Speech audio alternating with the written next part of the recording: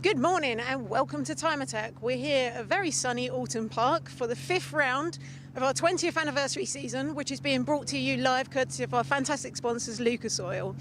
So after a very eventful Snetterton, in which, all kinds of things happen to all kinds of drivers, we are here today at Oulton Park for the international circuit. So a really long circuit, but a firm driver's favourite. We've got a really good mix of the fast flowing sections, a few tight chicanes thrown in there, and of course the Shell Oil banked hairpins. So yeah, as I say, a real driver's favourite. So I think the real issue today that we're going to see is going to be heat management. So it's really looking like being a scorcher of a day. So we're going to see drivers having to find that enough clear air when they've got the optimum temperature for both their tyres and their engines. So keep an eye out for that. So our drivers are getting ready to line up out on circuit. So we're going to head over to the track and we'll see what our drivers can do. The battle for the perfect lap begins now.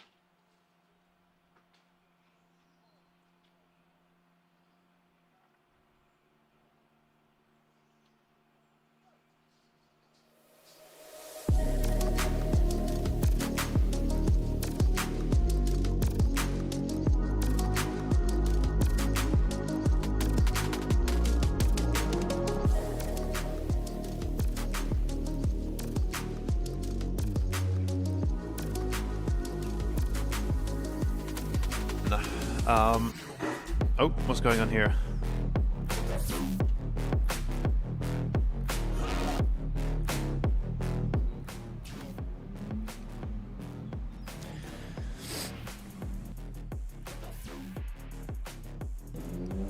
Anyway, so yeah, this anyway, this Ioniq 5N managed the same lap time as what my friend did, I think there or thereabouts, in a V8 powered MX-5. So this Hyundai definitely know what they're doing these days when it comes to building a performance car. Very interesting stuff. So let's cast our eye over to what's happening on track here at Oulton Park. You can see that's Martin Henry's Mark V Astra VXR on track now. We've changed the order a little bit so that our Pro class cars go first. And then we'll move through that sliding scale of spec, so to speak. Time Attack is a very broad church. It's very accommodating. The whole idea behind Time Attack is, as you may know, is to develop and build and upgrade and modify your car. And what that means is there are some cars that are more or less modified than others. And so we try to group them together based on their spec. Most things are allowed. You know, whatever it is that you've built will be allowed into Time Attack. The question is, what class is it going to fit into? The Pro classes at the top, we have Club Pro, Pro, and Pro Extreme, which are on track now. And then we'll move through to, you know, fast road cars and track day cars and things like that.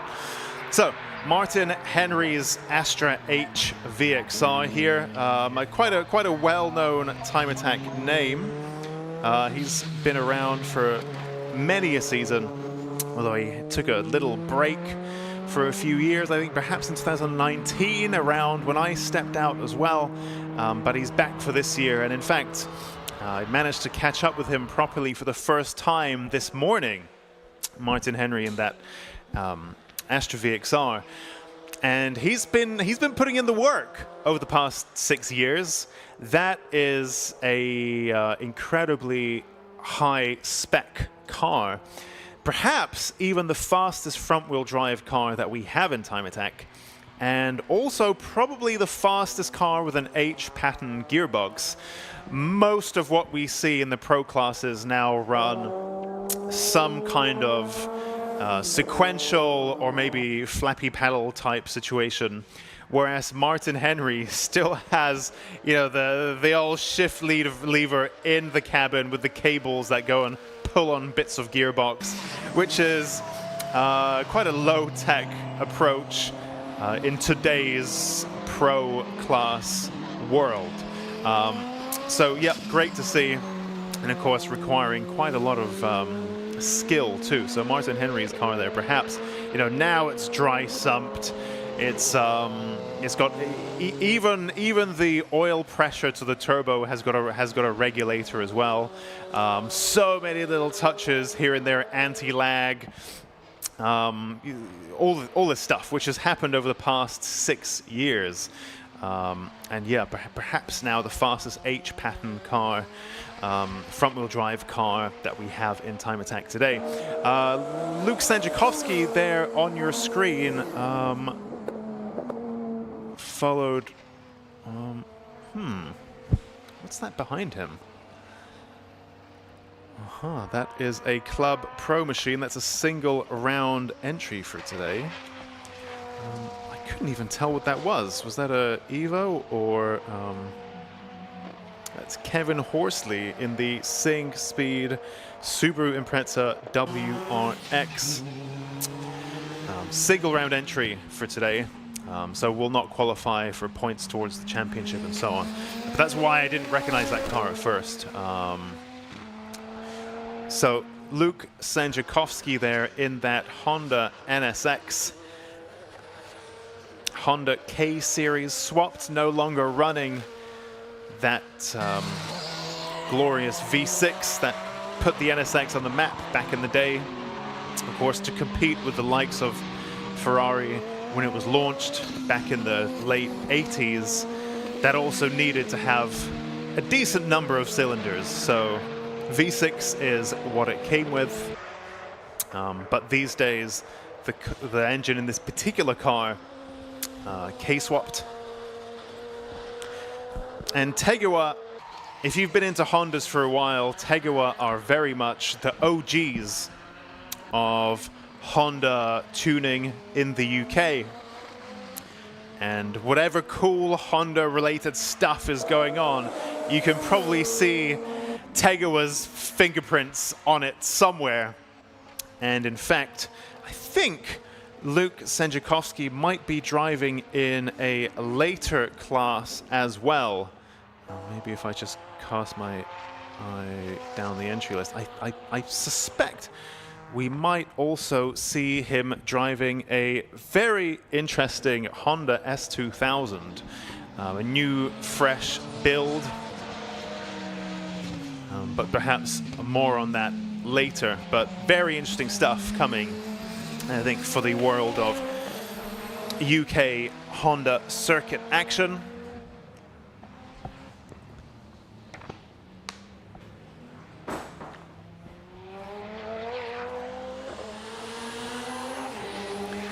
And of course, alongside the action in Time Attack, of course, throughout the day, we're going to have the Racing Hondas Championship and Motorsport UK Drift Pro Championship exhibitions, National Supercar Club Track Parade, and of course, all of the things that you might expect to see at Tunafest North as well. I can see lots of car clubs here already. In fact, I got stuck in a very, very cool, very colorful traffic jam on the way into the track as the clubs were starting to make their way in. I was actually behind a really nice, actually, R32 GTR. So I was in the green Volvo estate, just following that car onto the circuit. Loads of stuff happening here as part of Tunafest North, powered by Lucas Oil. The same Lucas Oil who have made this live stream possible, so big thank you to them for supporting all of these various initiatives that we're trying to do here at the Time Attack organization. And of course, thank you also to our show sponsors, MMT Performance, Get It On, National Supercar Owners Club, Razor and Miss Torque. And on your screens now is the only Pro Extreme car that we have here today. And for those of you watching from the trackside, that's the blue Subaru Impreza P1, driven by Ross Hampson of Daffy Racing. And Ross Hampson has he's been following along the streams quite a lot and has always had very helpful and insightful things to contribute in the comments. So by the way, if you are watching the Lucas Oil live stream, please get involved in the comments. Some feedback, some questions. I'll take a look at those in a moment, and we can discuss those too. In the meantime, I believe Susie is in the paddock with an interview for us. So I'm grabbing an early morning catch-up with Martin Henry. So good morning. Good morning. You all right? Yeah, I'm all right. How are you? We had a very eventful last round at Snetterton. Oh, eventful's an understatement. I think every single session of the day there was a problem of some sort. The main one was the car kept cutting out. Could not get to the bottom of it. Didn't know why it was cutting out. Frustrating. Looking at the data logs, couldn't see anything obvious. Tried checking things, loose wires, anything we could get a clue. Tried changing something, and then you'd go out the next session, and then the drive shaft broke heading out the pit lane. That barely got onto the track, and the drive shaft broke. So then it was lunchtime. We're like, we still don't know if it's fixed, cut it out. And then the session after, so attack 2, after lunch, still cutting it. I'm like, no! So you can imagine the frustration there. It's just, I was ready for home. Every time I saw you, you had the laptop out, and pretty stressful morning. Oh, it was. And then for the final, I just went into the laptop and I was like, go gun-ho. Switched off all safety things in there. Don't need any of that. Nah, I don't need any of that. I'm sick of this. So we switched off everything, and then we even changed the crank sensor. We're like, is it a crank sensor issue? And we've seen a little mark on a crank sensor, had a spare one. Let's put a crank sensor in it. Even changed that. Didn't make any difference. So we switched everything off. Right in the final, halfway round the warm-up lap, the battery light come on, and I was like, alternator belt's broke or something. I was like, oh well, hammer down. Let's see how many laps we can get in before the battery goes flat. So we got one lap, and that one lap luckily was enough to get a third place trophy. So that's amazing. So you had all that drama and still walked away with a trophy. Yeah, exactly. So you just need to keep in there and just keep going, because you never know what problems other people's having and everything like that. You just have to stay in your game and try your best to try and fight through it. Basically, keep your foot in, flat out. Yeah. Don't turn all the safeties off. The normal Colin McRae things, just if in doubt, just flat out. But it also really shows the difference, I think, with the point scoring system this year, that actually you've got to get out for each round, right, and get the points. Exactly, yeah. Even like warm-up, you know, I was out in warm-up and I was like, this is pointless, right? Let's do 2 or 3 laps, try and get a bit of data together, get that points or whatever, and come back in. So you just need to keep persevering. Like, so I was surprised when I seen the point score, and I think I'm joint 5th with Andrew Barber. Andrew Barber's having a mare of a time as well, so he's missed a couple of rounds. So again, just keep plugging away at the points. You just never know where you're going to end up. So hopefully a little bit of a less eventful day today. Hopefully. I went through the car and can't find anything wrong. I found out what the problem was. The cutting out was actually a slightly low oil pressure, and just the parameters were set too high. So that's all it was. I changed the oil filter to a different brand, and there was more flow in that oil filter, so it wasn't backing up the oil the same. That's as simple as it was. I see you got your cable ties ready though. You need the cable ties. The duct tape's in the pickup and the tech screws, so we're all good. That's it. That's your whole kit. Every event, we can sort it. Oh, well, fantastic. It's going to be a warm day today as well, so just managing temperatures. Sweaty, definitely. But I've got 2 oil coolers in the car. I've got a big Pro Alloy radiator, so hopefully everything will be fine. And especially with time attack, you're not out there for 20 minutes flat out, so you can manage your coolant and everything like that. It'll be good. It'll be a good day. Well, fantastic. Good luck today. Hopefully, like I say, a little bit less drama today. Very much. I think I'll need it. Right, thanks. Thank you.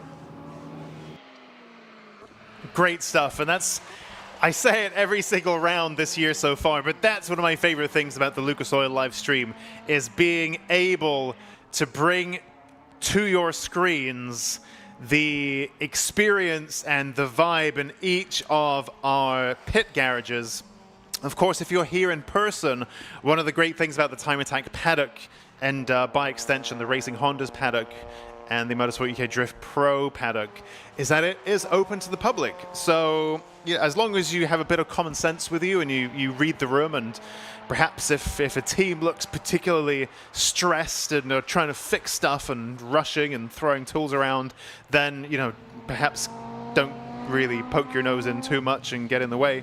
But provided that things are calm and friendly, then you can absolutely have a look and get a feel for the vibe in the paddock. It's one of the friendliest I know loads of motorsports say this, that they've got the best paddock, but the Time Attack Paddock really is the best paddock, both as a competitor, but also as someone who's just visiting one of the shows. Especially, as we move through the classes, we'll see a lot of chassis that people, even here at the show, have, or perhaps you might have in your driveway, whether that's a Civic or an Evo or a Fiesta. These driver builders are exploring what can be done with these particular platforms. So it's always interesting to go and have a look and get some inspiration for your own build. In the meantime, it looks like Ross Hampson has stopped on track in that Daffy Racing Impreza P1. Well, I was going to say that's not what he's going to want to see, but actually maybe it's not that big of a deal, because it's the first session, it's warm-up, it's not going to score any points. As Susie and Martin just alluded to, we do have a new format for this year where, warm-up aside, all the subsequent sessions do score points for our drivers.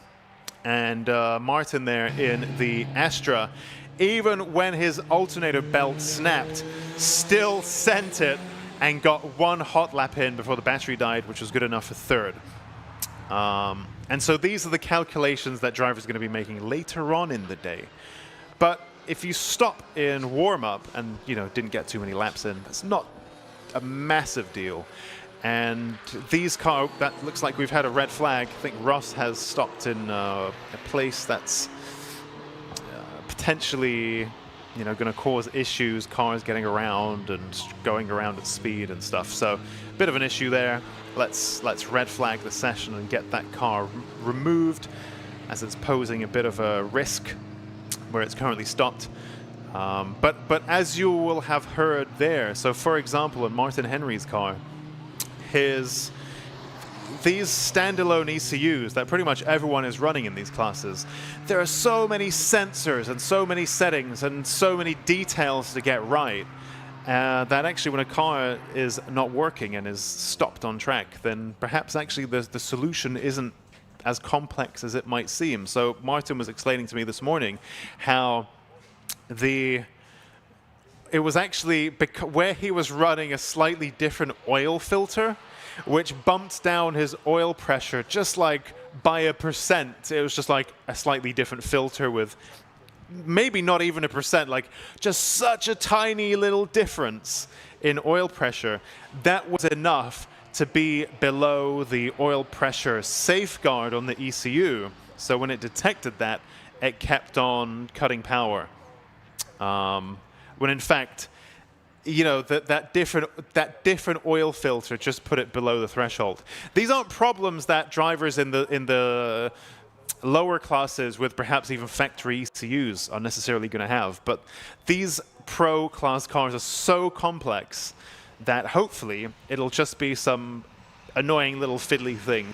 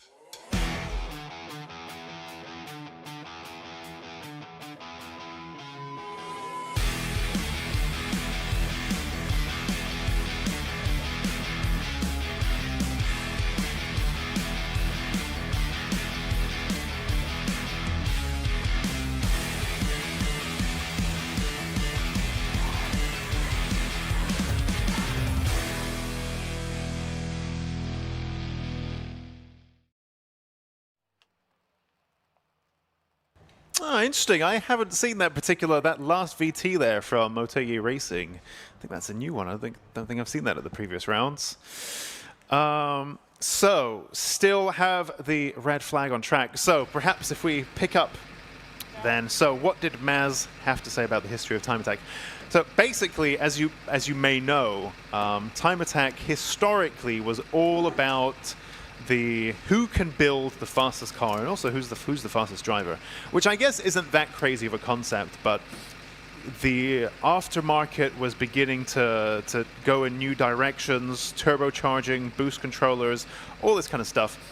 So drivers and workshops were competing to see who can take, this is in Japan, who can take their lowly Honda Civic or Honda CRX or Toyota Starlet or Corolla and really build that up into something quite special and fast. And they would then test them on the roads, and this all got very dangerous, and it moved on to performance circuits. But ultimately, it was all about lap time or course time, if it was a point-to-point. So why is that? Surely the way to test the fastest car and the fastest driver is to put them all out onto the circuit at the same time and let them race wheel to wheel, which Time Attack has never done, nowhere in the world, from what I understand. And why is that? And the answer is so simple. And this is what I was getting at with the recovery of Ross Hempson's car there, is that there is so much one-off custom stuff on each of these cars. You know, whether these are very specific aero bits or suspension bits that have been handcrafted by, well, either people at home or in the workshop, especially in the case of these pro cars. You look at the aero on cars in these classes, the aero rules are quite accommodating in these classes. You know, there's so much one-off stuff that you really don't want to necessarily be on a track with loads of traffic around you, racing wheel to wheel, smashing into each other, and so on. You know, ultimately, if it's a spec series and everything's largely the same, and there's a bit of a ding, and your steel panel is bent, or you go to a breaker's yard and you get a different steel panel and you put it on and life continues. Whereas in the case of a lot of these cars, Time Attack cars, you know, historically, since the beginning, is, you know, you have a little ding, and actually perhaps you've been, you know, putting vents in your fenders and welding stuff on, and aero and splitters and little canards and all of this stuff. And now that work has all gone in the bin, and you've got to do it all over again. And maybe, you know, it gets to a point where the expense and the time, you just give up. And so that's why Time Attack cars, with all of that custom one-off work that goes into them, don't really ever race wheel to wheel. And that's also why when these cars are getting recovered, you're like, but luckily in Time Attack now we've got a great, I think, pretty good track record and very experienced recovery people who treat these cars with a lot of care. So, but you're always going to worry about your baby that you've built yourself, aren't you, when it's in someone else's hands. So that recovery then still ongoing. What an incredible track Oulton is, actually. There's a few drivers here who are perhaps new to the fold, who've never driven Oulton before. So interesting to see how they get on. But it's actually quite an intimidating track in terms of how fast and narrow it is.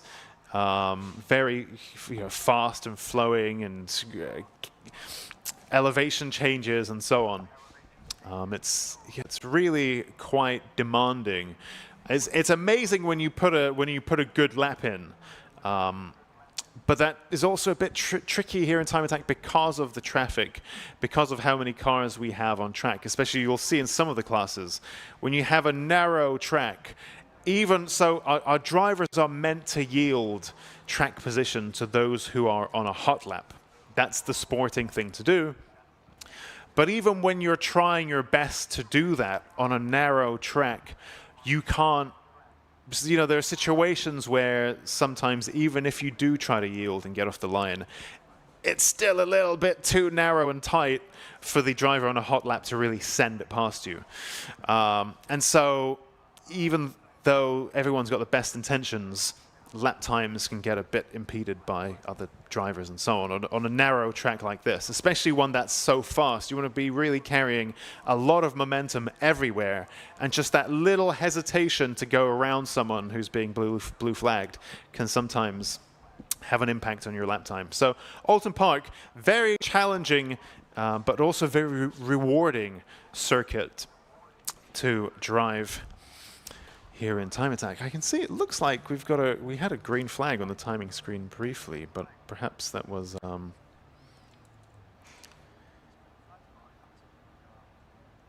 okay. No, it is green flagged, but, and I guess going back to what we were discussing earlier about these pro class cars, there's so much bespoke, complex stuff in these cars, and no points up for grabs in warm-up, that even though the session is green flagged, perhaps a lot of drivers there are making the choice not to run just because of the risks of break.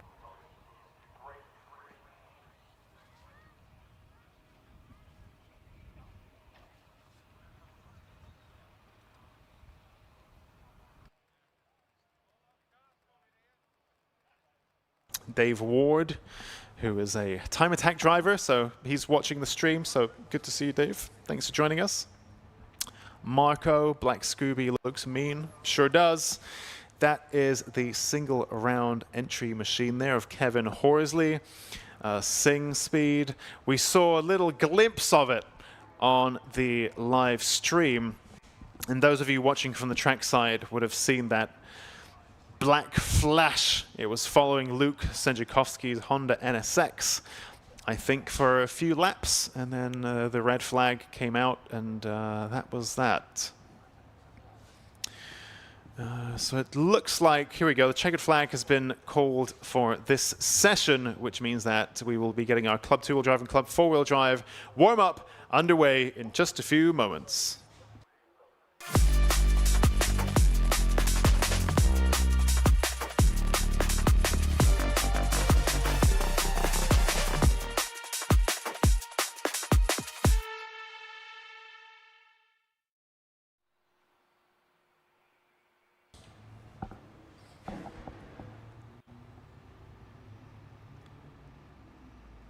So while we can actually see some of the cars heading onto the track. You'll see that they're being gathered in the assembly area now. We're not queuing in the pit lane here at Oulton Park today.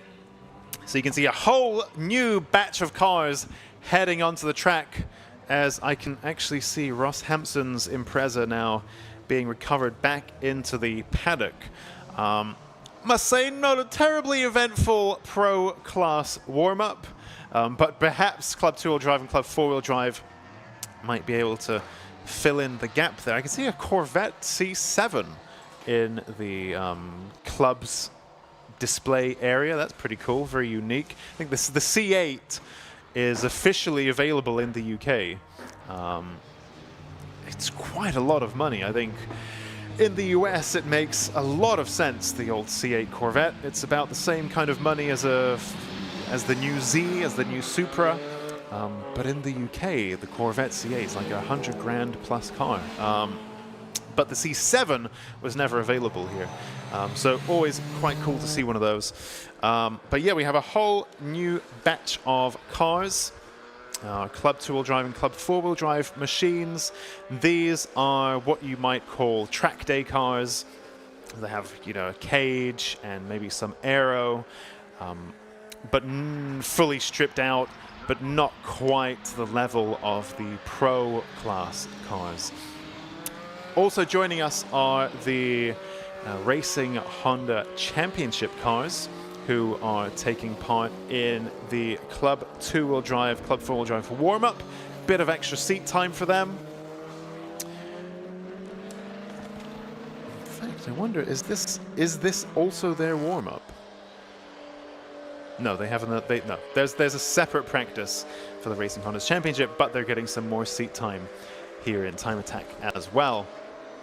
So we'll give our drivers couple of laps to get themselves up to speed. And in fact, we already have one car stopped on track. And that's Andy Grady in the GR Performance Mitsubishi Evo. This car in particular, one of, well, they can only be less than a handful of these Evos that are running the Volkswagen gearbox. Which one was that again? The DSG? Yeah. So the Evo there of Andy Grady running a Volkswagen DSG gearbox. Believe it or not, not many in the world. In fact, this is apparently the only one that works. Whoa. These okay.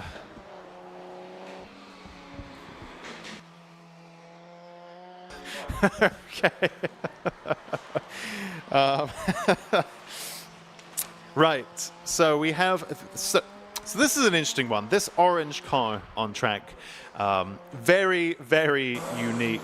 I think those of us who've played Gran Turismo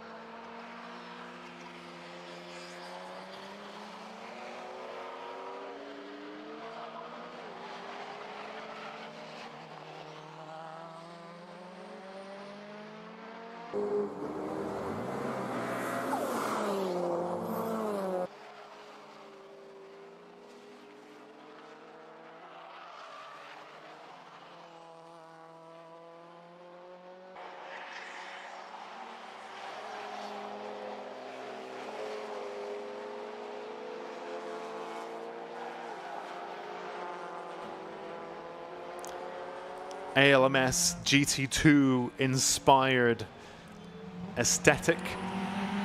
Well, that's how I've always thought of it. I think that car has been around since 2016. It's the first time I remember seeing that in Time Attack. So Mike Butler is quite a veteran, you could say. And I believe I caught up with him last week. And yeah, he's got quite a few changes to his car, I think. A bit more power, basically, tweaked map. So he's unlocked a few more ponies for this weekend. Stu Summers in the 179 Race and Retro Cars Citroen Saxo.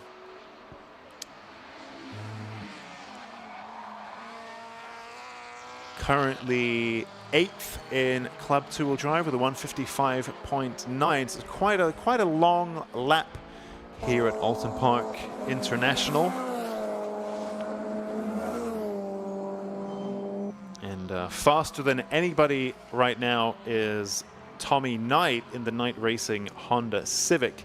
That said, this is only warm-up, so perhaps there's no real need to pay particularly close attention to the lap times because they don't score any points at this point of the day. They will do later on. And what we found in the past was when we had a different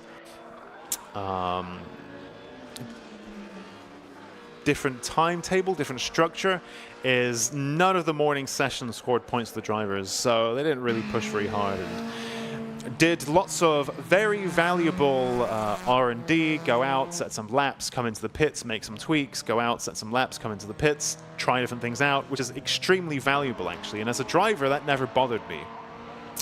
But as a spectator, what that meant was you're not going to necessarily see any representative lap times until later on in the day.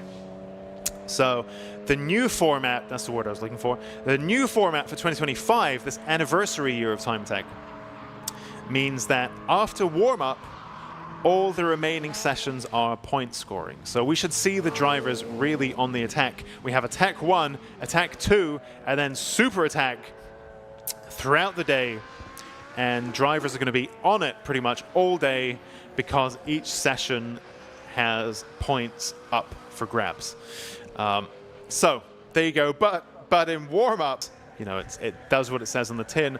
Drivers who perhaps don't know this track terribly well, you know, that's especially applicable here at Oulton Park. You know, they can warm themselves up to the track. They can warm their car up, of course, as well. Make the various tweaks that they need to. And we see quite a few drivers now jumping into the pits, often to make changes to their tire pressure. That's one of the most valuable tools that that a driver can use on track to fine-tune the balance and the handling of their car is tire pressures. A quite underestimated tool.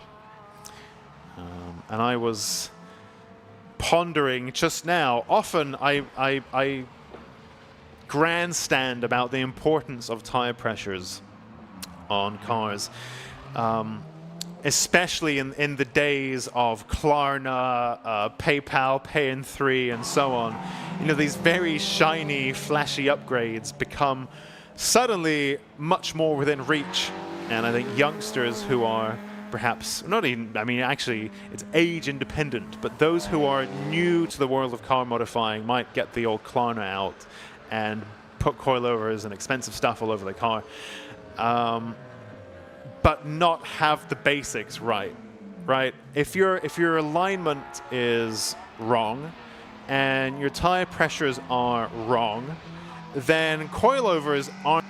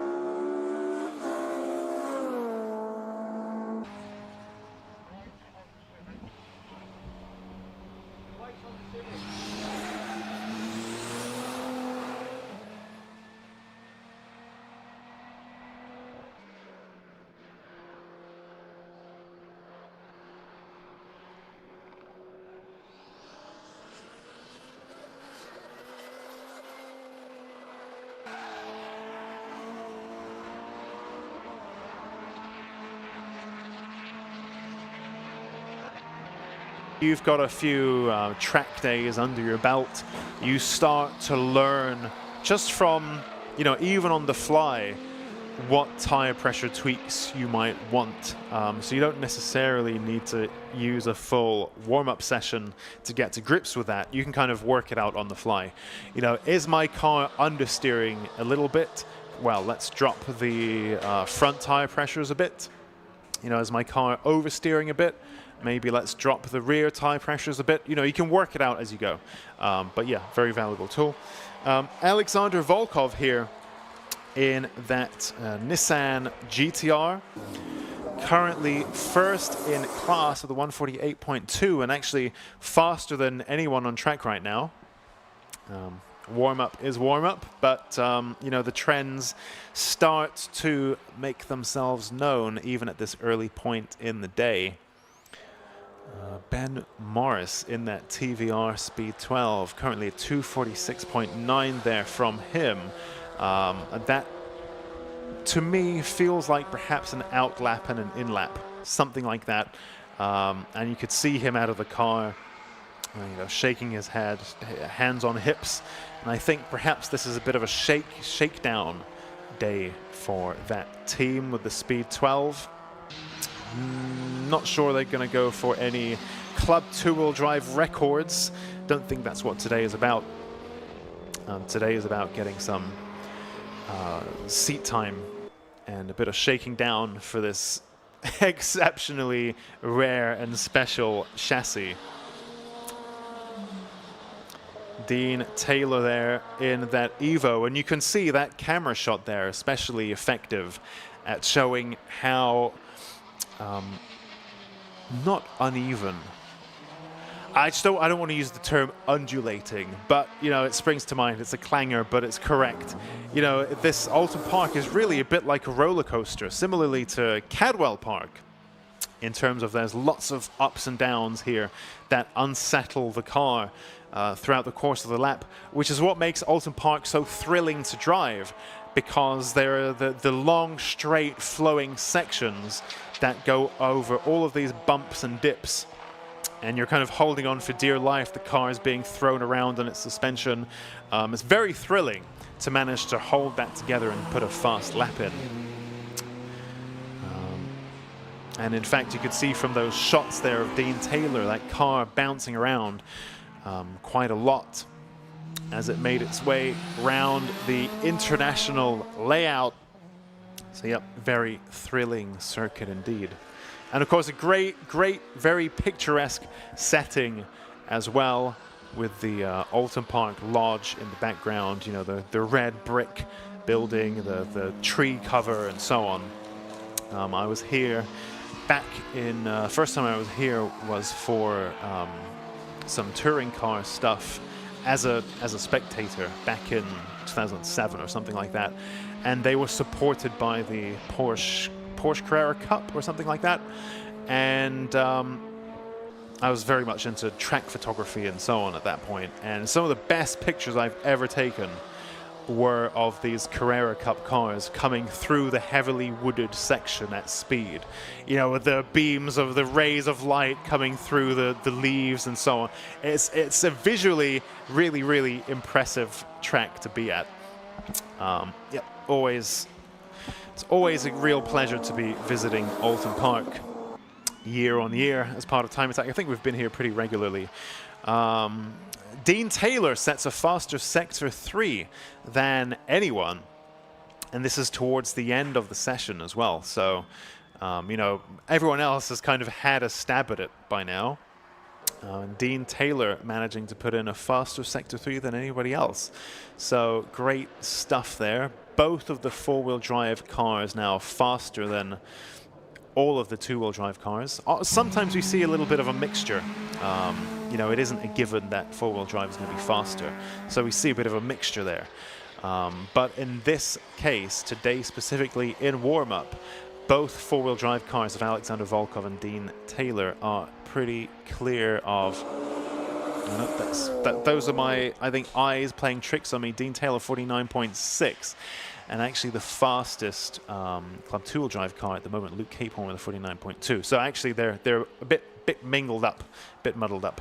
Anyway, checkered flag has now been thrown. That's Mike Butler's E92 then is able to finish its hot lap. And then we'll see our drivers heading back into...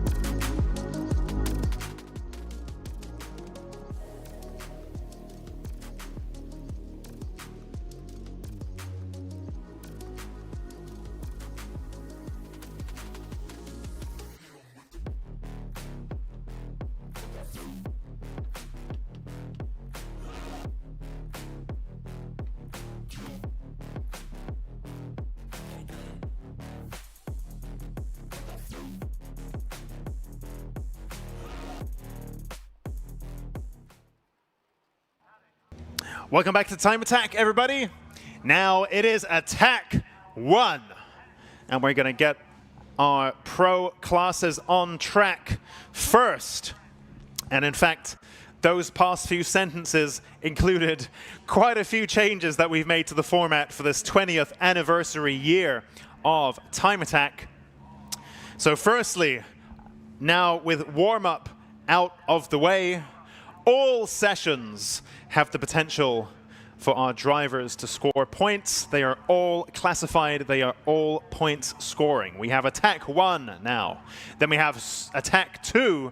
And then at the very end, we have attack, not attack 3 actually, but super attack. And the fastest driver in each class of the super attack will be deemed that round's winner.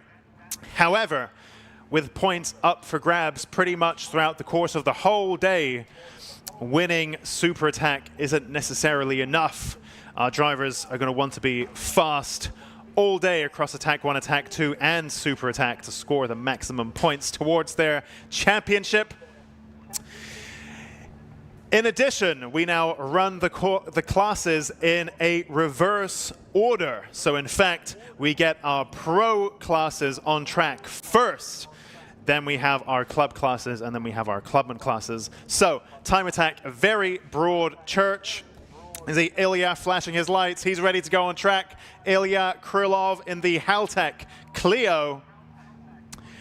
And Time Attack, as I said, very accommodating. Whatever you've built, provided it's built to a good standard and it's got the safety gear and so on, will probably be allowed into Time Attack. The question is, how much have you modified?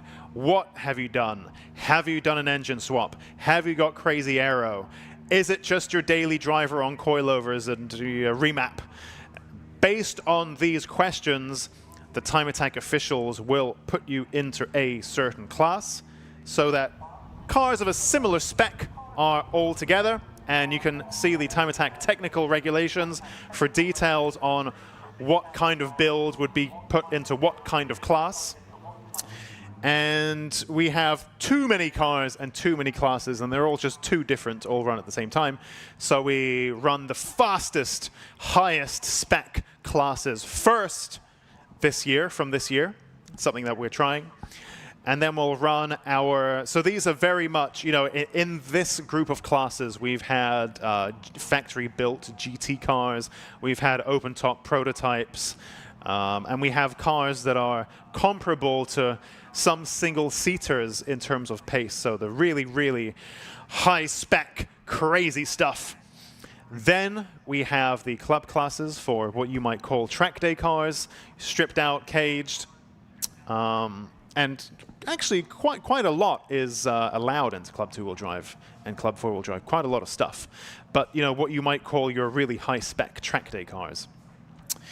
And then we have the entry-level classes, although I use that term very loosely because there's some very high-spec stuff there as well. We have Clubman for the road cars, Classic and Retro for the older chassis, and Pocket Rocket for the cars with small engines. But don't judge a book by its cover, especially not in Time Attack. You'll see that even in the so-called entry-level Clubman classes, we have some pretty exciting stuff. Anyway, as our pro cars head onto the track, I believe Susie has been catching up with our drivers in the paddock. So I'm just having a quick catch-up with Mike Osborne. Good morning. Good morning. So you've had a little bit of drama in the last couple of rounds, haven't you? So can we just have a quick recap? Yeah, so we had brands, we lifted the head, but still managed to get a good lap in the final. Just kind of risked doing one lap. It didn't cause any more issues than probably what it did, so it was fine. And then Snetterton was good all day, and then clutch let go again in the final. So came here hopefully with a clear run. So we'll see how the rest of the day goes. So you've had a bit of fixing to do from Snetterton then? Yeah, so got the new clutch in between the 2 rounds. The car was ready just earlier this week, and yeah, good to go for Oulton hopefully. And how's it been this morning? For the initial warm up, hopefully it's just maybe an issue with the cam sensor, so the guys are working on it now, and then hopefully good to go after that. Fingers. It's a common issue with the Evos, right? Yeah, we have this issue quite a lot. We've already changed it back in Donington, so yeah, it's just a kind of common issue you get with Evos. And how do you think today's going to be in terms of temperatures? It's going to be pretty warm out there. Hot, yeah. I think the morning's probably the best time to try and set the quickest laps, and then I think as the day goes on, it's going to get hotter, so it's just trying to kind of manage the temperatures in the car as well. And the championship's going really well for you, right? You're leading at the moment.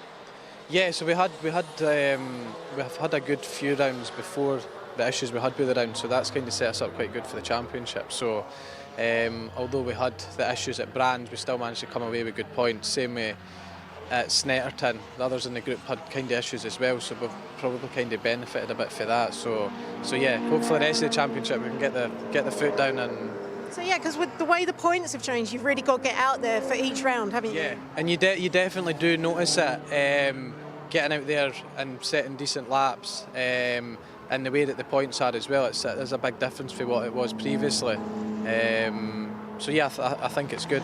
It kind of shows that you do, going out the sessions, you do need to be kind of on it for the kind of full day, minus obviously warm up, but yeah, your car needs to be reliable. So yeah, it's good. Evos are always reliable, right? Never. We had a good year. Last year was really good. We had like next to no issues. This year slightly different, but just making up for it. Yeah. So just hopefully kind of work our way through it, and we can get going. And you're the only car in Club Pro that's not running sequential box. Yeah. So we done Club 4-wheel drive last year. We've not really changed anything spec-wise on the car apart from changing to the Motorsport ABS, and then just thought we'd give Club Pro a go. So yeah, lap times and that seem to be coming down, and yeah, just getting car feels good, so we'll keep pushing it. How are you finding the Motorsport ABS? Big difference, it's really good. Really like it, totally different for your standard ABS or not running ABS, just with how late you can brake, but also how balanced the car is, kind of going into corners as well. It's not just a case you can late brake. It does stabilise the car, I think, a lot more as well. And then when you come to the wet as well, it's a big difference. But obviously, other reason I was wanting to do Club Pro is to run the racing wets. So I'm hoping for a day that's absolute chucking it to see. I don't think you're going to get it today. We didn't even bring the tyres down because we knew it was going to be absolute roasting. But hopefully as the year goes on, we're going to get some wet days as well, because it'd be good to get out and see what it's like with that. Yeah, well, it's the UK, so I'm pretty sure you'll get... you will. 100%, I'll be absolutely chucking it. So. Well, fantastic. Well, good luck out there today. Yep, cheers, Susie. Thanks. Thanks. Very interesting stuff there. So I was just thinking about what Mike said there about not having a sequential box. And indeed, in the pro classes, that's pretty rare. And I was talking with Martin Henry in the pro class just this morning about this very subject. And it's crazy how the game has moved on so much in the past years that actually a sequential box is kind of the norm in these high spec builds, which is absolutely crazy to think about. And in fact, having a non-sequential or a H pattern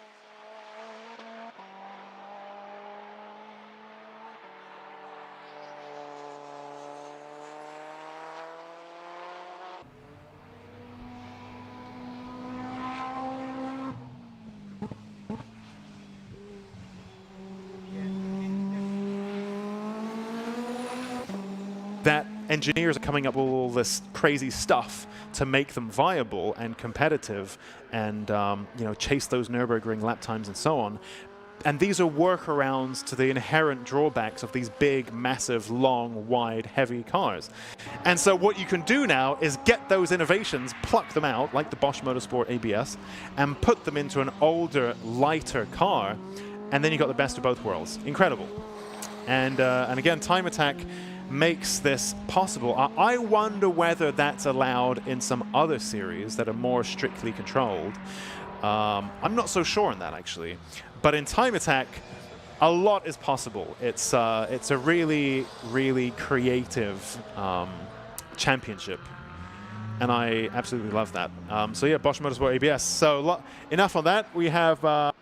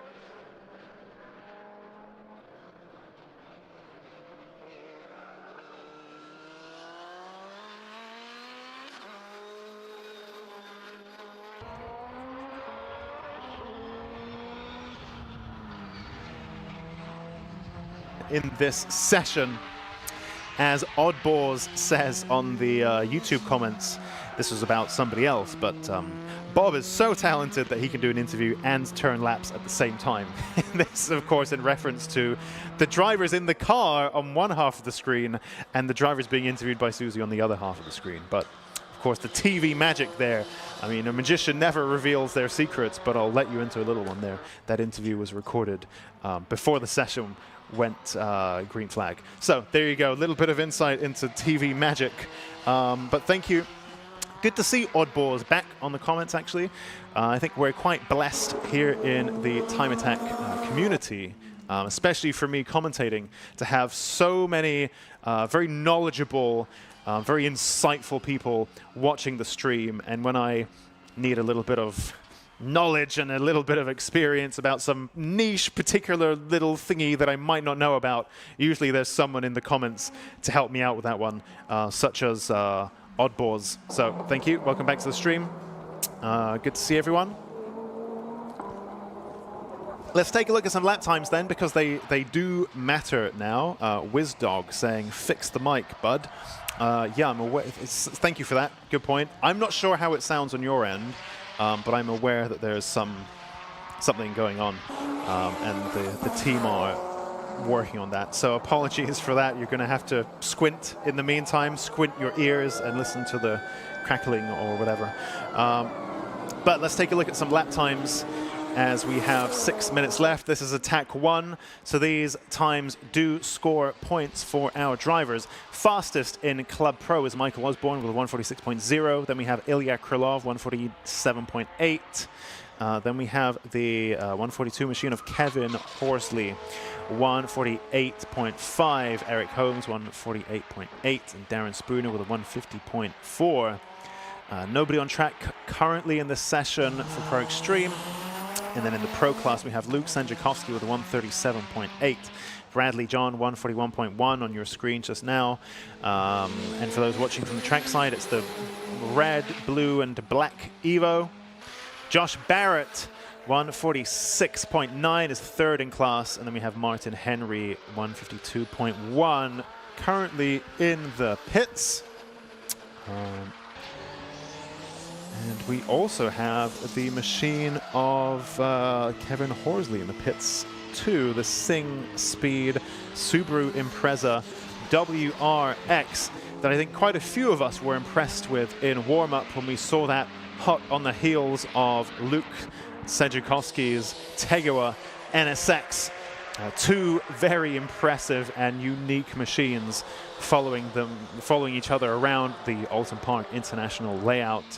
And in fact, it looks like Kevin is perhaps back on the move. I can see it moving down the pit lane. Is he going to go into Park Ferme or back onto the track?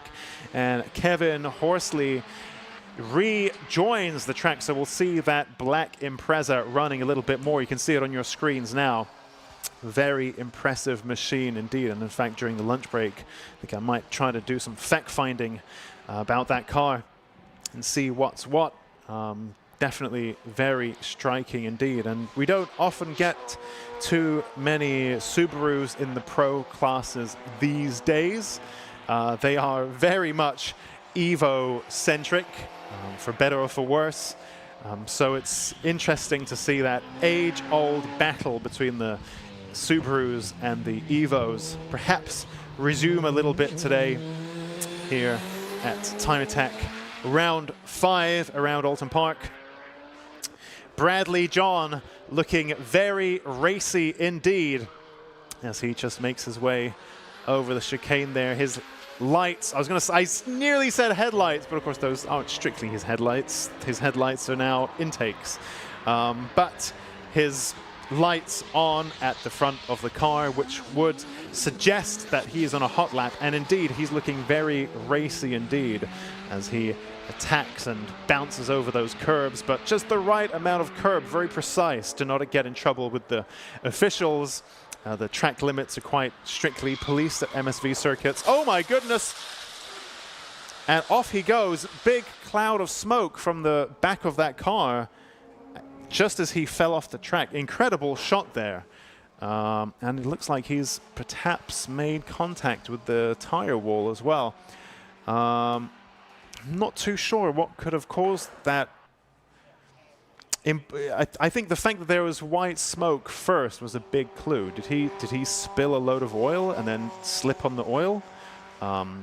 Did his brakes fail and lock on? I mean, I only got half of a second of a glimpse of that before he fell off the track and got covered in dust. You can see he's out of the car and moving around, so that's good. But that has brought out a checkered flag. In fact, we've got a replay on the laptop now because there's a bit of a delay. So I'm going to get another look at that incident just now.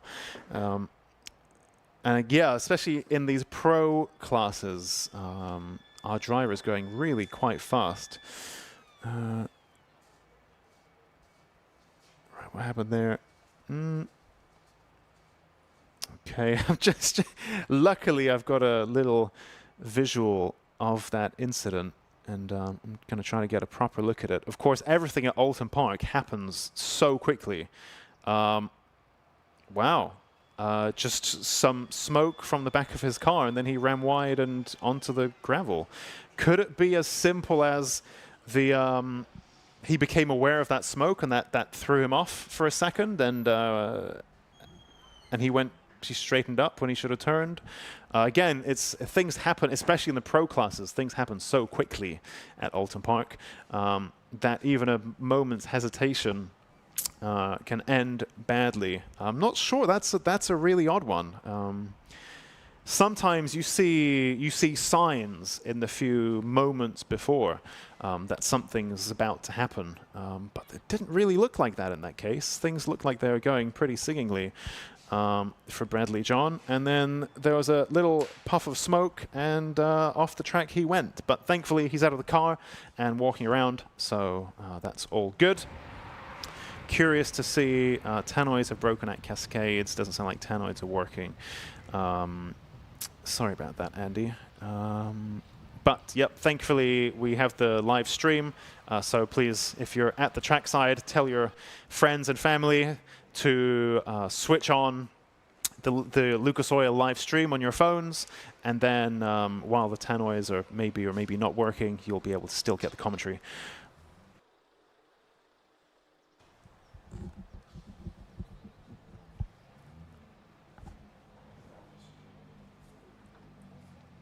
So we can see, let's take a closer look. So that car is now, yep, we can see it beached. And of course the gravel trap doing its job. And you know, these aren't formula cars. These aren't 600 to 700 kilos. These are, even in the world of time attack, these cars are still pretty hefty. You know, still 11 to 1200 kilos. So that's a lot of mass traveling very quickly. But you know, the gravel trap actually doing a pretty good job of stopping that car. You can see Bradley just looking around there. I mean, it doesn't even look like it impacted that hard. I think the difficulty here is how do you recover this? And you can see they've got the rope, and there's no obvious place. I mean, motorsport cars are meant to have towing points at the front and rear for exactly this purpose. I'm not sure if that's the case in how it works in the pro classes, because it looks like there's some head scratching going on here.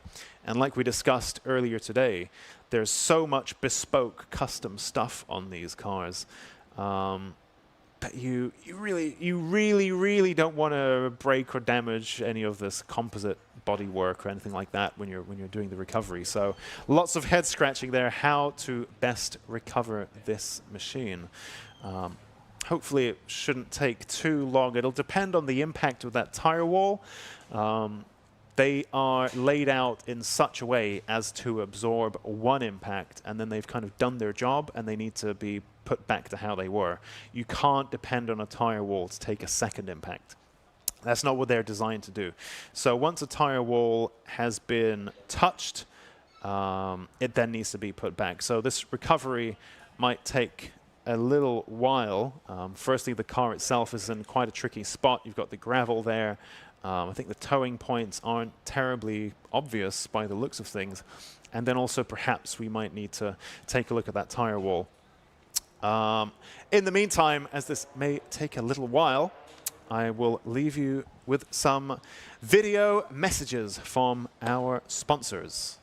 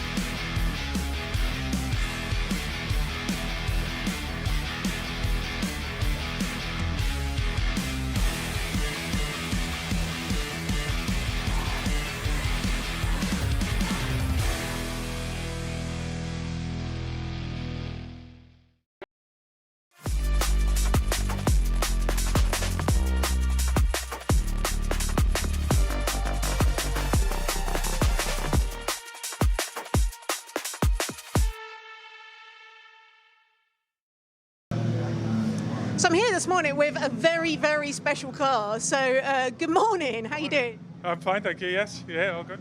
So yeah, I mean, behind us, this is the legendary TVR is it Speed Speed 12? 12, yeah. So yeah, please tell us a bit about the car. It's one of 3 built. There was 2 road cars, 1 factory race car. The most famous livery it drove around in was Scania livery. This is the original race car chassis. So it's different bodywork, but it's out of the original factory moulds. We bought it, the company I work for, Helical Technology, we bought it as a kit of parts from the factory, rebuilt the car, redid the bodywork out of the original moulds. It's currently not running the original engine, it's running a 6-litre Aston V12, but we've now secured and got hold of the engine that matches the chassis. So the original TVR Speed 12 engine, which we're currently rebuilding, to then eventually put back in this car. But at the moment, so it's running an NA V12 6-litre. Yeah. So and what sort of power is that pushing? At the moment, it's probably anywhere between sort of like 4.5, 500, 600 sort of horse. This really is sort of like the first time since it was built, really, that it's been driven in anger around a racetrack. So really, this is just a tentative first outing, just to see sort of like how it fares. And like I said, eventually we'll pull this engine out, put the original one back in it. We're going to do full carbon fibre bodywork for it and return it back to the original Scania livery as well. Oh, so big plans for the car then. Yeah. So plan is to really take this one back racing. Because as far as the team is, there's only a team of 4 of us at Helical, and we're redeveloping this car, or have redeveloped this car. We have 2 other versions of the Cerberus B12. Both Aston Martins, but twin turbo, producing about 1,000 brake horse. Right. So the idea is now we'll concentrate on those ones as the road cars and bring this one back to racing. And it's a full tube frame chassis as well? It's what, sorry? A tube frame chassis? There's a tube frame, roll cage and chassis and a folded aluminium tub for this one. But the car that we're developing at the moment is a full carbon chassis as well. But yeah, this is the original folded aluminium honeycomb chassis with a full tubular roll cage in it. And roughly how much does it weigh as well? I don't know, it's probably, it's not the lightest of cars because of the fiberglass bodywork and stuff like that, so it's probably 1.4 tons, something like that.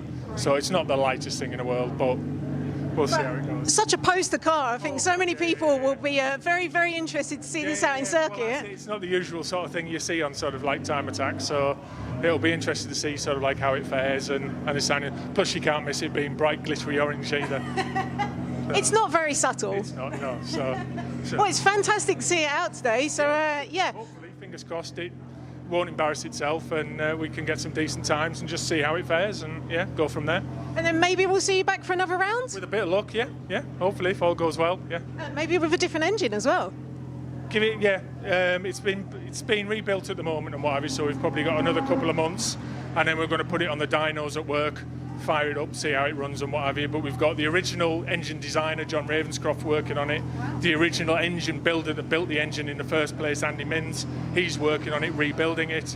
So we've got all the old team sort of back together. We're all ex-TVR working at Helical now. All the old gang back together then. So yeah, it should be good. Oh well, fantastic. I mean, thanks so much for bringing it along and talking to us about it. And yeah, look forward to seeing it out on track. Yeah, sorry. Have a great day. Thank you. No worries.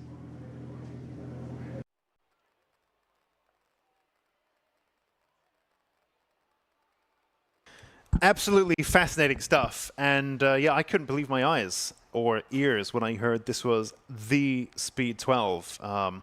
Interesting, the mention there of, I think it was Helical, which is the company that, well, apparently only 4 employees, but you know, very specialist boutique job there that they're doing of building a continuation of the Speed 12 cars.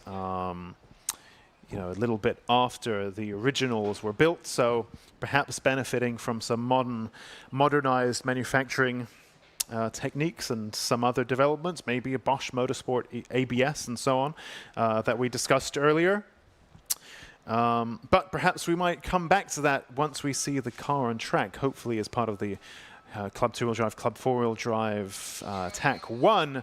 But in the meantime, I think we have another interview, and hopefully it'll be equally as interesting as the one we just saw.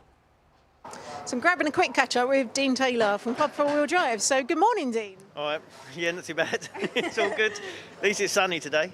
Yeah, it's going to be very sunny, isn't it? It's quite warm out there already. Yeah, definitely warmer. It's getting warmer, and I reckon later on today it's going to get even hotter, so we'll see. We're just going to keep an eye on the tyre temperatures, and we'll go from there, really. Do you have any issues with cooling on the car, or? No, we don't have any problems with that, so that's a good thing. You have had quite a dramatic season though, haven't you? Sorry to remind you. Yeah, I mean, it's all been stupid little things that have just literally taken out the whole car. So, like, first couple of rounds we was having gear shift issues, which turned out to be a clutch. Took us a while to find that out, but we found that, put a new clutch in, all works good.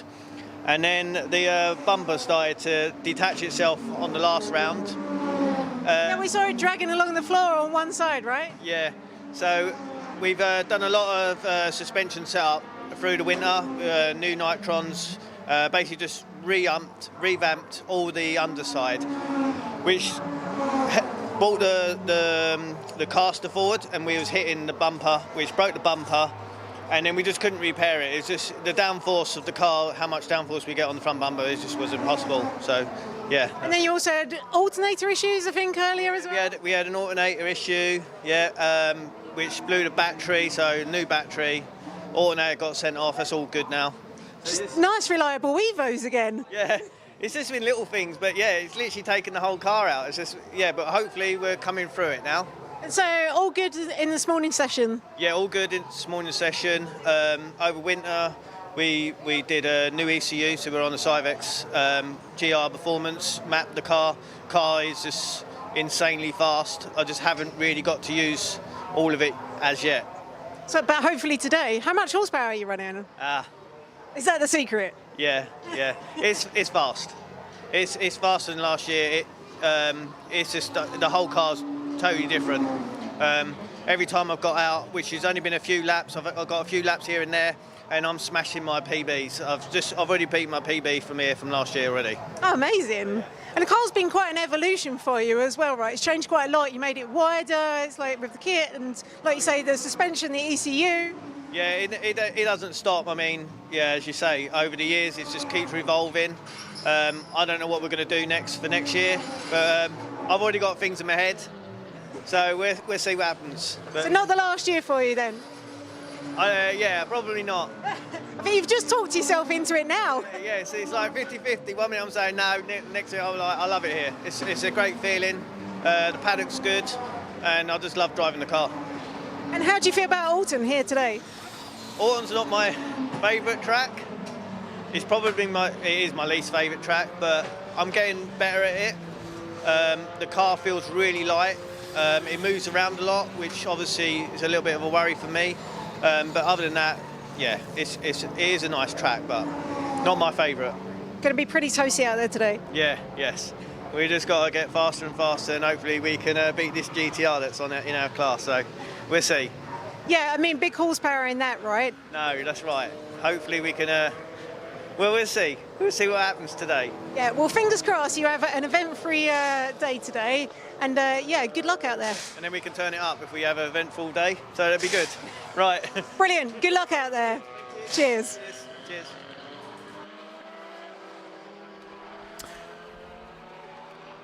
Very interesting stuff there. Our two Saxos now, Andrew Kime and Stu Summers.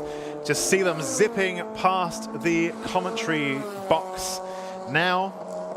One of them K-swapped, in the case of Andrew Kime. The other supercharged, but still a Citroen block. So, it's different, but still the same, but different. And there goes the Speed 12 as well, just past my window. Meanwhile, Andy Grady has stopped out on track again. I think he stopped just earlier on in the morning's warm-up. So quite unfortunate there, Andy Grady in the GR Performance machine. The only one in the world that is running the Volkswagen DSG gearbox successfully. Or so it would seem. I can only assume that that wasn't gearbox related. But Andy Grady, one of the few people to make that recipe work, which has involved a lot of work and shipping gearboxes and cars and bits all over the UK, all over Europe. Lots of collective head scratching in terms of getting this gearbox to play nicely. And the reasoning, from what I understand, is Andy Grady now, having gone through a few Evo gearboxes so far, and the parts and everything now, you know, the cost adding up. These are not easy parts or gearboxes to find. And so all of that adding up, and it works out cheaper. You know, when you're spending so much on Evo gearbox stuff that you think actually is probably going to work out cheaper in the long run, and of course better and faster and more modern and more seamless, etc. Oh, and the Stu Summers has fallen off the track as well. My goodness, at quite a, looks like the exact same spot where Bradley John came off. So I wonder whether maybe that incident dropped some oil there. Because it looks to me like Stu Summers came off in the exact same spot, which I suspect, there we go, is another red flag. You can't really have a car stopped there, especially as it seems that that corner is one in which drivers have a tendency to fall off of, so you can't have a car parked on the outside of it because there is a likelihood that another car will clatter into it and cause all sorts of bad things. So red flag now being thrown pretty quickly after that. Whew, it's pretty eventful, and I wonder whether Bradley John's incident earlier on, maybe we saw that little puff of smoke. I'm still not sure what that was, but perhaps that was oil being dropped on the outside of a fast corner. And now, coincidentally or not, Stu Summers, I think, coming unstuck in the exact same location. Interesting stuff.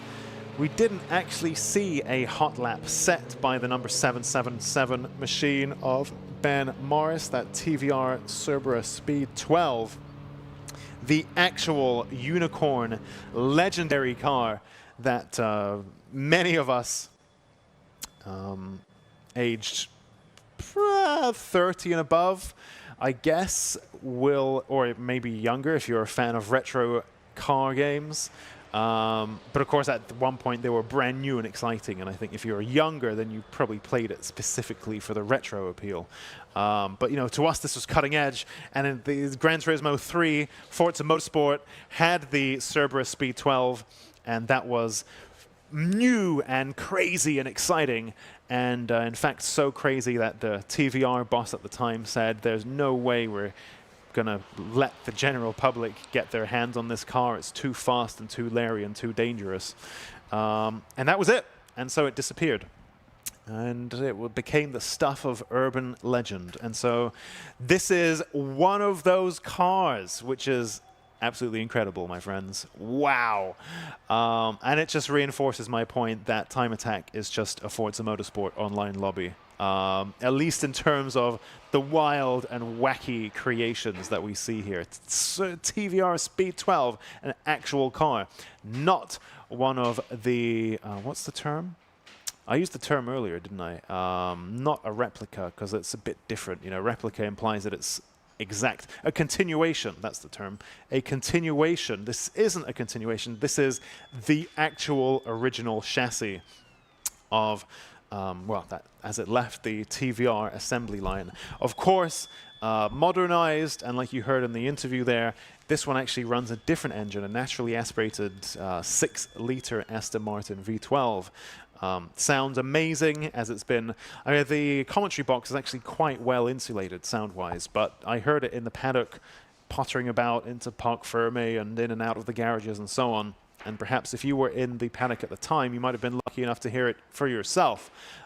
Incredible sounding car. I don't think, I mean, we can't have too many V12s in Time Attack.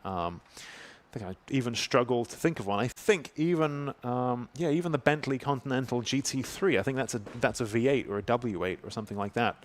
No, it's a W12 or a V8. Yeah, but I think the GT3 car is a V8. Yeah. So I think even having a V12 full stop is a pretty special day in the Time Attack calendar. But it's TVR Speed 12, an actual one.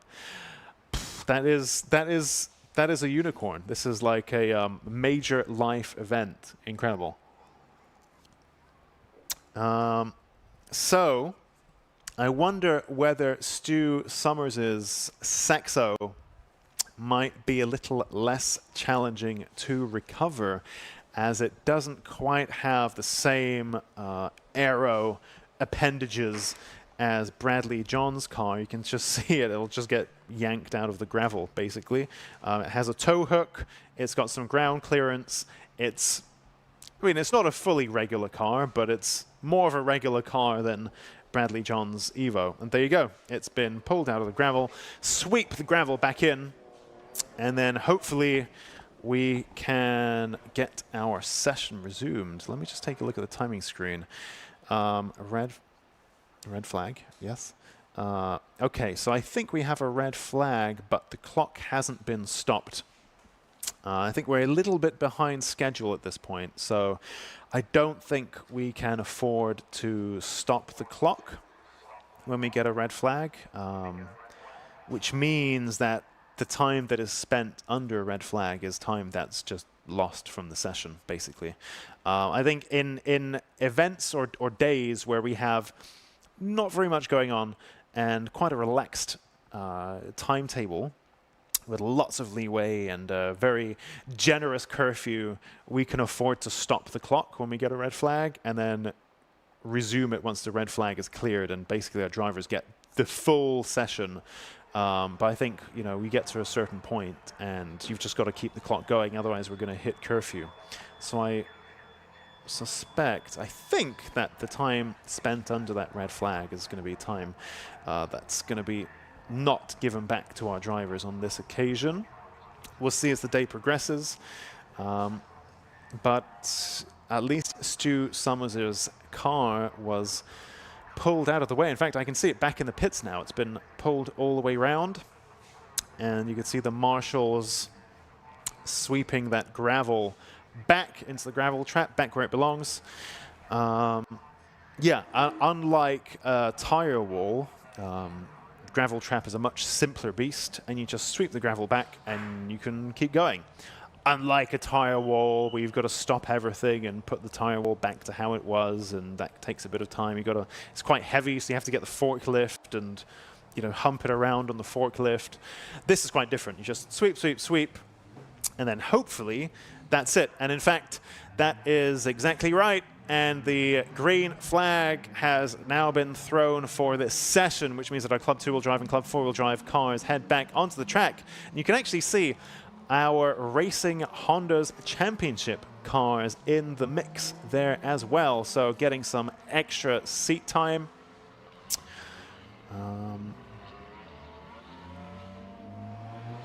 That number 27 kilted K-Swaps Civic of Bob Barron from way back in 1993.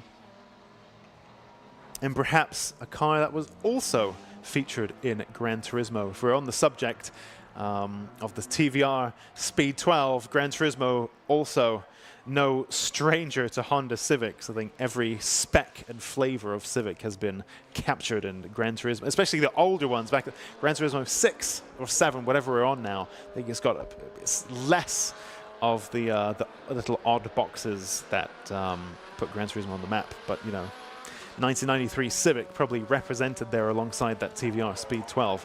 Anyway, back to real life motorsport, which is of course much cooler than virtual motorsport.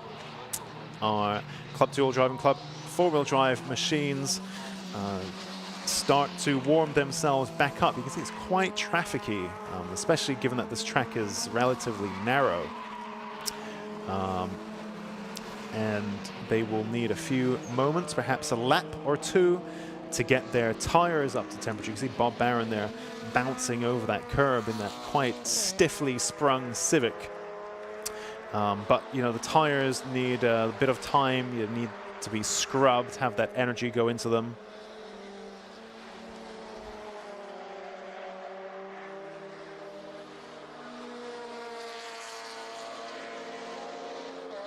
And that energy goes through the tires, that heat. They get nice and warm and gummy and sticky and can press into the unevennesses of the track, and that's how you get grip, right? Of course, there's a certain point where the tires get too hot and they start breaking down and chunking off, and that's when your tires are too hot. You know, there's a window in which your tires have to be, and I think that performance window is pretty well known to motorsport doers, motorsport watchers. But yeah, so you've got to get your tires in that optimal window, and the same goes for your brake pads and your brakes. So if you look at a lot of so-called upgraded pads, they have a friction coefficient against temperature chart, and you'll also see that they have the most friction, the most grip, the most mu. It's the Greek mu symbol at a certain range of temperatures. And road car pads are designed to work at lower temperatures that you'll encounter driving on the road. And actually, the reason why I keep saying so cold is because these so-called upgraded pads for you know, race or track applications, often if you look at that temperature chart, at road car temperatures, at normal temperatures, they are worse than, you know, the regular pattern generic brake pad that you might get. So it's actually a downgrade when you're driving them at regular speeds on the road. And you'll see quite a few brake pads from the high-end track manufacturers say that these are not street legal. And that's not like a badge of pride. You know, sometimes when it says not street legal, that means it's extra cool. But in this case, it just means, no, they're not street legal because they don't work at regular speeds. It's just like rubbing a fish on your slippery fish on your brake disc. It's not going to do anything because they have to be at that operating window of, you know, hundreds of degrees, which are temperatures you're not going to reach in your road car. Anyway, so there's that. So temperature, very important. Hopefully now everyone's various temperatures are now where they need to be, and we can see Owen Diver there in the number 14 machine, the Kinetic Motorsport Honda Civic, a single round entry, part of the, well, a full-time Racing Honda's championship entry perhaps, but a special addition to the Time Attack fold today to get that extra seat time. He sets a 2:11.2, which puts him on the leaderboard. Luke Capehorn seems to be flying today in that Vauxhall Astra VXR, which I've seen at my friend Ash Gedney's workshop, Giz Motorsport in Skegness. I've seen that car there quite often being tweaked. So I've had a good look around Luke's car many an occasion. Very nicely put together car. And looks like it's finally paying dividends. Luke Capehorn flying all day. Currently fastest of the club two-wheel drives with 150.4 in that Midnight Motorsport machine. Dean Taylor now sets a 148.6, 147.9 in fact. He improves further still. Dean Taylor then taking the top spot in club four-wheel drive and also fastest in this whole session. Meanwhile, Alexander Volkov in the 186 GTR, his personal best. Whoa! A bit of moving around there from from Dean Taylor. I do wonder if that put him outside of the track limits just then. That's going to be one for our officials to ponder. The outside curbs or inside curbs, like the curbs generally have pressure pads on them, which is quite an easy and effective automated way to detect if a tire falls. The pressure pads are put in the band area, and so if a tire falls onto that pressure pad and sets it off, then that's how you know that a tire has been where it shouldn't be. So simple but effective.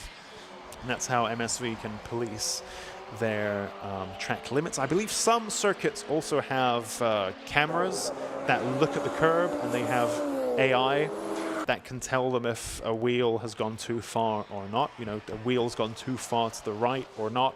So that's a pretty simple thing for a machine to work out. There's a few ways of doing it, but MSV very on the ball when it comes to track limits. So interesting to see whether our officials, what their view is on that. Number 218 here, that is Neil Robson, who on the entry list is just 18. But I knew who that was, but the numbers didn't quite match. Neil Robson in the BIB Performance BMW 135i. Very tidy little machine with genuine BMW 1M panels. Some of you might remember that was the, you know, you see BMW M2s on a daily basis now. I think they're really selling like hotcakes, quite a popular format. And the BMW 1M walked so the BMW M2 could run. So very special car. Of course, this isn't a 1M, but it has genuine 1M fenders and bumpers and so on. So it's got a little bit of that 1M pedigree. Otherwise, it's a 135i with various goodies, turbo, straight six, I think manual as well. So pretty tasty spec. 180 here, David Frost in the Dream Automotive TBOM Honda FK Civic. Currently, well, not actually having set a hot lap. I thought that was the first time I've seen David Frost out in this session. Neil Robson, you can see that car squirming and moving around through that tricky final sector here at Oulton Park as he grabs the checkered flag. That concludes our club tour. Just Mike Butler came across the line very quickly indeed. That actually really grabbed my eye just then. Wow. Let's take a look at these lap times then while they're up on the screen. David Dyson then came out of nowhere to end Club 2-wheel drive on top. We didn't even see, I don't think, a single shot of him. He really kept a low profile that session just now, but David Dyson pulled it out of the bag at the very, very end.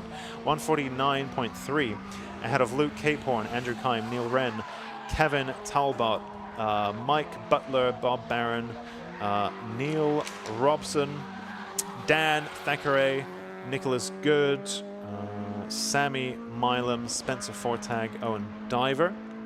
And then Club 4-wheel drive, Alexander Volkov also got the job done in the final seconds of that session ahead of Dean Taylor. You see Andrew Kime coming through there on 3 wheels. And of course, the beauty of these light, short wheelbase Sexos is they rotate and pivot around so beautifully. I know the cliche is overused about being like a go-kart and so on.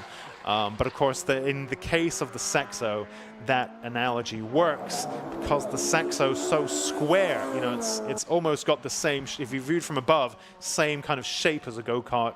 It's very square. It's like as wide as it is long.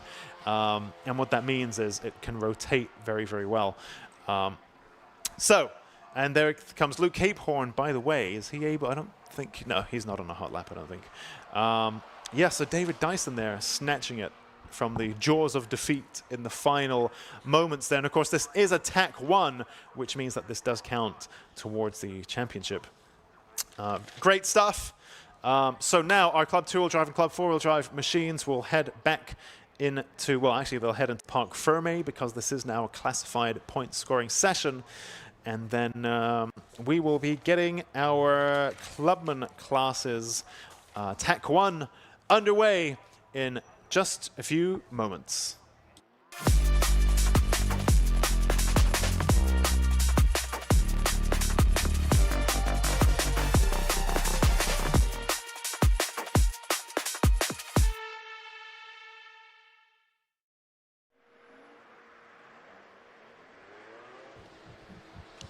So you can see, I think that might be Mike Butler's car. In fact, yeah, I guess given that this is quite a long lap, especially when you're off the pace, you know, you're doing a checkered flag lap, it's quite long.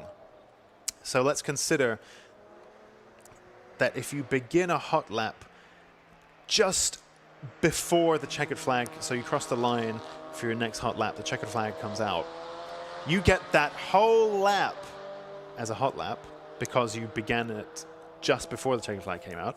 So you get that whole lap as a hot lap, and then you come back, and then you do your checkered flag lap, which is going to be extra slow because it's a checkered flag lap, and the whole point is to slow everything down. So actually, yeah, it's not surprising that there are cars still on track. But it's pretty interesting. You know, you could think the checkered flag came out ages ago. Yes, but when you have a long lap like this, it could be 4 or 5 minutes before all the cars make their way back into the pits or Parc Fermé or what have you. Interesting stuff.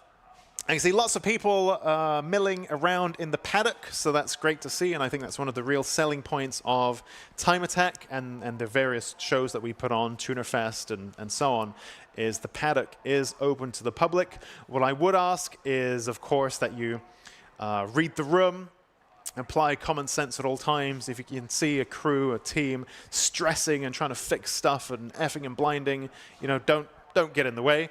But generally, you know, we're a very friendly bunch. So, yep, if you're building a particular car, let's say you're building a Civic or you're building a Fiesta, then the paddock of Time Attack and the Racing Hondas Championship can be a great source of inspiration because our builder drivers are trying and breaking and fixing and trying again and buying all kinds of different stuff or developing their own stuff and doing the hard work, the R&D, so you don't have to. So, you know, you already know what a tried and tested solution is by taking a look at our Time Attack cars, talking to the drivers and so on. So you know what to do with your own build. But again, you know, I must stress, practice your common sense, read the room, but yeah, have a good time. The paddock's a great source of inspiration here in at Time Attack.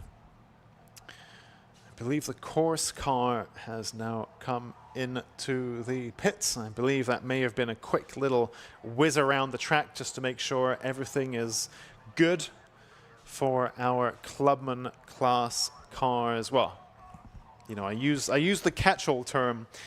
There's more to it than that. We have Clubman class, we have Classic and Retro, we have Pocket Rocket NA, and we have Pocket Rocket FI. NA stands for naturally aspirated, and FI stands for forced induction. So Pocket Rocket is for cars with little engines, and we can split them out into naturally aspirated and forced induction, because that's kind of fair. Right. Let's take a look at what are the comments saying. Anything? Let's go. Both tannoys are working again. Not street legal. It's more of a guideline than a code. So Oddballs has been a regular on the stream comments so far. And not street, see, I kind of don't pay attention to what it's like, all throwaway stuff. So I'm not actually sure what, not street legal could be, I mean, it must be a thing that I said. But I'm not sure what I was talking about. More of a guideline than a code. Yes, okay. You're probably right there, but I actually can't remember what my original thing was. It's very off the cuff. It's like blah, blah, blah, blah, blah, filler, filler, filler. But it looks like actually we might have something on track that needs clearing up or something, some kind of... So actually we're going to take a little break. We're going to show you some ads. You know, go and buy their stuff. It's good stuff. But yeah, we will be back after a little break. Not too long though, just a short one. Having a quick catch up with Mark Donley. So good morning, Mark. How you doing? Morning. Yeah, we're okay, thanks. It's not quite okay, but just a quick intro for anyone who doesn't know. Just about, can you just intro us to your car and what class you're in? The black Mark III Escort, 1983 XR3i, in the classic and retro class. Did we determine the oldest car on the grid? I think it still is. Yeah, very, very close. I think there might be somebody very 84, 85, 86, but yeah, I think it still is. So yeah, I've got that accolade. And tell us a little bit about the car as well. I've had it 20 years this year. I worked out. It was also coinciding with Time Attack's 20-year anniversary. I've actually had it 20 years. And I basically set out to build my ultimate escort track car, front-wheel drive escort track car, and that's where it came from, really. And it took a few years to get it sorted out because it was a two-owner, 75,000-mile full-service history. Quite a nice car, actually, when I bought it. Ripped it to pieces, built the track car from it. This is probably the third evolution, really. So it's currently running 2-litre Z-Tech ST170 turbo, loads of trickery on it. Thanks to Will Pedley, who helped us out a lot with the anti-lag and the maps and the ECU calibrations that it's got in it. It's got some really trick stuff in it. But we're having some gearbox problems today. So same problems as you were having at Snetterton? Yeah, following Snetterton, we stripped the thing down. Obviously, I was having trouble at Snetterton, basically jumping out of fourth and then not being able to engage fifth. So it causes you a lot of problems when you think you're in gear, you need the power to pull you through, and all of a sudden you find you're in neutral and it's popped out. So you're having to drive one-handed, really, with no power steering. So we've had a lot of work, so much work, and so many people to thank for everything that we've had to do since Snetterton in 4 weeks. Engine out, gearbox fix, which lasted about 3 laps, I think. Clutch needed refurbishing, turbo, loads of things. We've put some uprated oil cooling on it, which is working brilliant. That's a success story. But yeah, the gearbox it's time for a new gearbox completely, I think. So we're just going to hopefully struggle away for the rest of the day and see what we can get out of it.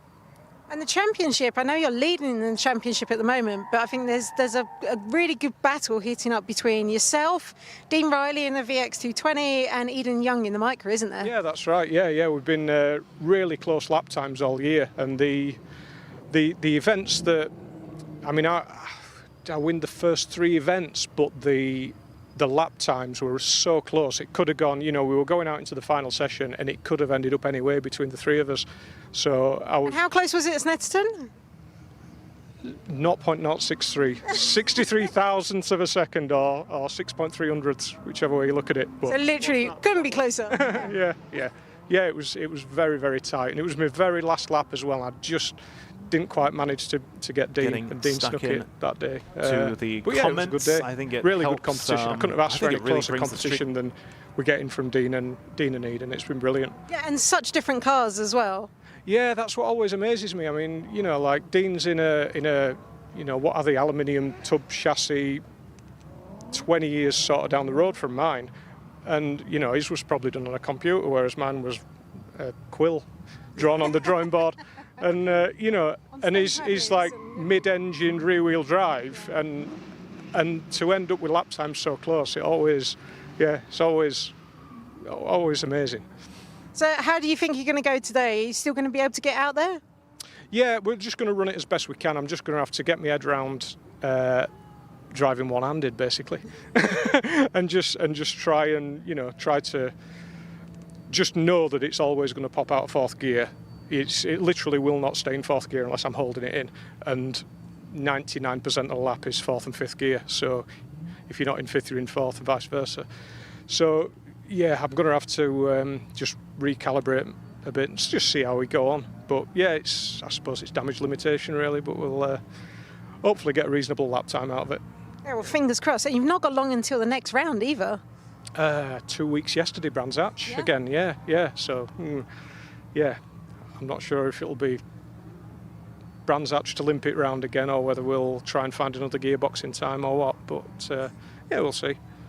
Oh, well, fingers crossed. You keep it. I was going to say keep it in one piece, but keep it in gear at least for this round. Yeah, hopefully. Yeah, we'll do the best we can with it today, I think.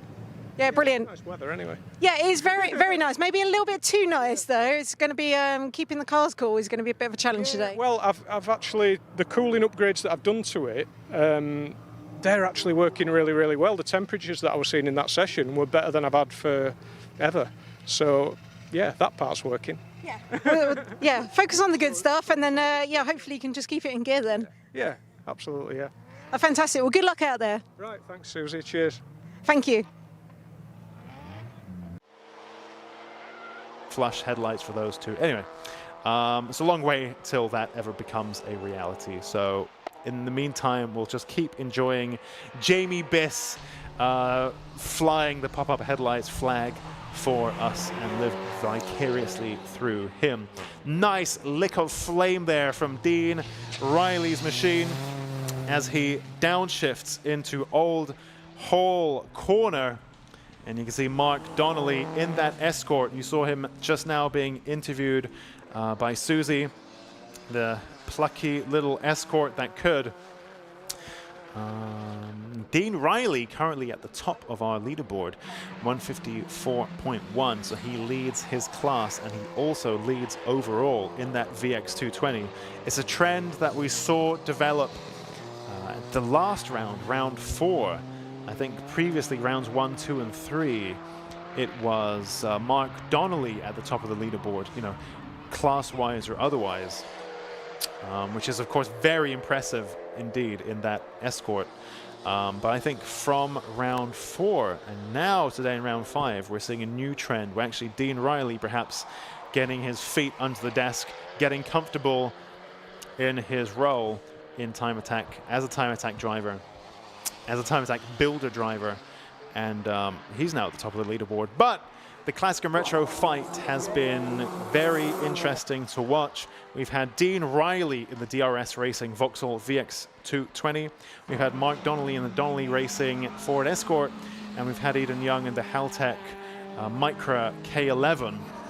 And that's been a really interesting battle to see. Of course, very different machines indeed, but a great battle at the sharp end of Classic and Retro. On your screens is now the Ford Transit Courier of Lewis Hyam of GM Automotive. A single round entry for today, but we've seen him previously in the year as well. A Fiesta ST swapped Transit Courier van. Those of you watching from the trackside can't miss it. It's a van. And those of you watching the Lucas Oil live stream, well, that's on track for you right now. And of course, this isn't a track-only van. This is also the van in which Lewis Hyam does his work and does deliveries and so on. So incredible stuff. Michael Greenhue in Classic and Retro here, the Tom Lahr Motorsport Vauxhall Corsa. Your eyes do not deceive you. That is what it is. And you might be wondering, what's the black smoke coming out of the back of that Corsa B? Well, in fact, that is, from my understanding, all working as intended because that car is running the legendary Volkswagen PD130 engine, the 1.9 TDI that pulls like a train. This is what Michael Greenhue has swapped into that Corsa, which of course gives him a torque per weight of a 911 turbo or something, you know, obscene like that. I think this car weighs around 900 kilos, there or thereabouts, and of course it's got the massively, obscenely torquey PD130 as well. So that thing definitely shifts, and the story of how it came about is, well, that's the car that Michael had, and that's the engine that he had, so he put the 2 and 2 together, which is actually a story that we see quite often in Time Attack. And I think we're all the richer for it. Andy York in the Yorkie Racing Peugeot 205, another single round entry, a Classic and Retro veteran. He's been around for, I'd say this class hasn't been around for that long, actually. What is it, maybe it's 2, it comes and goes. I think Andy York, I think we've seen Andy York in other classes as well. But he is overall a Time Attack veteran, but also a Classic and Retro regular over the past few years. I think we've had Classic and Retro maybe for 5 years. I can't quite remember. Maybe longer. In fact, don't quote me on any of that. Listening, Paul Davenport in the comments, listening to Mark there. He's absolutely flying. Oh, I guess maybe you can hear Mark from the track side. That's Mark Roberts in the JPR Racing Renault Clio, still Renault powered. Many of our Clios are K-swapped, but Mark's is still F4R powered. Oh, we've got a car in the tire barrier. Oh dear, that's going to be another stoppage. That was one of the Racing Honda's championship machines. I'm not too familiar with them, so I couldn't identify it at a glance. But it looked like it had made contact with a tire wall there and was facing the wrong way, which is not really what we want to see. But what we do want to see is that great close shot of Mark Donley and Clive Hopwell there following each other through that flowing sequence of corners. Great shot, and you could just see how much speed they were carrying there. But alas, the red flag has now been thrown, which brings that thrilling little chase to an end.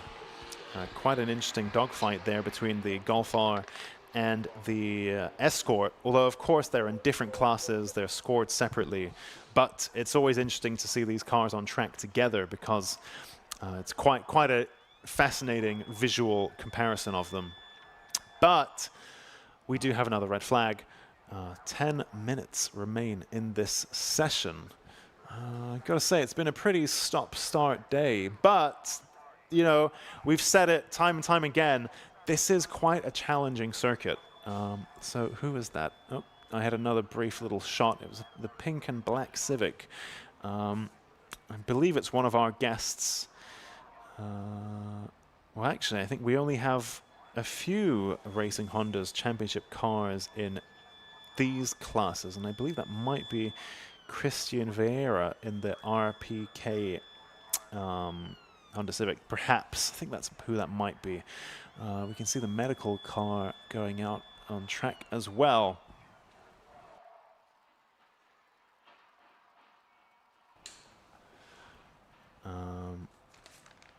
And the recovery vehicles moving around as well. So this one, I think when you have contact with one of the barriers, there are a few things that you need to do. Even if the drivers are fine, I think there's stuff that you've got to do regardless. And we can actually see some kind of maybe fire vehicle or something. Not because there's a fire, but just because, you know, oil spillages and cleanups and so on.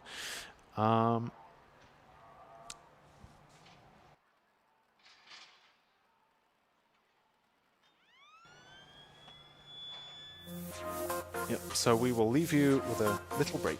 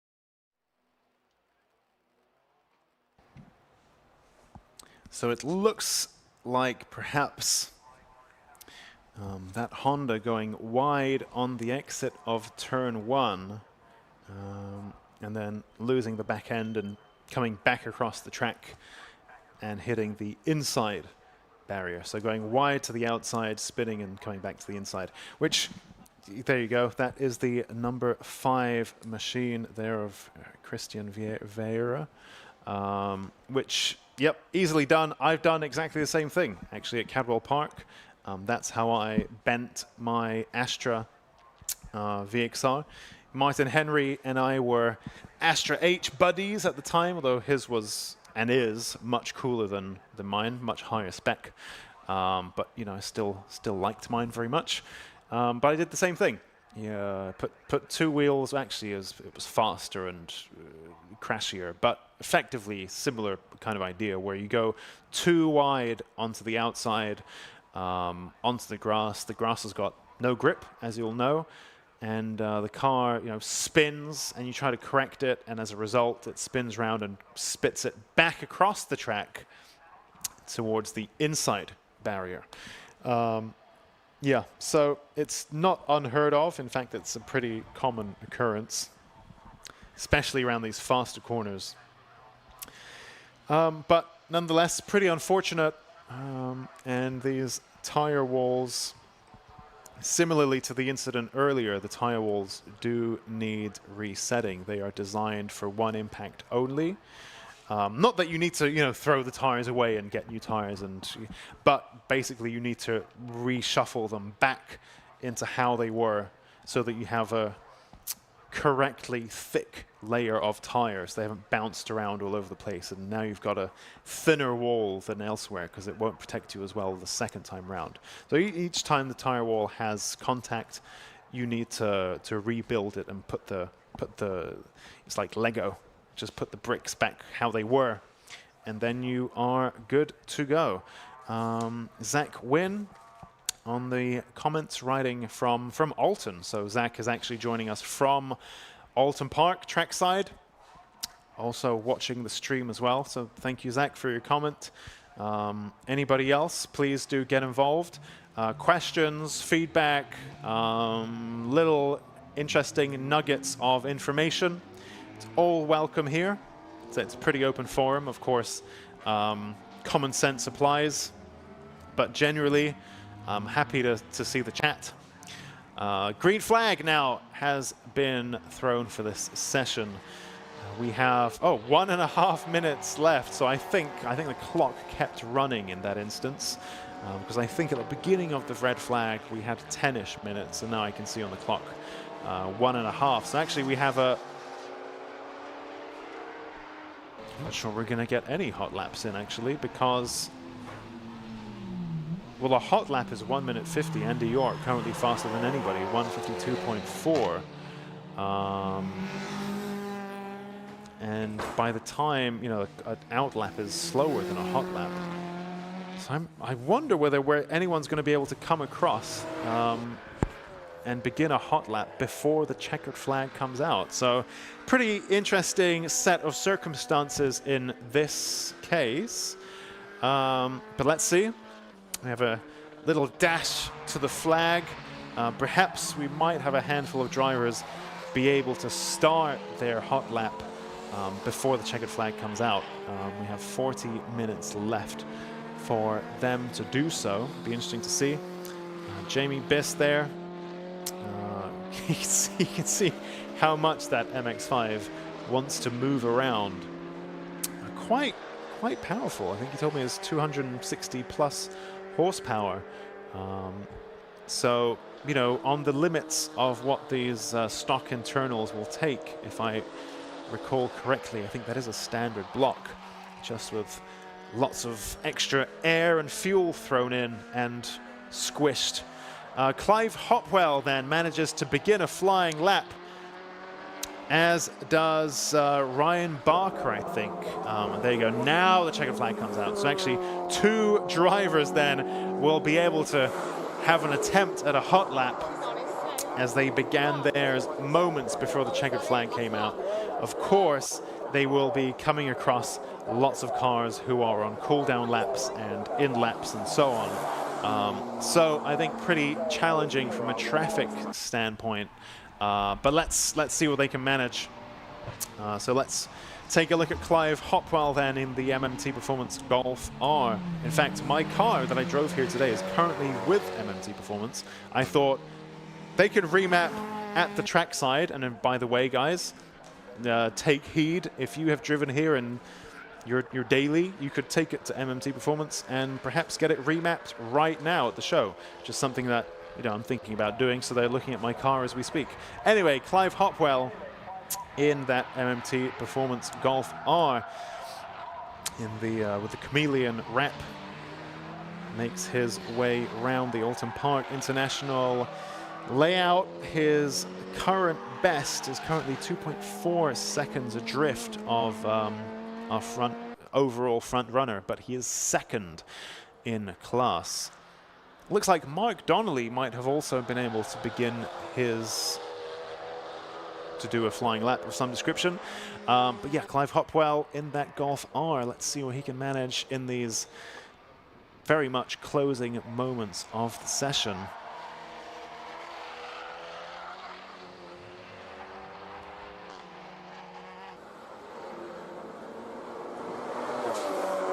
Can we get the class times displayed on the stream, asks Dave Ward. They do sometimes, Dave. The display kind of rotates, so sometimes we get the overall leaderboard and sometimes they're broken out by class. Of course, the overall one is color-coded, but it rotates. So sometimes we see the whole overall standings and then sometimes they're broken out by class. So we do that.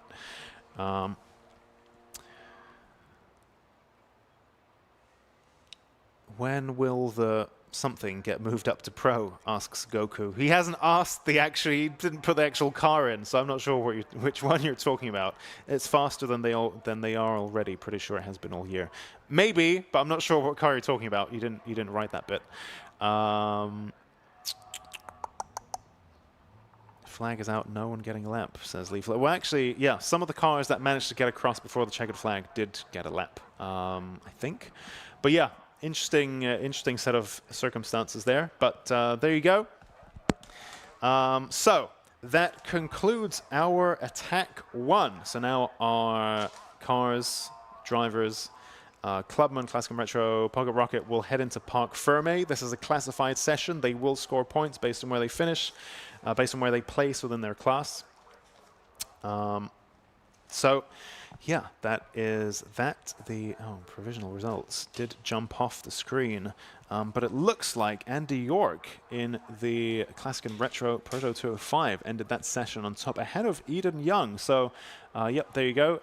Ahead of Dean Riley, Dan Buckingham, Clive Hopwell, Mark Donnelly, Tommy Langley, Ryan Barker, Rafael Sartsaris, Lewis Hyam, Mark Roberts, Annie Thompson, Stephen Wilkinson, Christian Vieira, Martin Bashkovich, Michael Greenhue, Mark Blackburn, Joe Bullan, Phil Ackerley, Jamie Biss, and Peter Rushforth. 21 cars in that session. You can see the breakdown by class on the TSL Timing website, as well as the confirmed results once everybody goes through Parc Fermé.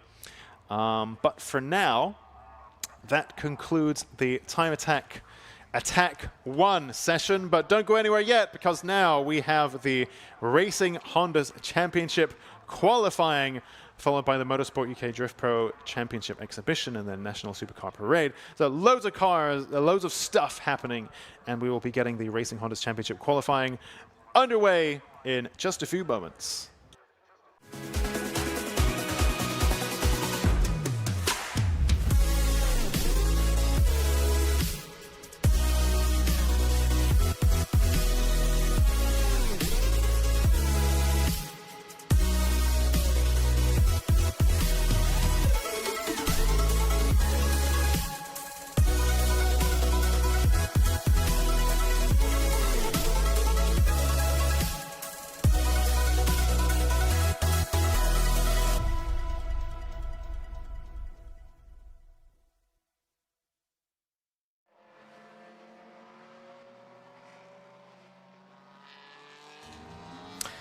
So from Time Attack, we move back to Racing Hondas in the second session of the day, and one of the most important, it's qualifying. 15 minutes of action to decide the grid for at least race 1 here at Oulton Park. Scott Woodward's here to guide you through all the action, with all 3 classes trying to bid for pole position in their respective classes, outright pole positions, and there could even be a class lap record or 2 that is set to fall. So 15-minute session, quite simply, fastest time both in the session and within class next to the pole position.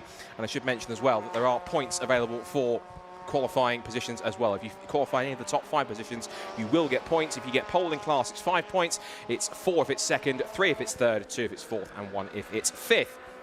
So the car's already making their way out of the assembly area onto their first sighting laps. They've had free practice this morning to get a feel for the circuit, get a feel for the track and the conditions and the setup. Of course, had a couple of dropped in 1 or 2 time attack sessions as well, so they should be pretty well versed. Now, if you weren't watching this morning, but you're watching around the track and heading towards the Britain chicane, just going through the shot there is a very unique car, because as you'll see, through all the Civics and Integras that we have, one of these cars is not quite like the others. And that's the brand new S2000R Cup car, which was launched just towards the end of the week before last. Had its first public shakedown at Oulton Park on Wednesday in the hands of Tegua's own Luke Sedjakowski. He's driving the car today, both in practice and qualifying, and potentially even a race. There it is on screen if you're watching. The white and red AP1 Honda S2000 with the rear wing and the front splitter and the enhanced F20 engine, and everything in the mix to make this a fine car, making its competition debut. And there is Luke trying to slot in line just ahead of one of our Class C runners. That's Matt Rowling. He's behind James Alford's Civic, but there it is on screen. Luke at the wheel. And this car is running in Class B, but it's going to run its own S2000 Cup next year.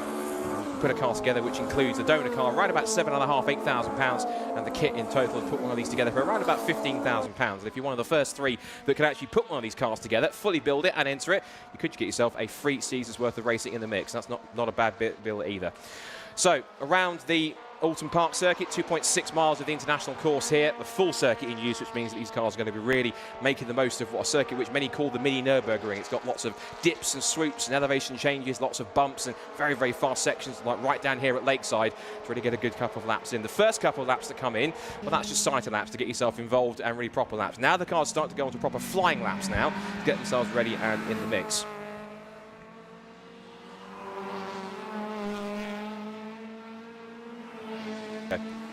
So as the qualifying session goes on, of course, plenty of drivers in the mix as well. One class we'll be watching out for is the double battle between Callum Houchin and Matt Rowling in the mix. We spoke to Matt back at Stetterson, and in the paddock earlier on to take the other side of the Class C battle, Charlie spoke to Callum Houchin earlier on. Let's see what his thoughts were, and he's feeling confident that he could potentially beat Matt here with his car having a bit more of an advantage here at Oulton Park. So let's see what Charlie thought and what she found out when she spoke to him earlier on this morning. Hi, I'm here in the pits with one of our Class C drivers, Callum Houchin. Now, Callum, second in the championship, how are we finding it? Difficult. Yeah. Matt's quick. He is quick. But the Snet was good. It was. I feel like you held him off really well at Snetterton. Yeah. Yeah, it was driver error by me in one of the races, missed a gear, but no, whatever we did with the car worked. Yeah. I don't know if Snet suited the car.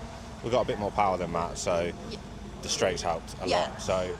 Obviously, here at Oulton Stage, do you think the FN2 is going to favour over the EP3?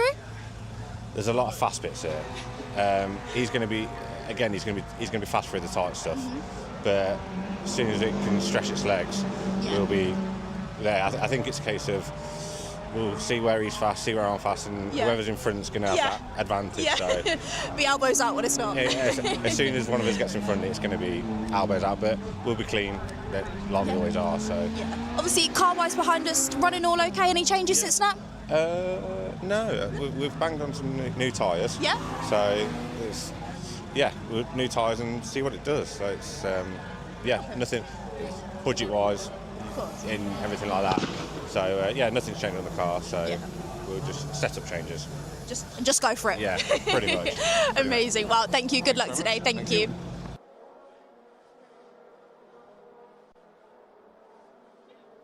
Good to hear from Callum speaking to Charlie earlier on, and given this circuit is a bit more of a power circuit with a couple of hills and climbs in the mix. It should be quite interesting to see how that car gets out. At the moment, and I haven't seen a proper flying laps yet from, well, I think we have actually from Houchin and from Rowling, and Matt's currently at the moment about 1.1 seconds quicker. Fastest in the session is that man right there, Will Self, 1 minute 50.667. He's currently set the fastest second sector, so a purple sector 2 for Will to try and improve his time much better.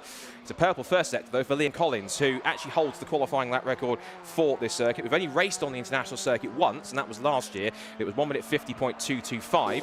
So up towards the check of the start-finish line comes Will Self. He does a 150.074. So immediately in his second proper flying lap, it's a brand new Class A lap record in qualifying for Will Self provisionally. 1 minute 50.074. Now, if he can find more time in the first sector, there's every chance he could go dipping underneath 1 minute 50 and go into 1 minute 49 territory, which would be quite impressive.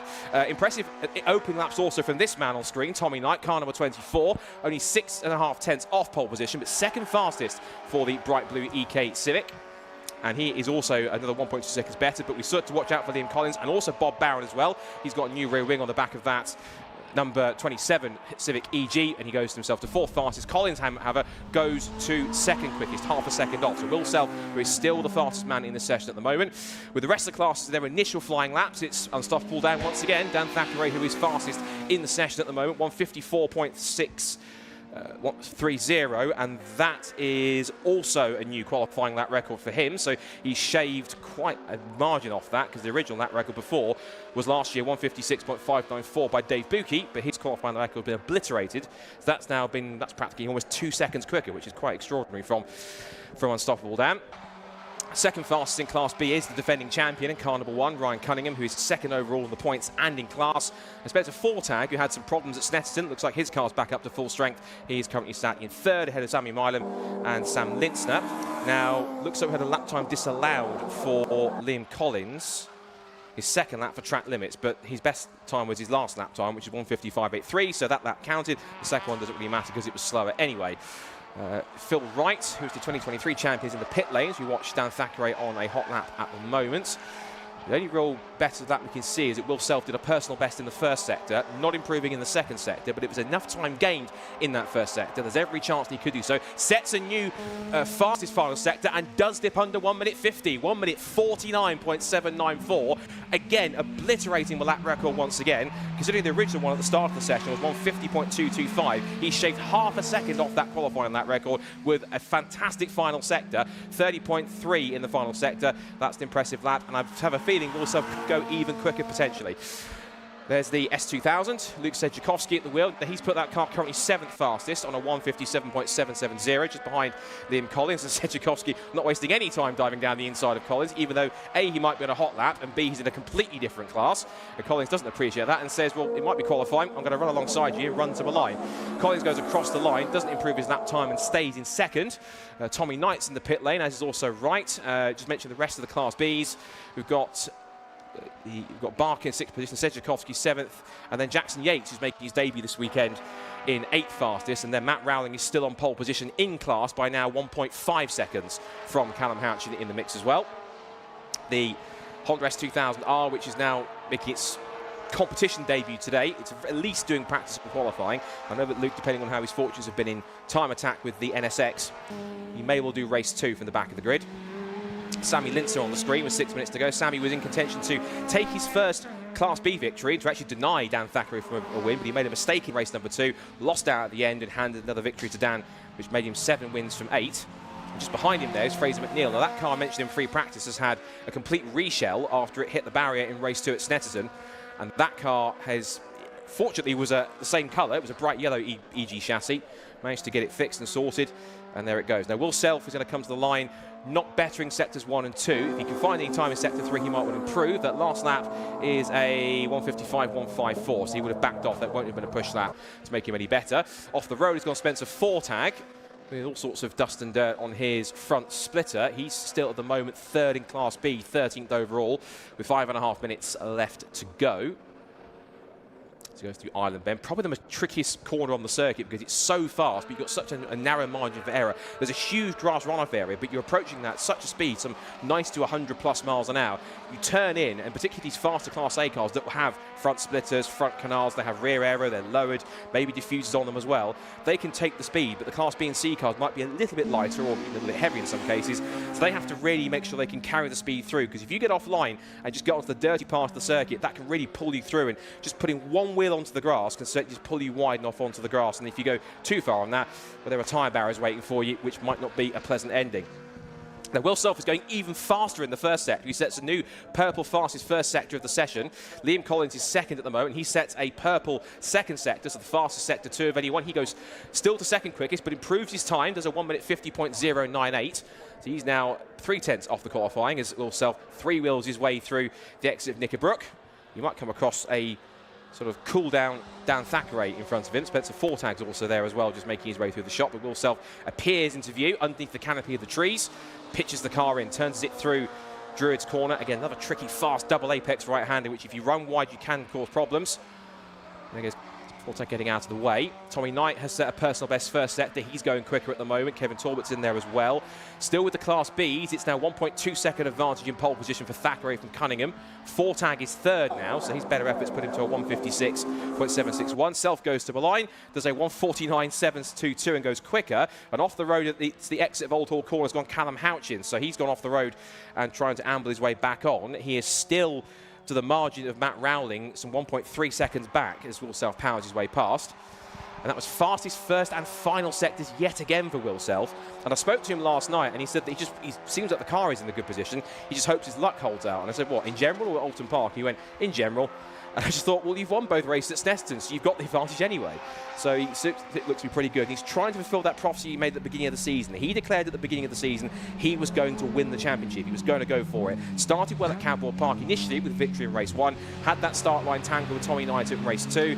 Found his way to kind of get himself back towards the front. He took 2 second places at Donington, had an off race at Brands Hatch with 11th, but then since then he's taken second in Brands Hatch at race 2, 2 wins, and now he's on course to take pole position with a brand new lap record. I should check the lap record for Class C as well, and that has gone, because it was Ryan Cunningham at a 2 minutes .006. That's now 159.370 in the hands of Matt Rowling. So all 3 class lap records have gone in qualifying here.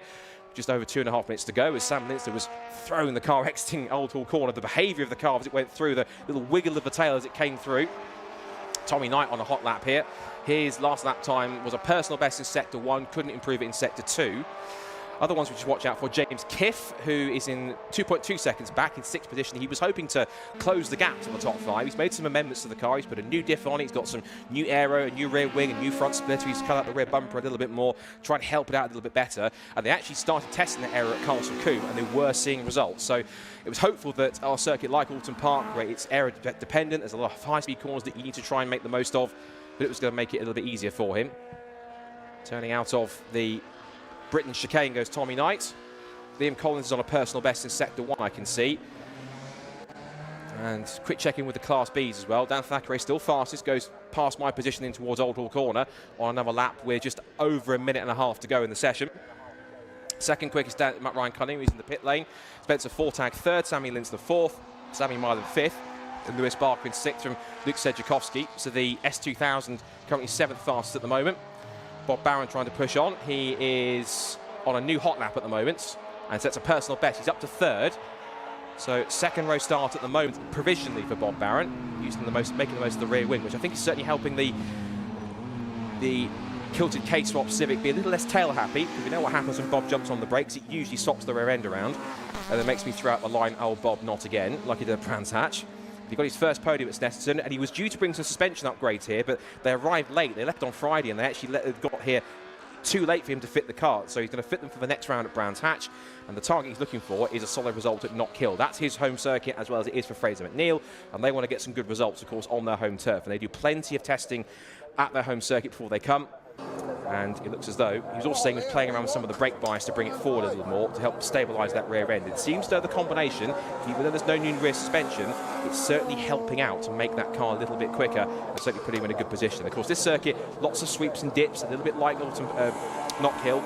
So it is going to be quite interesting to see if he can keep it up, and he could be in good points contention for a strong finish in the top 3 if he can hold it together for the 15 minutes. I think Will Self is just cooling off maybe for one final run. Apostle going to the pit lane is Bob Barron. Couldn't get a better sector 2, so he might well get a bit more time back. If he can gain something in the final sector, that will certainly help him out. But in fact, he bails for the pit lane. And so does Will Self as he comes to the line. He will be the first one to take the checkered flag on the session, and that will be the session complete for qualifying. He's the first one to come across. And Liam Collins, in fact, out of nowhere, sets the fastest time of the session. So I thought Will Self had it, but Liam Collins in the Integra gets back his qualifying lap record. 1 minute 49.517. It is another pole position for Liam Collins, and just when he thought he'd lost it, with a last-ditch effort in the final lap that he took, he takes pole by 0.2 of a second. Liam Collins is now back as the fastest man around Oulton Park in Racing Hondas. There he is. He completely caught us off guard by that one. So Collins then fastest in the session. He takes pole position, a brand new lap record, and he will start from the front row of the grid. That's going to be an interesting drag race down towards turn 1 between Collins and Self in the end. Bob Barron looks like he's about to take 3rd from Phil Knight in 4th position. Tommy Knight in 4th position. I've got Knight and Wright mixed up. Then it's Talbot 5th, Kiff in 6th position. 7th place also is Phil Wright is off the road. He's gone Lewis Barker. He's parked the car, but it looks like on the exit, I think, of Druids by the look of it. He's parked it right towards the edge of the barrier, which means that he's off the road. And that might have to be a very quick recovery. As the camera zooms out, am I right? Is that Druids? It is Druids. My geography, even though I didn't take geography GCSE, turns out not too bad. When it comes to the rest of the order, Fraser McNeil 9th, so the new chassis doing okay in the top 10.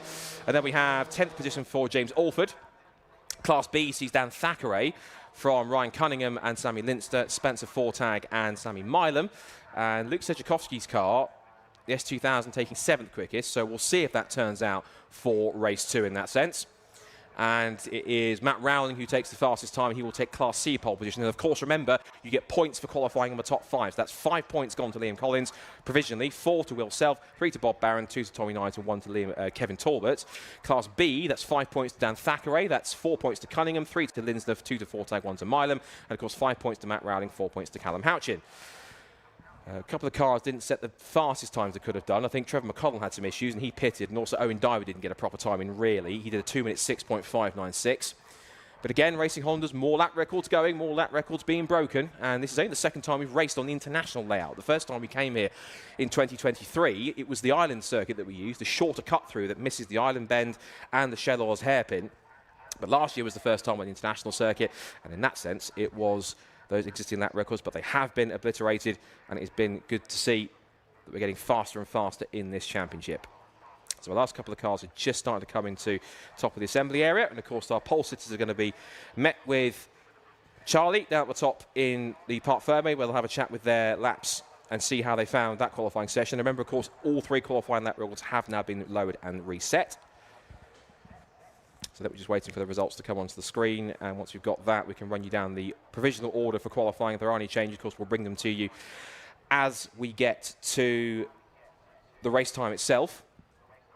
I'll start running down them anyway, just in case they come out. In fact, there we go, right on time. So Liam Collins then, with his last lap of the session, not only takes pole position, but he steals away what would have been a new class qualifying lap record for Liam Collins in the end. He's fastest by 0.2 of a second from Will Self. That's the provisional front row for race 1 later on this afternoon after lunch. Then Bob Barron, 3rd fastest for Celtic K-Swaps. The rear wing certainly doing some work here at Oulton Park. 4th fastest for Tommy Knight, one of his best qualifying performances in the blue EK Civic. Kevin Talbot rounds out the top 5, hoping to rebound after a slightly mixed-matched Snetterton in P5. James Kiff puts his Integra 6th from Phil Wright in 7th place. He'll be a bit disappointed with that. Same with Dave Buki in 8th, ahead of Fraser McNeil with his reshell, and James Alford rounding out the top 10 overall and in class. Dan Thackeray, still unstoppable, takes class pole position and a new qualifying lap record in class. He's fastest by 1.2 seconds from Ryan Cunningham in 2nd quickest, and Sam Linster in 3rd, and Spencer Fortag in 4th, and then rounding out the top 5 with Sammy Milam in 15th position, then Lewis Barker. The new S2000 with Luke Sejakovsky, that was 7th quickest in class at the hands of the Tegiwa man.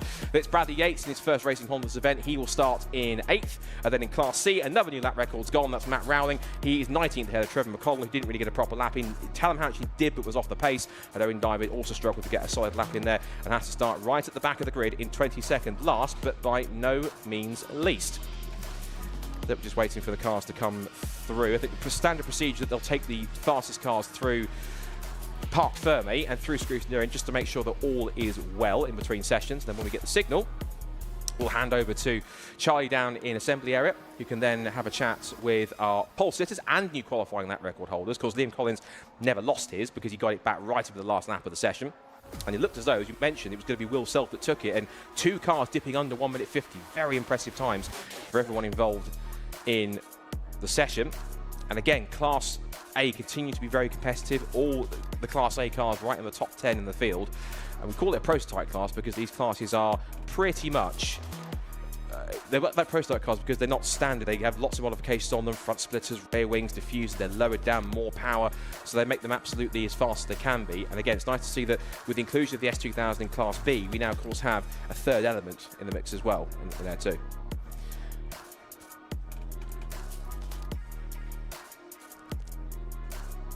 Yeah. So some storylines to go into race 1 whilst we wait for our drivers to be ready to have a chat with Charlie. So that's going to be interesting. Bob Barron will be very intriguing to see how he gets on from 3rd on the grid. That new rear wing certainly has helped him, and it certainly worked out as well. So we'll see how that gets on.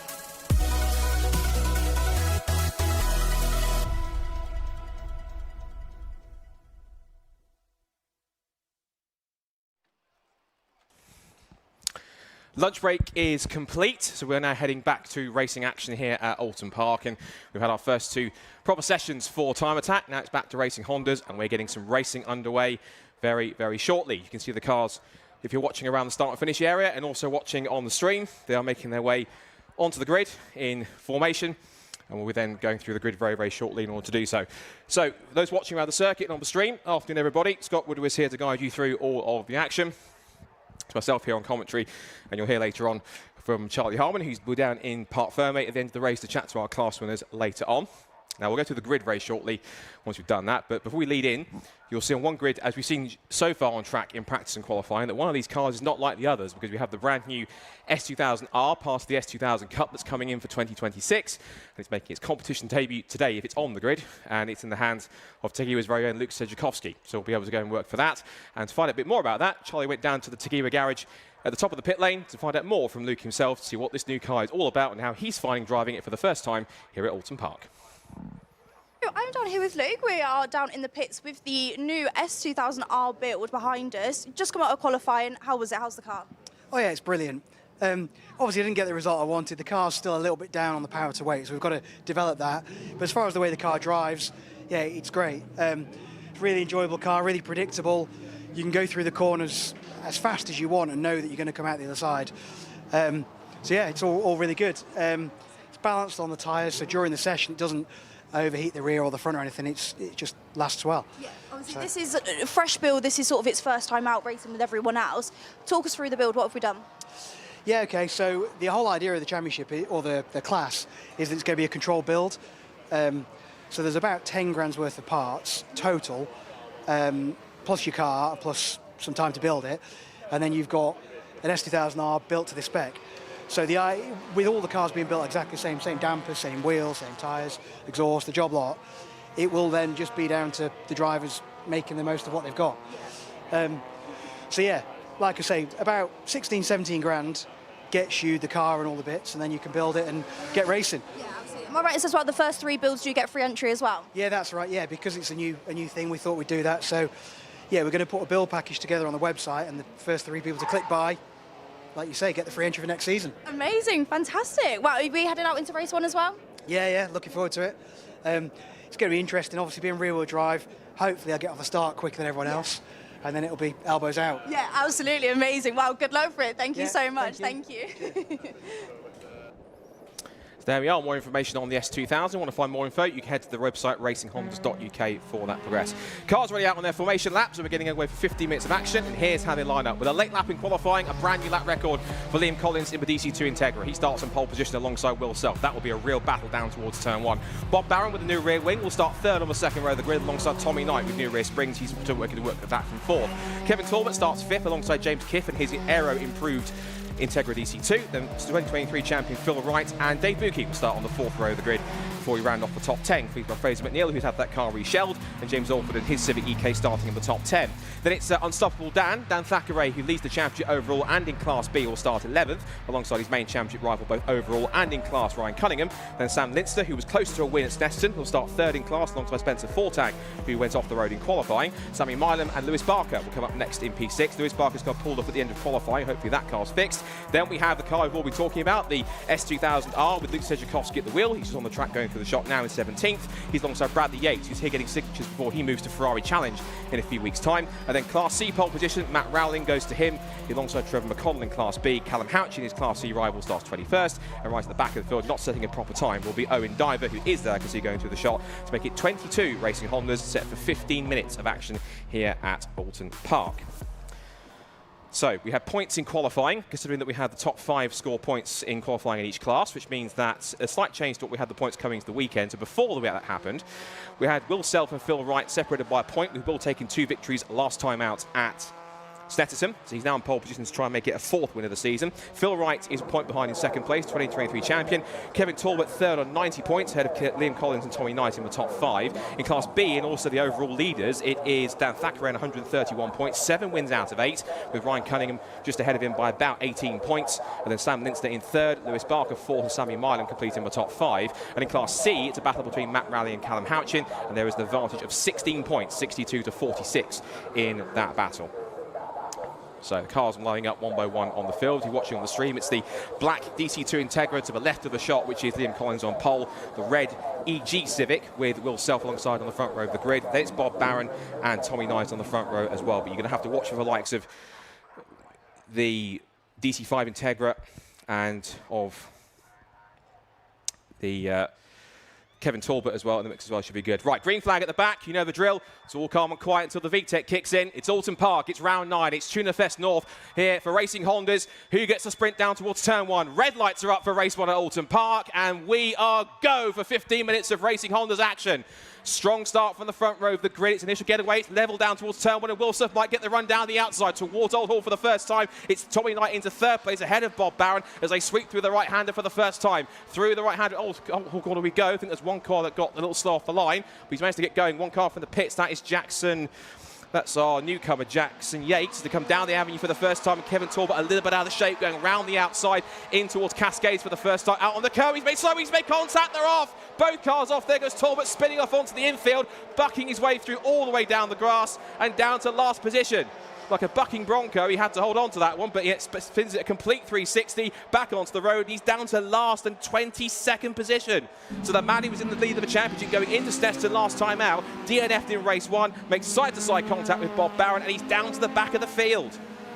Astonishing stuff. He's going to have to try and make it through here. Leaders through the chicane at Britain's for the first time. Self leads. Then it's Collins second. Knight in third. James Kiffey's up to 4th place in the Integra. 5th is 4 right. And there's Bob Barron. That's got damage to his left rear suspension by the look of it. Looks like he's out of the race. That's not going to be any points for him in this one. Lock up on the rear from Will Self as they're turning towards Hislops for the first time. So it's the EG Civic who leads, the DC2 Integra in second, the EK Civic of Tommy Knight in third. He got his first podium of the season, did Tommy. He's had 2 podiums last time out. Not at Snetterton, he had 2 podiums so far this season. 3, in fact. He got 1 at Cadwell Park and 2, 1 at Donington, 1 at Brands Hatch as they come under the canopy of the trees and through the right-hander at Druids for the first time. Kiff holding station in 4th in that white Integra. Then it's Wright, followed by McNeil, then Alford, then the Class B leaders. Dan Thackeray from Ryan Cunningham. Linster's up to 3rd place in class. So he's holding on to position well, and on his tail also a Spencer Fortag in that FN2 Civic. So an all-action lap 1 to come out of Lodge Corner over the Elite for the first time, and it will be Will Self who leads the way as we come across to see what the gap is. So from the front row of the grid, Will Self leads by 1 second from Collins in 2nd place. Knight goes to 3rd. It's Kiff in 4th, Wright in 5th position in the top 5 in class. And it's McNeil and Alford. Dan Thackeray leads Class B and is into 8th. He's alongside Ryan Cunningham and Sam Linster in the top 10. And then Spencer Fortag is in 4th. Trevor McCollum's up to 5th. And the S2000 has survived lap 1 unscathed. And he takes 6th position. It was side-by-side into turn 1 between, looked like it was the 2 Class C runners. That was between Houchin and Rowling. And it was Rowling up the inside. And Houchin was just in front by about 14 thousandths of a second. So it was incredibly close between them. And Matt Rowling was saying that he thought Callum Houchin would have the advantage here. There's double-waved yellows down Lakeside on the approach towards Island Bell. I think it must be for Kevin Talbot's car that must have enough damage. Now then, there's also been given a 10-second time penalty for Liam Collins. That must be either for a jump start or an out-of-position start on the grid. It's not fully in his box, but he was over it or alongside it and over the white line. 10-second penalty usually means he's been given an out-of-position or a false start. So Liam Collins is in 2nd place on the road, but that's elemental. He's going to be right down the order. So really, it's Tommy Knight into 2nd place. And it's James Kiff up into 3rd. He was really hoping that the new aero enhancements and the new diff he's put on this Integra was really going to help him close the gap.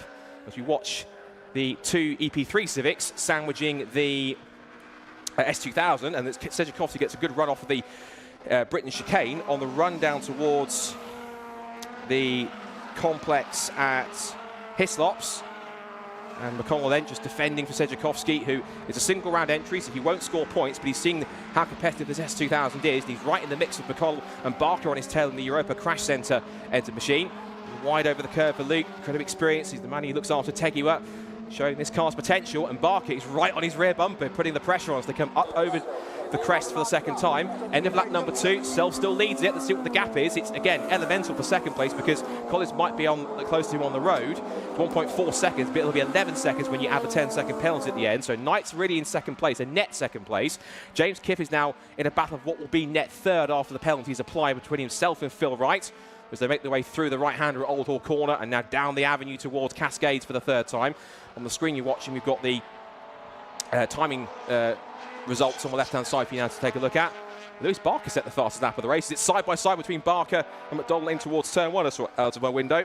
And on the screen we see them. McConnell holds the outside line. There's a little bit of rubbing between them. It's very close between them as they now goes wheel to wheel down the avenue side by side. McCollum doesn't want to give it up and sweeps across in the braking zone just before he turned in for Cascades. And that gives Lewis Barker a very sharp press on the middle pedal to have to hold it off a little bit.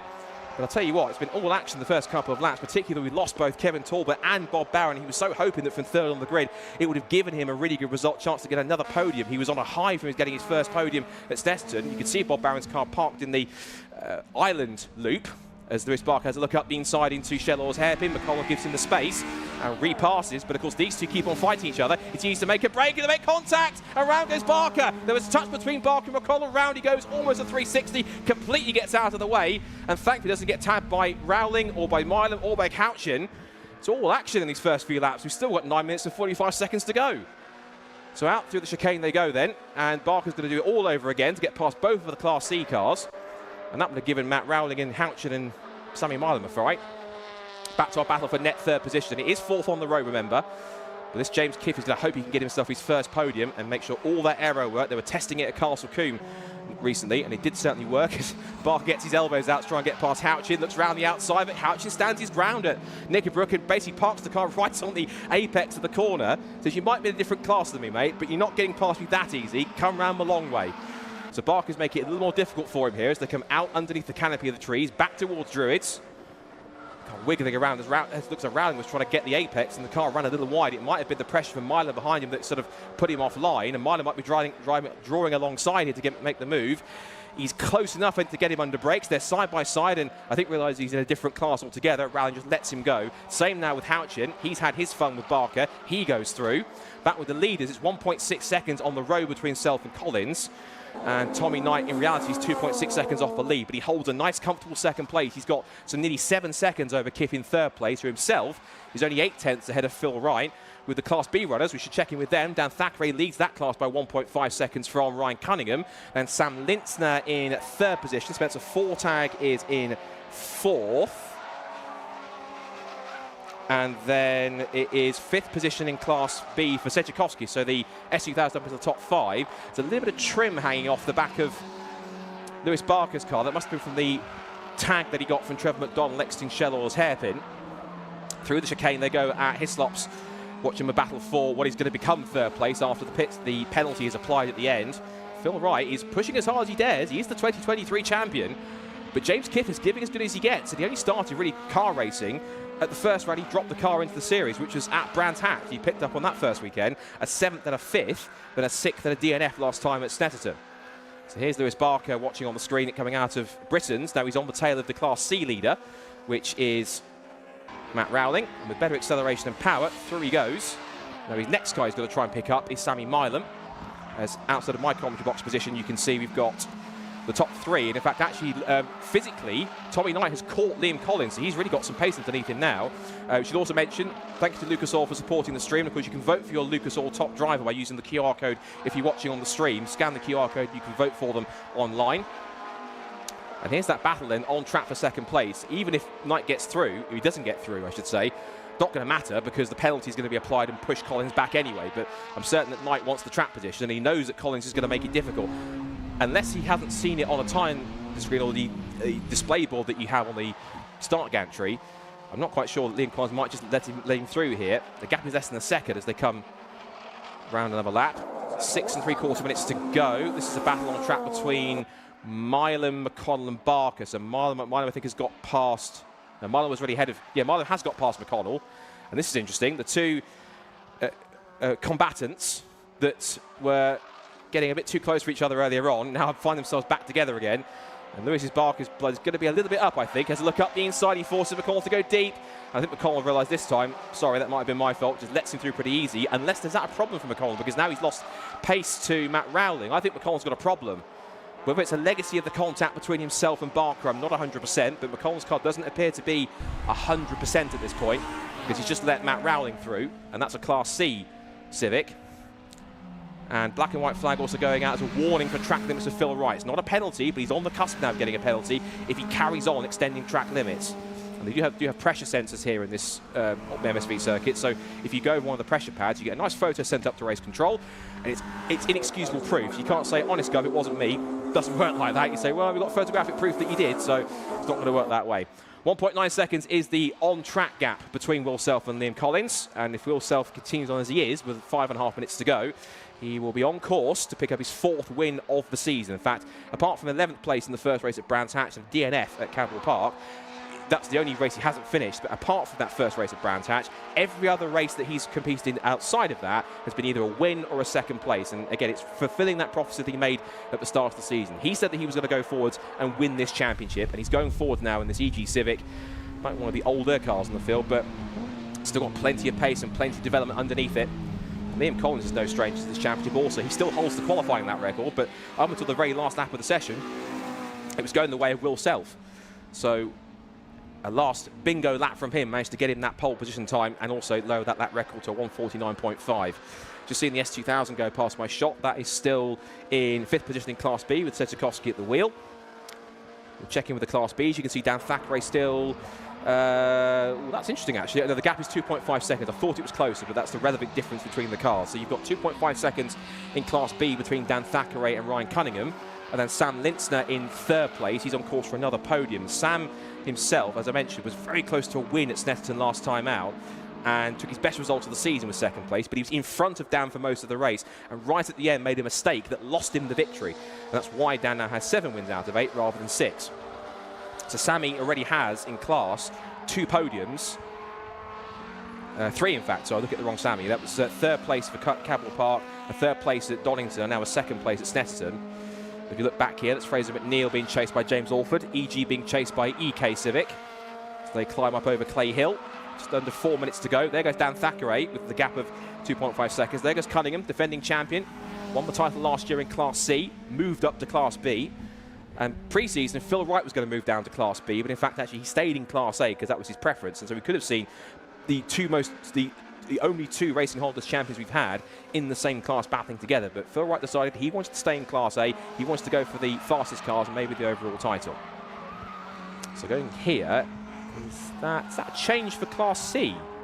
I think it might well be. No, it's not. So I'm getting confused. That is Jackson Yates who is behind, who is our single round entry driver, and he drives a black Civic. That's the Ben Sharp Racing hire car going through. But Houchin is keeping with McConnell. I'm still not convinced that car's at full pace because it looked as though that Lewis Barker went past him way too easy. And also we saw Matt Rowling go past as well. So not all I think is well with Trevor McConnell's car. With 3 minutes to go, and that's Houchin. Houchin was sideways going through Druids. Well, that was just a loss of traction or something got over the rear tyres. But just as this is the shot cut, you saw a screech of tyres and Houchin's car at 45 degrees through Druids. So he's managed to hold on to that whether he has or not. I guess we'll never know at this point. Now, Collins is trying to keep up with him as much as possible. Now, Collins might still have a podium here because if you look at the gap between the difference, Tommy Knight's 11 seconds ahead of James Kiff, and Kiff himself has now pulled a second over Phil Wright in 5th position. So I wonder, in this sense, if we're going to get Liam Collins, he might only lose 1 place. The pace of these top 3 seems to be strong enough that he's only going to lose 1 position. He's not going to pull 10 seconds unless something, touch wood, dramatically happens to Tommy Knight in the next 2 minutes. And I'm certainly not trying to put the commentator's curse on that. But Collins certainly is going to keep on pushing to keep on building that gap. He's got quite enough of a buffer that he won't lose 3rd position, which is good for them because this pace has been pretty relentless between the top 3. James did have a desire that he wanted to close the gap to the top 3, but you have to bear in mind that Will Self hasn't changed much to the car. Tommy Knight's got some new fiberglass doors, and he's also put new rear springs on this car as well, so he was a bit unchanged and untested between the events. He hadn't really tested the car beforehand, and so he's learning on the fly with these new springs and doing quite well. A little twitch from Will Self as he uses all the curb on the exit as they head down Lakeside once again, back towards that very fast right left-hander Island bend. And almost certainly, next time by, they will start the last lap of this first 15-minute race of the day for Racing Hondas. You can see in the background there, Bob Barron's EG Civic, sadly with that rear suspension problem after the collision with Kevin Talbot, exiting Cascades. Talbot's car, can only presume, is parked far on the grass after it went grass tracking like a racehorse over the over the crest.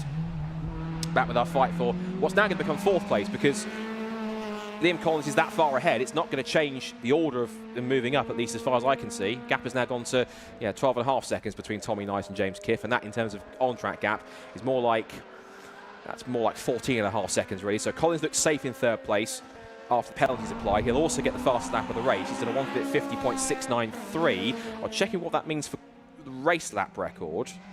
I'll see if that's changed anything at all. I should keep an eye on that as well. There's Dan Thackeray, who leads the way in Class B still. Unstoppable Dan, as we've now affectionately termed him. And he's on course now for his 8th win in 9 races. And of course, the key thing to remember is that you score as many points as you do in, regardless of when you class, you score the same number of points. So Will Self will score 15 points, Dan Thackeray will score 15 points, and so too will Matt Rowling. And it's down to the overall championship here. Now the clock's going to go down to just about 5 seconds. They were going to get one more time around the Oulton Park International Circuit in this beautiful bank holiday Monday summer sunshine here in Cheshire. Through Old Hall Corner. Collins still in second place. He's keeping Tommy Knight at bay here. He's not allowing him to get too close together.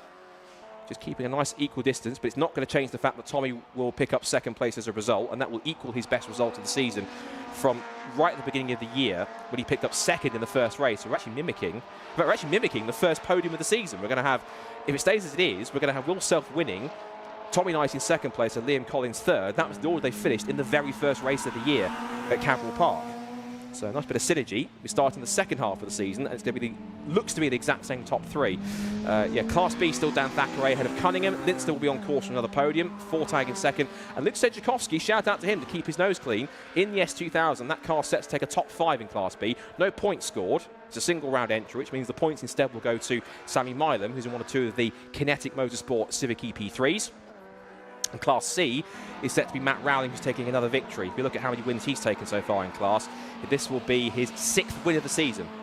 The other victories, one went to Callum Houchin in the second race at Brands Hatch after Matt and Andy Barnes, one of the main men behind Time Attack, collided going towards Surtees at Brands Hatch, which saw the race red flagged.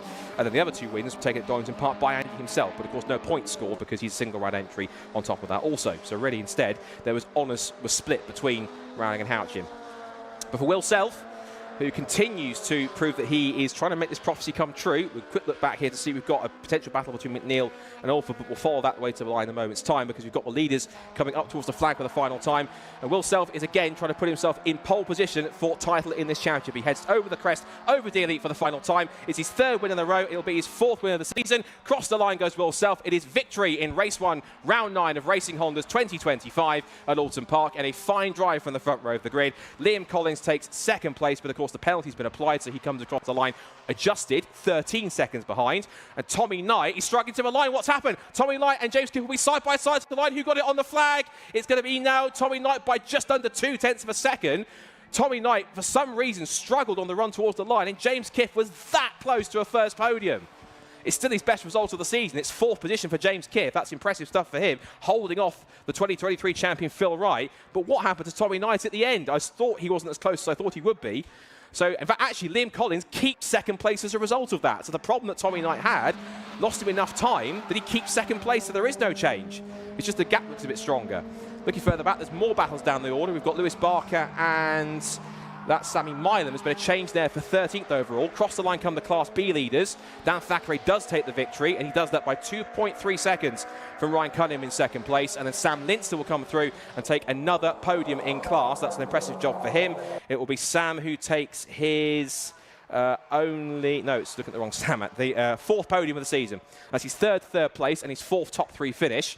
Across the line comes Spencer Fortag. He'll pick up 4th place in class. And a round of applause also for the S2000. It completes its first competitive outing. Flash of the headlights from Sedjakowski, and he picks up a top 5. That's pretty promising for the S2000. And of course, that's its first competition race completed with no problems, no dramas, kept his nose clean. That's a perfect advert for the car, I'm certain. Want to find out more? Head to the website at racinghondas.uk. There's all the information. And if you fancy one of these, you can get yourself a kit together for about £15,000 or so. For Class C, if they come towards the line, it's going to be a victory for Matt Rowling, who's come across the line already. Also seeing Jackson Yates has picked up his first race finish, means he'll get a signature for that. And Callum Houchin did survive that slide at Druids. It means that he does hold on to 2nd place in class anyway. Well, talk about drama and action. Certainly gave you plenty in that race, and there's still another race to go where we flip the grid a little bit and make it even more interesting with the faster cars behind some of the slower ones. So, round 9 of Racing Honda's 2025 wraps up under the checkered flag. We'll see, I think we've got the last couple of cars possibly coming through. Everyone's crossed the lines. We're just waiting for the results to come on screen. And once we've done that, when the cars now headed to Park Fermé, they'll head to Charlie and have a chat with our class winners in all. So, Will Self then takes victory number 4 of the season. It's his 4th and his 3rd in a row, and he does so by Liam Collins, who, despite having a 10-second penalty for an out of position or jump start, still finishes 2nd because a late issue for Tommy Knight meant he only just held on to 3rd place by about less than 0.2 of a second from a charging James Kiff. He was that close to a first podium, but if that's the form he's got, he might well possibly bounce back well in race 2.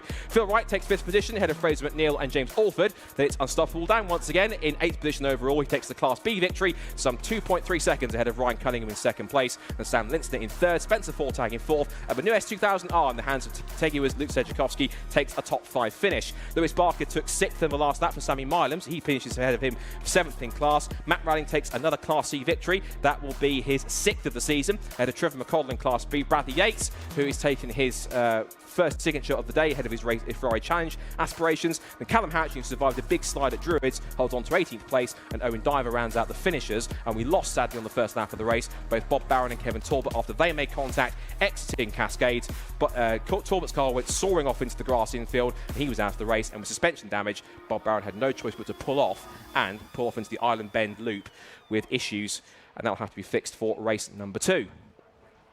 So, take a breath after that. That was exciting stuff, as always, from Racing Hondas. Excellent stuff. I should quickly look at the, maybe not fully at the lap records. I might look at that for race 2. But in terms of the race lap record, which is 1 minute, which from last year, whilst we're waiting for our drivers to get into position to have a chat with Charlie in front of a Lucas Oil board. The race lap record from last year was held by Liam Collins, 1 minute 50.533. Didn't quite get to that, we were close, but Collins set the fastest lap of the race, 150.693. So we're getting there in these conditions. If we go even quicker, there's more rubber laid down for some of the Attack 2 and Super Attack runs. We might well get possibly close to that if the pace is a bit quicker. And Collins, of course, fastest lap of the race there. That gets him an extra bonus point on top of that as well. And I think the fastest lap in Class B went to Dan Thackeray, 155.964. How does that compare to the Class B lap record? Breaks that one, so that's 155.964 for Thackeray. That now gives him a new class lap record, half a second quicker than Dave Buki. And in Class C, it was a 2 minutes .006. And Matt Ryan did not break that, 2 minutes .397. So Class A and C lap records still outstanding. But the Class B lap record has been broken by Dan Thackeray. So impressive stuff from him to get his 8th win of the season from 9 races and a new class lap record. And he also broke the qualifying lap record earlier on as well. So the second race is coming up, due to be around about 4:05. There'll be a bit of a change around with the grid to get reverse draw. You'll see that also on screen when we hand to Charlie for the interviews. And some talking points there, of course. Will Self back with victory once again. It's crucial points lost for particularly Kevin Talbot. Not really how he wants to bounce back from a really rough Snetterton, where he only picked up a DNF, and then in race 2 could only manage a 4th place and not a podium. So Kevin Talbot's got some work to do. But he might well benefit from this slightly partial reverse grid because he might be further ahead. He could benefit from getting a better start and track position if the DC5 Integra is working well. As to the pace of Tommy Knight was pretty impressive, even though he had a little bit of a falter at the end. James Kiff 4th, so the aero work certainly is doing its job from in between races between now and last round at Snetterton, and that car's got plenty of promise. It's also got a new diff in it as well, which is good. Phil Wright will be disappointed with 5th. It's still solid points for the championship. He's still in contention roughly, but he knows he would have lost ground a little bit on Will Self in that sense. For Class B, I mean, what can you say about Dan Thackeray? He really is, as Charlie effectively deemed him, unstoppable, Dan. Again, 8th win in 9 races. He continues to lead the championship, and Ryan Cunningham, all he can do is keep on chasing after him. That's all he can do, and keep on banking points. And I've said it a few times before, it's the races that you don't win that can win you the championship. But even though Dan is running away with it at the moment, some 20 points ahead, you've still got drop scores to come into play with this, so keep an eye on that as we get towards the later part of the second half of the season. And the battle between Class C continues. Matt Rowling and Callum Houchin continues to be pretty close between the two of them, and Matt again taking another victory. That was, of course, as I said, his 6th win of the season, and he came into the weekend 16 points ahead anyway of Callum Houchin, so that's more ground he's gained on his main rival. A quick reminder as well, if you want to follow Racing Hondas, their next round's in a couple of weeks. That will be at Brands Hatch, where we have Go Japan for that event. Then we go to cross the border to Scotland for a 1-day event at Knock Hill. And then we finish off the season, we go back into Snetterton on the 200 circuit in October. Could be wet, but it also could be the final title decider, both overall and in all 3 classes. Will be key for that one. And again, if you want more information, all the championship information, including the new S2000 Cup car, head to the website racinghondas.uk and give them a follow on socials as well. That's also telling. I've just noticed Tommy Knight on the screen there. His car's being towed in, so that was a problem which I think the car only just lasted getting across the line enough to get himself a 3rd place, but that's going to be some work that the Europa Crash Centre squad are going to have to go through to get that car back into working condition for race 2 later on. So fingers crossed it's not a serious problem. It's going to put him out of action. So just waiting for the signal to hand down. And just having a look through some of the standings, so we'll keep on filling in this sense of things. We'll look at some other results in the field. Fraser McNeil, that's a reshelled car that's come through to 6th, so good effort from him. He's ahead of James Alford, so James Alford, who's had a steady run through the season. James Alford in his EK Civic, he came into the weekend 7th in points, and his best result of the season was 6th place. He's taken twice, once at Cadwell Park and once at Brands Hatch, so he's a 7th place. He's consistently running in the second half of the top 10 and finding 1 or 2 peaks and troughs for his pace. For Fraser McNeil, his best result of the season has been 5th, and that was in the 2nd race at Cadwell. So again, that pace is roughly where he should be. He's close to that. He's been 6th a couple of times before. No, he hasn't, in fact. He hasn't scored a 6th position. So that's his 2nd best result of the season. And that's not bad for his reshelled car. So that's working quite well. And then we go to rest of the class. We've got Spencer Fortag. He's picked up 4th place. He had a bit of bad luck at Snetterton, if I remember correctly. Yeah, he DNF'd in the 1st race, didn't start 2nd, and lost a ton of points and dropped to 6th in the standing. He's way off the Class B lead, but that gives him a podium. That's only his 2nd podium of the... No, he's not on the podium because he's behind Sammy Linster. He has finished... That's a 4th top 5 for him because he picked up a 2nd place at Oulton Park in race 2 and 3 top 5, 3 5th positions, so he's picked up a 4th to add to that one. And Luke Sejkowski, that's impressive stuff for the S2000, of course. Kept it trouble-free, reliable, no issues, brought it home in the top 5, so that's going to be pretty key on that side. And as for Class C, as we mentioned, that carries on. That continues to be a battle between Matt Rowley and Callum Houchin on that side. We are just waiting for the signal to go down to Charlie to have a talk to our winners in all 3 classes. When we do, we'll hand over straight away. And of course, coming up now, we've got, after this race, we've got Drift Pro Championship exhibition runs in a moment's time. We've also got the next part of the time attack section, Attack 2. That'll be for pro classes, followed by club and club sport classes, and then club and a pocket rocket. And the second race is going to be at 5 minutes past 4. But that's then, this is now. I think we can now head down to Charlie, who's in Park Fermier with Lucas Allboard, to have a chat to all 3 of our class winners from an exciting round 9 of Racing Hondas 2025 here at Oulton Park. Perfect, right, we are down here after a very chaotic race 1, here with our Class A winner, Will. How was that for you? Yeah, good. Obviously qualified 2nd, which was annoying, but yeah, 2 tenths off pole. Got a bit of a better start than Liam on pole, and sort of had enough of an overlap into turn 1 that I could make it stick. And I thought, to be honest, he was going to make it more difficult and be right back on me for the duration of the race, but managed to build a bit of a gap up and was sort of trying not to be too harsh on the car through the chicanes and things any more than I needed to be, but yeah, did what needed to be done. And I think we had quite a bit of contact heading into the first corner as well. I managed to come out of that unscathed. I was there? I don't know. No idea. Right, okay, yeah, I had no idea. Obviously, Liam did manage to pick up a bit of a penalty as well, obviously heading into race 2. Is that work in your favour? Does he? He's got a penalty, has he? Oh, right, okay. I don't know, does it? I guess it depends what happens with the balls for reverse grid, yeah. Obviously, well, congratulations and thank you so much for that. Brilliant. Right, we're going to grab Dan over. So Dan got the win there in Class B. Come over. Hello. How was that, Dan? Yeah, good hot. As I suppose you've heard already a few times. Yeah, it was a nice start, nice first lap. There was a bit of a shenanigans in front. Luckily, quite a bit of contact heading into some cars were littering about. It's quite enjoyable to watch from a distance. Luckily, not involved, and just enough to get a couple of good laps on my own and keep a nice gap. Yeah, obviously reverse grid heading into race 2 as well. Yeah, I think this is the one we're all worried about here. It's not easy to overtake, very tight, twisty. So I'm just hoping that it's drawn a low number and hope for the best. Perfect. Well, congratulations. Thank you. Right, we're going to grab Matt over. So Matt got the pole there in Class C. I was going to say, hot. How was that for you? Yeah, really good. I love this circuit. Having the Civic here, he's mega. I've loved every minute of it. So had a great race with Callum at the start, and yeah, got to go in and start racing some of the big guys. So yeah, it was really good fun. Oh, brilliant stuff. That's a sick win for you as well. Going well. Is it really? Yeah. Oh, no pressure. For one more. No, I know, right? I hope you're not jinxed that far. To be fair, Dan's done well so far, and I've been fine. So Well, hopefully we'll try and do it again. Absolutely brilliant stuff, and congratulations. Thank you. Very much. Cheers. Right, we're going to do the reverse grid draw. So we're going to get Carl to come over. Got someone coming from either side. Brilliant stuff. Okay.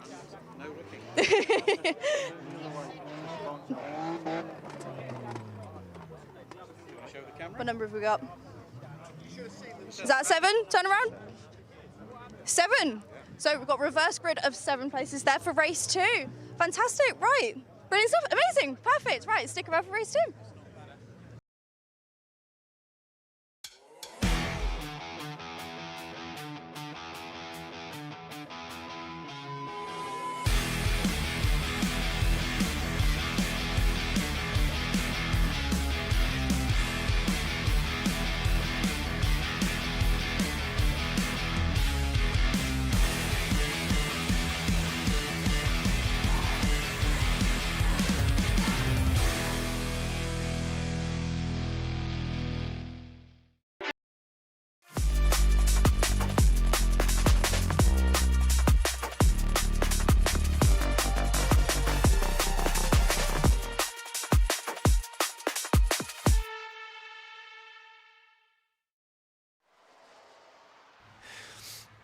All right, it is time for Attack 2.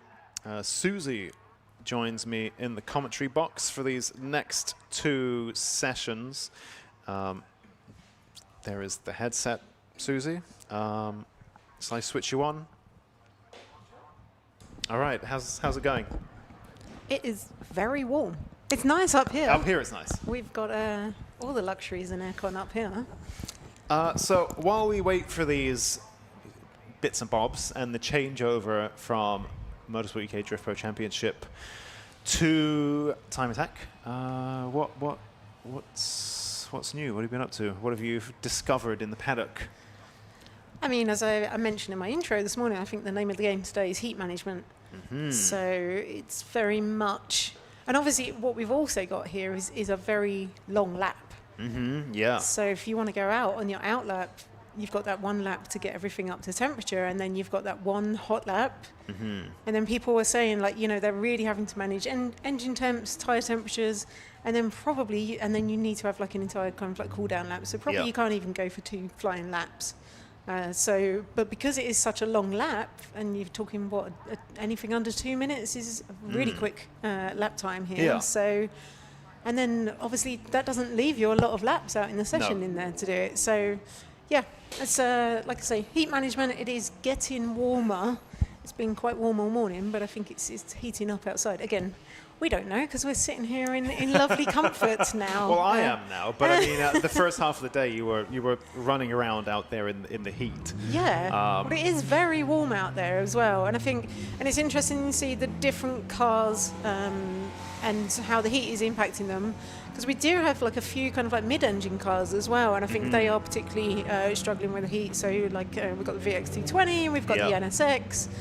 So of course the engine in the back, it's like how do you keep that cool? So yeah, that has been the main story of the day so far. Interesting. So Luke's NSX is their garage is under the commentary box, and I think they were warming the car up or something, running it before the session. And it sounded like, I mean, you can kind of hear it now, but it was like, what's the term? Anyway, it was like dipping up and down the revs. It was searching, or there's a term for it, isn't Hunting. there? Hunting, that's it. And it was doing that, and the whole commentary box was shaking and vibrating as it did. I actually thought it was like wind, or then I thought maybe it's like a little earthquake or something. I was like, well, what is that? It's very noisy. Anyway, I think he's about to head onto the track now. In fact, there he goes. Luke in the Tegua NSX. Tegua, who have also brought that amazing S2000, which those of you watching the stream, actually those of you watching from the track side, of course, you would have seen that S2000R on track as well. Very impressive machine. I think it's basically a turnkey race car that you'll be able to go and buy from Tegua. I'm not sure if you have to source the donor car yourself or if they can do that for you and that's included in the price. But It looks very, very good indeed. And anyway, that's Racing Honda's championship stuff, and I'm sure Scott will cover that off if he hasn't already. Of course, in the world of Time Attack, we have Luke Sanjakovsky now in that NSX. You can actually see it's starting to get leafy, isn't it? It's like autumnal, slowly but surely, which is quite sad. Quite enjoyed summer. You can see those dry leaves on the track getting thrown all over the place by the aerodynamics of that NSX. Andrew, brilliant designed aero, I think. And there he, whoops, just fell off. I wonder if that is just a case of he's gone out, and obviously this is straight. He's obviously still out on his outlap, right? So looks like I wonder if the tyres. I mean, it would be surprised if the tyres are cold. So it'd be interesting to see what happened there. Yeah. Because again, from speaking with them, they were saying they were having to keep the pumps running basically all of the time to keep the temperatures down. So taking the thermostat out basically, just to keep things running. And I've spoken to a few people doing that today, just taking the thermostat out, just keep going full max cooling temperatures. Because it is really blistering heat out there. I think the hottest we've had so far this season. Yeah. Really? So. Oh wow. Yeah. Well, we had Brands Hatch. Was obviously pretty warm, but I don't think quite as warm as we're experiencing today. I think it's 27, 28 degrees out there. I guess Josh Barrett in the Caterham. One man who looks very cool. Yeah, exactly. He's not going to be suffering too much from the heat, is he? He's going to be getting loads of fresh air. Yes, I mean, as a driver, very much so. And I think this is the thing, as well as the toll on the car, you've got the tyre temperatures, you've got intake temperatures, but it's also the toll it takes on the driver. Yeah, it's very exhausting. You don't really realise it until you finish your lap, and then and people are having to get out of the car and peel themselves out the seat. So, but Josh has got inbuilt air conditioning, as you can see on the Caterham. So, but even Josh saying he's suffering a bit from intake temperatures, but it just means instead of the car running really hot, it just means he's down a little bit on power. Okay. So that is pretty much the story across the entire paddock today. Is just everyone trying to keep those manage those temperatures. And luckily it's quite a long circuit though, so they've got enough kind of free air to be out on a hot lap. Because again, if you have to abort that hot lap and it's 2 minutes till you're coming back round, then it is quite a long time before you're going to be back on it again. Have you had a chance to bump into Kevin Horsley in the black Impreza? Oh, I have, yes. Oh, okay. So what's the story there? So I think that was built up from a shell. There's still very much kind of what did they say? It's a part spin. It's running about 700 horsepower, so running the legacy block, different heads on that. So, but yeah, and obviously no stranger to Time Attack. So is the legacy block, is that a 6-cylinder then, as opposed to because Subaru do a 6-cylinder as well? Okay, that I don't know. We don't know. Okay, interesting.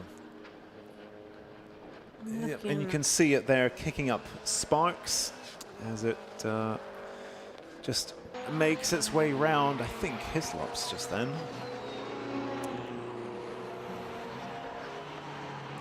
I mean, I'm always a fan of a black car. Look very mean out on track. They look mean, but it's a real hassle to keep them looking that way. Well, it absolutely is, yes. Don't ever buy one. No. But it looks good when it's clean. Is yours black? Yeah, my car is black, yes. Okay. I don't think I've ever seen this mythical Evo. I don't think it's been to a Time Attack. It is broken right now, so let's not talk about that. But yeah, you can see this Impreza, and you can see again, I'm just seeing... For Oulton, it is quite up and down. You've got quite a lot of undulations here, so you can see the downforce kind of really working. You see splitters kind of touching the ground, and occasional kind of sparks being thrown up as well. Ilya Krylov, who I feel like he's kept a pretty low profile these past few events, but here he is in the Haltech entry, the RWF Clio.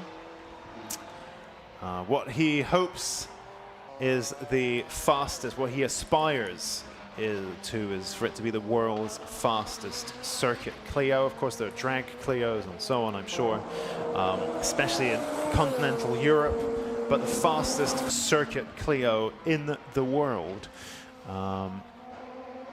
Currently, well, actually, he's, I think, only recently joined the track, but that car running all kinds of, well, I mean, Ilya does most of the work himself, the fabrication and so on, all of the composite body work, the whole front clamshell of that car, the two front fenders and the bumper, I think weighing together 4 kilos, which is nothing.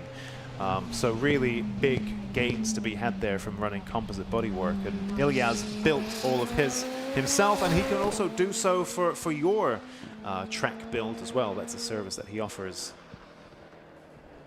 I was just watching the sparks flying again of the NSX, and as we're saying, so the circuit is actually really fast with some of the flowing corners, really high-speed corners, so a lot of bravery you have here. You can see the NSX moving around under braking there as well. It's such a scary track, yeah. So yeah, you have to really know where you're going, and you have to be very confident in the car. Yeah, you're threading the needle of the whole track. So yeah, but it looks like Luke is off on an absolute flyer. I'm just trying to see it. I think earlier on. Well, he said a faster sector one than anybody. Fastest sector, and he's already out there with the fastest time. And I think he'd broken the lap record. He was saying. Oh wow! I will have to recount and go through my records to find all of these. Just looking through. So yeah, well, 1:38.1. So not quite yet in this session, I believe. Oh, yeah, you we'll can be see keeping he's slowed an eye right on down that. there at the end. Yeah, you can see after sector 2, he's slowed right down towards the end of this lap. So perhaps an opportunity there to cool things off, tires and brakes and fluids and intake and so on. Ilya Krylov with that new, well, firstly that massive spoiler that where the end plates are also the legs and they tie into the rear arches. But also lots of new lighting on that car, front and rear. You can see those tail lights looking quite extraterrestrial. New side skirts as well today, Oh. so for this round. So You can see how much it's squirming around under braking as well, Yeah. just like you pointed out with Luke's car. yeah, and that's it. We've got some very heavy braking zones here at Oulton. So you've got these really, really fast circuit, all these fast flowing corners, and then you come to these really tight chicanes. So you've got to really, really hammer on the brakes. So it's such a good mix and real driver's favourite. I mean, from going around the paddock, this is either people's favourite track or their second favourite, pretty much. So yeah, everybody loves it. Good to see Bradley John back out. Yes, I'm very happy to see him back out. I did catch up with him afterwards. Well, the interview, right? We had the interview at Yeah, the beginning. yeah, and so obviously came back in with quite a lot of gravel. Amazing. Was that coordinated that the interview started just as there was the shot of them lifting? It was not. They were trying. Look at the speed that he just comes round there Yeah, and four-wheel this- drifting. And this, Incredible. I believe, was the actual corner that he came off on before. So again, just have that confidence going back into that corner. Yeah, I mean, it definitely wasn't lacking confidence there. He really threw that in. Yeah, and we know, so, I mean, he's really on it there because he's like running right out onto the curbs. Which is just. Oof. Oh, yeah, so he had a fastest purple sector there, so Wow. 1:42.7. Faster So, sector 3 than anybody else. Bradley John there. so, yeah, what he said was, did that lap get disallowed? I think that lap might have been disallowed, and that's why we're just seeing that Yep, car go number back 27, down. I think Yeah, that's for track him. limits. Yep. Yes, it might have been a Just little at the bit. end there. Yeah, just a little bit too much. But yeah, so he said he went for the brakes, and then the brake pedal seemed to be solid, but then he just came straight off, collected a lot of gravel, and unfortunately when he had to be recovered, he came out backwards, and then basically that all went onto the flat floor. So there was the most amount of gravel outside their garage. And so much so that he was saying the tow truck actually had a warning for the amount of weight it was carrying because there was so much gravel with it. So yeah, I'm very glad to see them back out and running again. And we know at Snetterton as well, he had the issue with his rear diff. So he's also not running his, he has a billet rear diff that he normally runs. And today he's just not running the RS rear diff. So yeah, but good to see him back out on track again. Ilya there looking very racy in that Clio. So his current best, a 1:49.1. That's good enough for third in class. I think he'll be pretty happy with that. That's potentially, you know, if he keeps this pace up, another podium. But it is still early days. We're about halfway through attack 2, and then of course we have super attack later on in the day. So let's see how that develops. And then we're seeing Mike Osborne. I was having to catch up with Mike earlier. So yeah, obviously Mike, I mean, I'd love to talk about the reliability of Evos, but we know what they're like. And obviously these high horsepower machines. And so at Snetterton, he had the clutch go on him. So, but he did manage to set like a really good time, and he lifted the head at Brands. So again, you know, as you look over an entire season, there's so much going on with these drivers that they have to contend with. But coming back, and we know Mike is always an incredibly fast driver. So he's out there with the fastest time at the moment in Club Pro of a 1:46.135, and the only driver in Club Pro not to be on a sequential box. Yes. So manual shifting, as he said to me, no, you don't need a sequential, you just shift faster. So really bang, if you've ever seen the in-car footage, you just really bang through those gears. Okay, I'm going to look out for that actually, that's really interesting.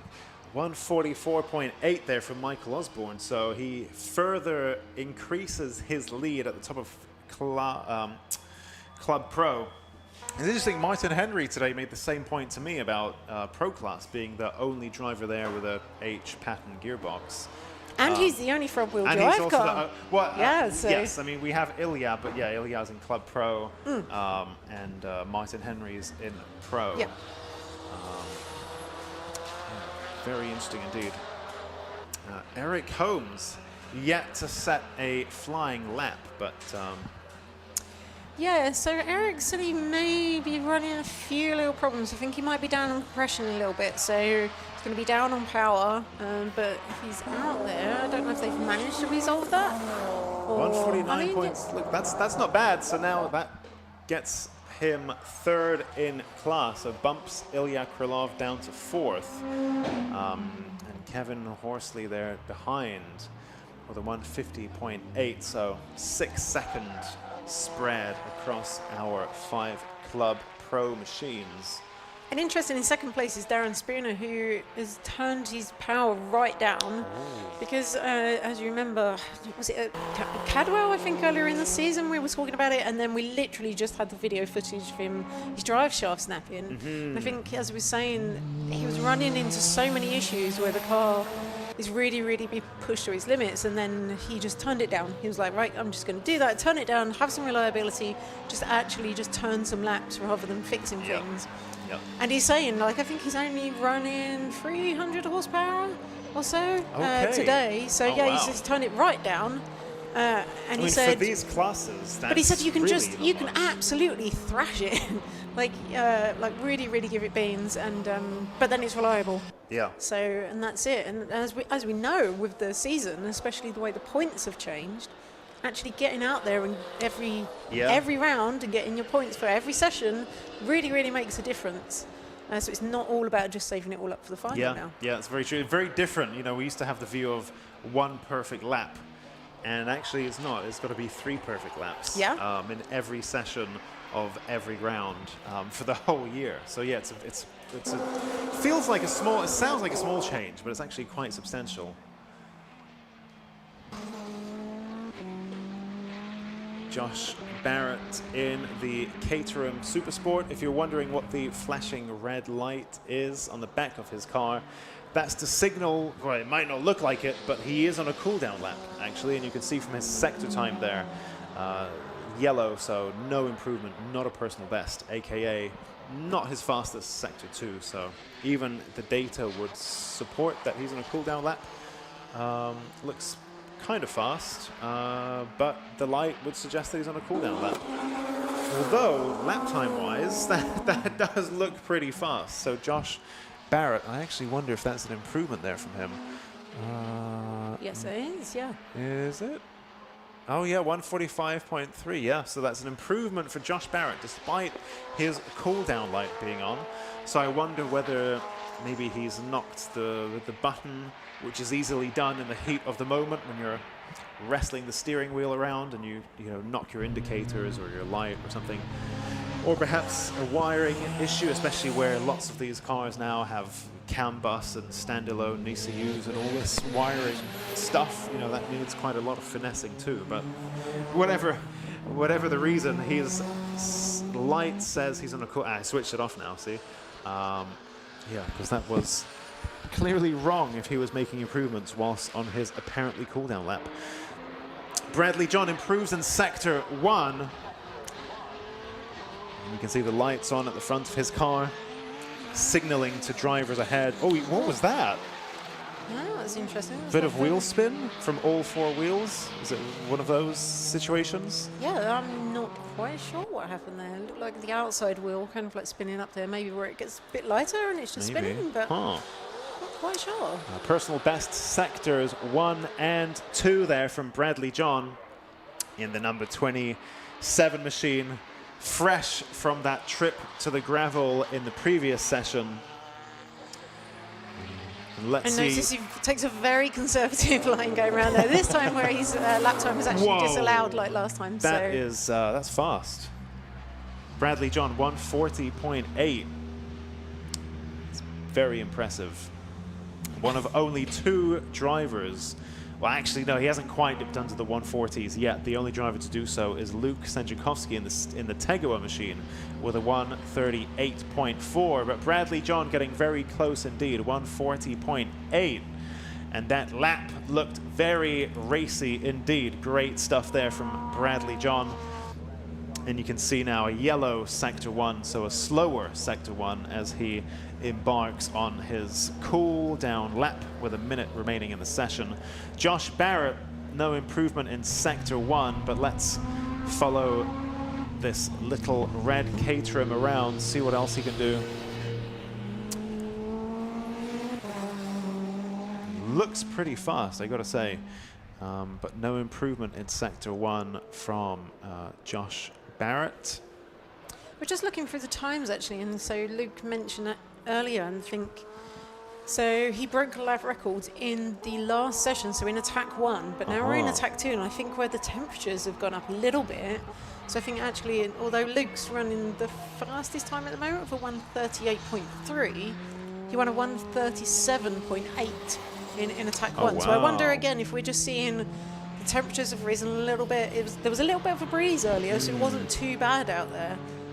But yeah, it's really, the sun is very scorching out there at the moment. So yeah, okay. I wonder if that's going to affect the lap times we're going to see the drivers turning. No improvement from Josh Barrett in sector 2.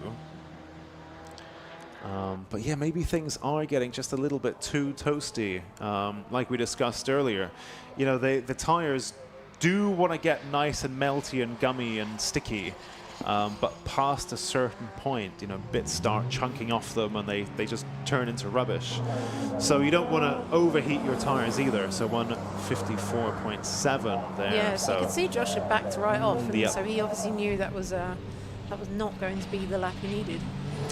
So checkered flag is out. Let's take a look at our provisional attack 2 results in the pro classes and Club Pro then.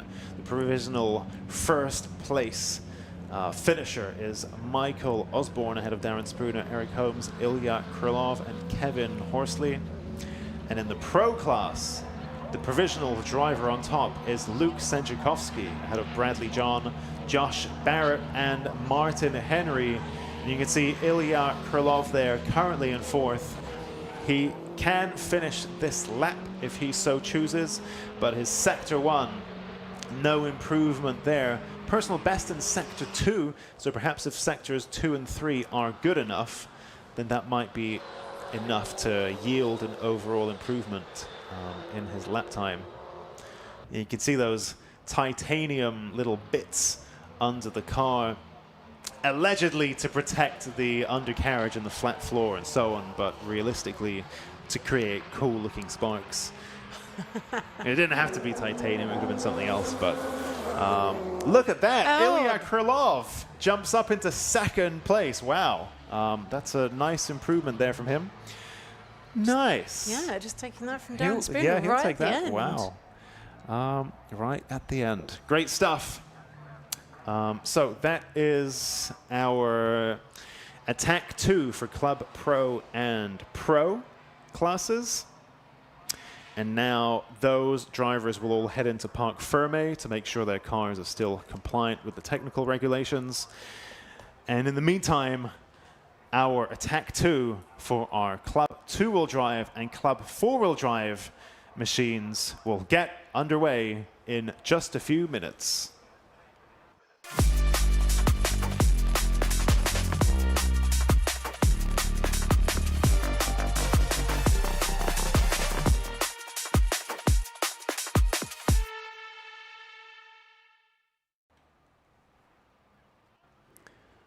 So you can see Bradley John at the top of the pit lane,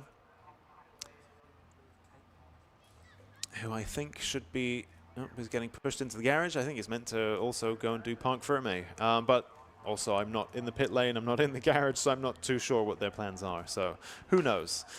In the meantime, as we get ready for our Club 2-wheel drive and Club 4-wheel drive cars to hit the track, I believe Susie, who is here in the commentary box, but also has an interview in the paddock with Luke Capehorn. Isn't that crazy? So I'm down here with Luke Capehorn. How are you doing? Not too bad, thank you. Yeah, enjoying the day today. So just a quick recap for anyone who doesn't know. So you're running in Club 2-wheel drive? Yeah, we run a Vauxhall Astra VXR in Club 2-wheel drive. We competed last year, and this is our second year in the championship. So you had free championship, didn't you? You won a championship. Yeah, I won the raffle at the end of the season last year, so this is actually a free season entry for me, so I'm very much enjoying that. With the 4 engines that I blew up last year, I felt like it was a reward that was required to be able to compete this year. So that was one of the awards you got last year, right? Yeah, we got a model engine which I gifted to my nephew so he can start learning how to rebuild my car for when he gets older. Start him early, yeah? Absolutely, yeah. But no, it's been good actually. It's been a pretty good season so far. Hit and miss. Well, I say good. Dramatic. There's lots of events going on. Downs, but it keeps it interesting, doesn't it? So the last time we spoke to you was at Cadwell. Yeah. And run us through what's happened since then. Okay, Cadwell went all right. Track that doesn't suit the car. Still managed to get on the podium in the final, which is a bit of a result. From Cadwell Park, we went on to, it was Donington from there, wasn't it? Right, from there, massive problems. Fueling issues with the car. Running really lean, ended up having to retire the car out of the final. So that wasn't ideal. We addressed a lot of problems with that to make it to Brands Hatch. Somehow pulled it out of the bag in Brands Hatch and took the win, which was a real bonus because it didn't foresee it coming. And then Snetterton was the last round, which was a tad dramatic because in Attack 2, my lower arm decided it would snap just before bomb hole, which resulted in me coming back on a recovery truck, which was less than ideal. That was your day over, wasn't it, sadly? So we didn't make it into the final, despite being sort of in the top end of the class all day, which was a bit frustrating. Snetterton's a good track for us. So we had to just take it away, replace the lower arms, and then we brought it out today. And so how's the day been going so far? Actually really good. Last time I've never had any luck at this track. I've only been here twice, and last time I was here for Time Attack last year, the car did not work. So best we did was a 53 last year, which is very slow for my class, and I did a 49.5 in warm-up straight away this morning. So new PB, straight into the 49s, right where we need to be. And we were just second in class in Attack 1 there, and I had some traffic and some issues on the lap. So yeah, really positive. I feel like we might be able to get up on the podium again today with a bit of luck. Oh, amazing. The car running okay today? Car's been going incredibly well. We've just got to do some minor drive shaft servicing now at lunch, which is, just regular maintenance for a Vauxhall Astra. Is that pretty standard then? Absolutely, yeah. It's round by round. But yeah, otherwise it's all good. Everything's hunky-dory. We've got spare shafts and stuff with us, so we'll get that changed and yeah, get back out for Attack 2. And how's the championship going for you? It starts so well. The odd win here and there and stuff's really good, but DNFing at Donington and DNFing in the last round at Snet has really damaged our chances of a win. I think we can get on the podium. I think we'd like to get to second place again, what we did last year. That's probably the best we could achieve. I think I'm 3rd or 4th currently. See how we end up after today. So, and who are you looking out for today? Today, David Dyson's the fastest car on track. He is the man to beat. So just like at Snet, I'm chasing the Porsche, and we have very similar lap times here. So It's his local track, isn't it? It is, yes. And he was here the other day, and I know how fast he went. So I know exactly what we need to beat, and we're not that far off. So I feel like if we can get some clear laps in this afternoon, turn the power up a bit more, and we should be all right. Hopefully we'll take it to him. Fantastic. We'll keep the car in one piece then, and good luck this afternoon. Thank you very much. Cheers. Thanks, Susie. Cheers, Luke. Interesting how just as he's saying that, you can see Luke Capehorn there, hot on the heels of David Dyson. And Susie's dashed back up to the commentary box. And Luke's jumped back into his car, and yeah. It's very speedy of us. Very speedy. Yeah, and look at that. He's right on the heels of that Cayman straight away. Yeah. So this is David Dyson's local track, so he knows the track very well. And as you, yeah, I mean, it couldn't have been better timed, right? Yeah. Saying he's kind of like using his lines. Yeah, true. Yeah, the different, again, the different setups that we've got here of the Porsche versus the Astro. It's just like completely different cars, but then, you know, you're seeing them kind of like pretty much back to back here. I imagine Luke's running a little bit more power. Maybe, yeah, probably. Otherwise, he wouldn't have a chance, right? You think that Cayman GT4 RS is so sorted. Yeah, I mean, an incredibly sorted chassis, but a relatively, I mean, stock car. Well, there's only 400 horsepower, yeah. You know. But again, it's just really nice to see the complete different cars really kind of like, you know, over the course of a circuit, they could be very, very evenly matched. Yep, over and the again, course of the season. Where else are you going to see this apart from in Time Attack? You just, that's what I love about Time Attack, the absolute mix of cars. Yep. And then, yeah, you get to see them competing against each other. I'm just hearing, you could hear a tyre squeal there, but presumably that wasn't coming from what we could see on camera, or maybe it was. So interesting watching these two follow each other. And like you said, yeah, this is Luke Capehorn. This isn't necessarily the track he knows best, but it's the track that David Dyson knows best. So often it's useful to just hold back and observe what lines your competitor is doing. And you can learn quite a bit by doing that. So they're very interesting to see when they come across a line what the difference in times is, because I think Luke may have been a little bit closer at the beginning, but there's really not a lot in it there. So well, here we go. 151.9 from David Dyson and 152.5 from Luke Capehorn, so 0.6 of a second apart. But, you know, maybe Luke Capehorn backed off a little bit because it was getting too close, because he did get quite close at points.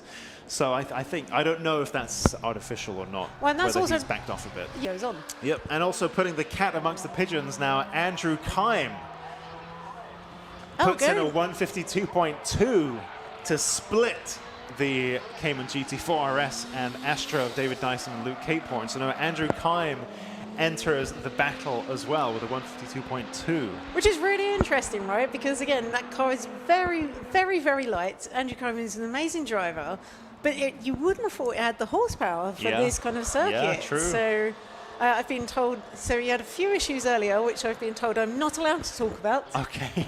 They are resolved now. Okay. So yeah, and we can see it obviously working for him there with a 152.2. Yeah, straight in there, like faster than Luke Capehorn. So very, very interesting. Going out there with, you know, far down on power from someone like Luke Capehorn. Alexander Volkov though, 145.0, and that's with a slow sector 1. Yeah. So his sectors 2 and 3 was so strong that overall that's put him nearly 7 seconds clear of any. No, hang on, that can't be right. Oh, Luke, so Luke 4 or Capehorn 5. has just gone through for 149.75. So taking that second position back from Andrew Kime, and again closing in his gap to David Dyson. So there's only, what, 0.3 of a second in it between those two. Wow. But I do think from speaking with the drivers, again, because of the temperatures we're seeing here today, we're going to see people's fastest laps at the beginning of the sessions. It would be really interesting to see how many people manage to kind of like keep on improving their times when they're out there. Because, yeah, it's just so much heat being put into the tyres, and it's just, yeah, that is the optimum kind of like temperature. Once you've got a little bit of heat into them, and then you've gone for that flying lap, it's quite hard, especially I'd imagine on the bigger cars, to kind of like get them to cool down enough. Yeah, which, you know, most cars nowadays are. I mean, even Neil Wren's E92 and anything after that, you know, they're quite big, heavy machines. And you think, yep, that they will plateau at a certain point, right? They're going to get faster, faster, faster. Tires hit that window, nice and fast for a few laps, and then you're going to really struggle to cool it after that point. And you know that's maybe it for your session, or you're going to have to do 3 or 4 cool down laps and lose loads of time. So really interesting challenge running in this weather. Who was that there? Is that Stu Summers or Andrew Carr? It's tricky to tell the Saxos apart from behind. I think that's Stuart Summers. It might be Stu Summers, yeah. But getting, I think, all 4 wheels on the curb, the wide green curb there. So I think we might see an angry note from the stewards on the TSL timing screen. This is interesting. Just look at this thing. Isn't it amazing to look at? Sadly, I don't think we're going to get much of a view from it back in. Especially that rear bumper is so crazy how it flares out. I mean, like, there must be a reason for it, but it just looks very, very unusual. But yeah, what a machine. Yeah. I mean, what kind of like presence does that car have? If you see that coming up in your rear view mirror, you're going to move out the way. Yep. It's so big and so wide. And so aggressive looking, and you can't miss it because it's bright orange and it has metal flake in the paint as well. Does it? Yeah, so yeah, it's really, there's no missing that. How interesting that it slots into Club 2-wheel drive as well. I know. I was very surprised. But I guess it is a car with a cage, and I guess maybe even it runs. Well, I think the fuel is free. Maybe actually. And I guess when you're going back then, it's like you're not having these big kind of aero packages. It was just brute force back then. Yeah. As we know, not running the original engine. Of course. Actually, 450, 500 horsepower is about where you would be in Club 2-wheel drive for a lot of these cars. We still run NA V12s as well, so I wonder if we can get to hear some of that. Do you know, in the commentary box, not so much. So you hear it moving around the paddock and into Park Ferme, into the garage and stuff. You can hear it really well, but actually on track it seems to be relatively tame. So lots of silencers in there. Very OEM spec, I feel, more than race spec. Yeah, bit of a shame, but noise regulations and such. Yeah, we'd like to hear the howl of the V12. Definitely the only V12 in the field that we have. Oh yeah. We don't often get those in Time Attack. In fact, I can't. Struggling to think of any others that we might have had. Yeah, a few more cylinders than any other cars that we're looking at on track. It's interesting. So we've got here the two FK8s out on track in Club 2-wheel drive, both from Dream Automotive, is it? Yeah. And so and I think actually speaking with them, the FK8s are pretty much renowned for having dealing with heat issues, basically. Oh, really? Yeah. So I was speaking with them, saying, asking what they're doing. As in, like dealing with, as in, like being good at them, or like struggling with them? No, struggling with them. Oh, you can see. Sorry, just Andrew coming around that corner on 3 wheels, lifting that rear wheel all the way around the corner. Yes. He just comes across one of them, right? So that's David Frost's car.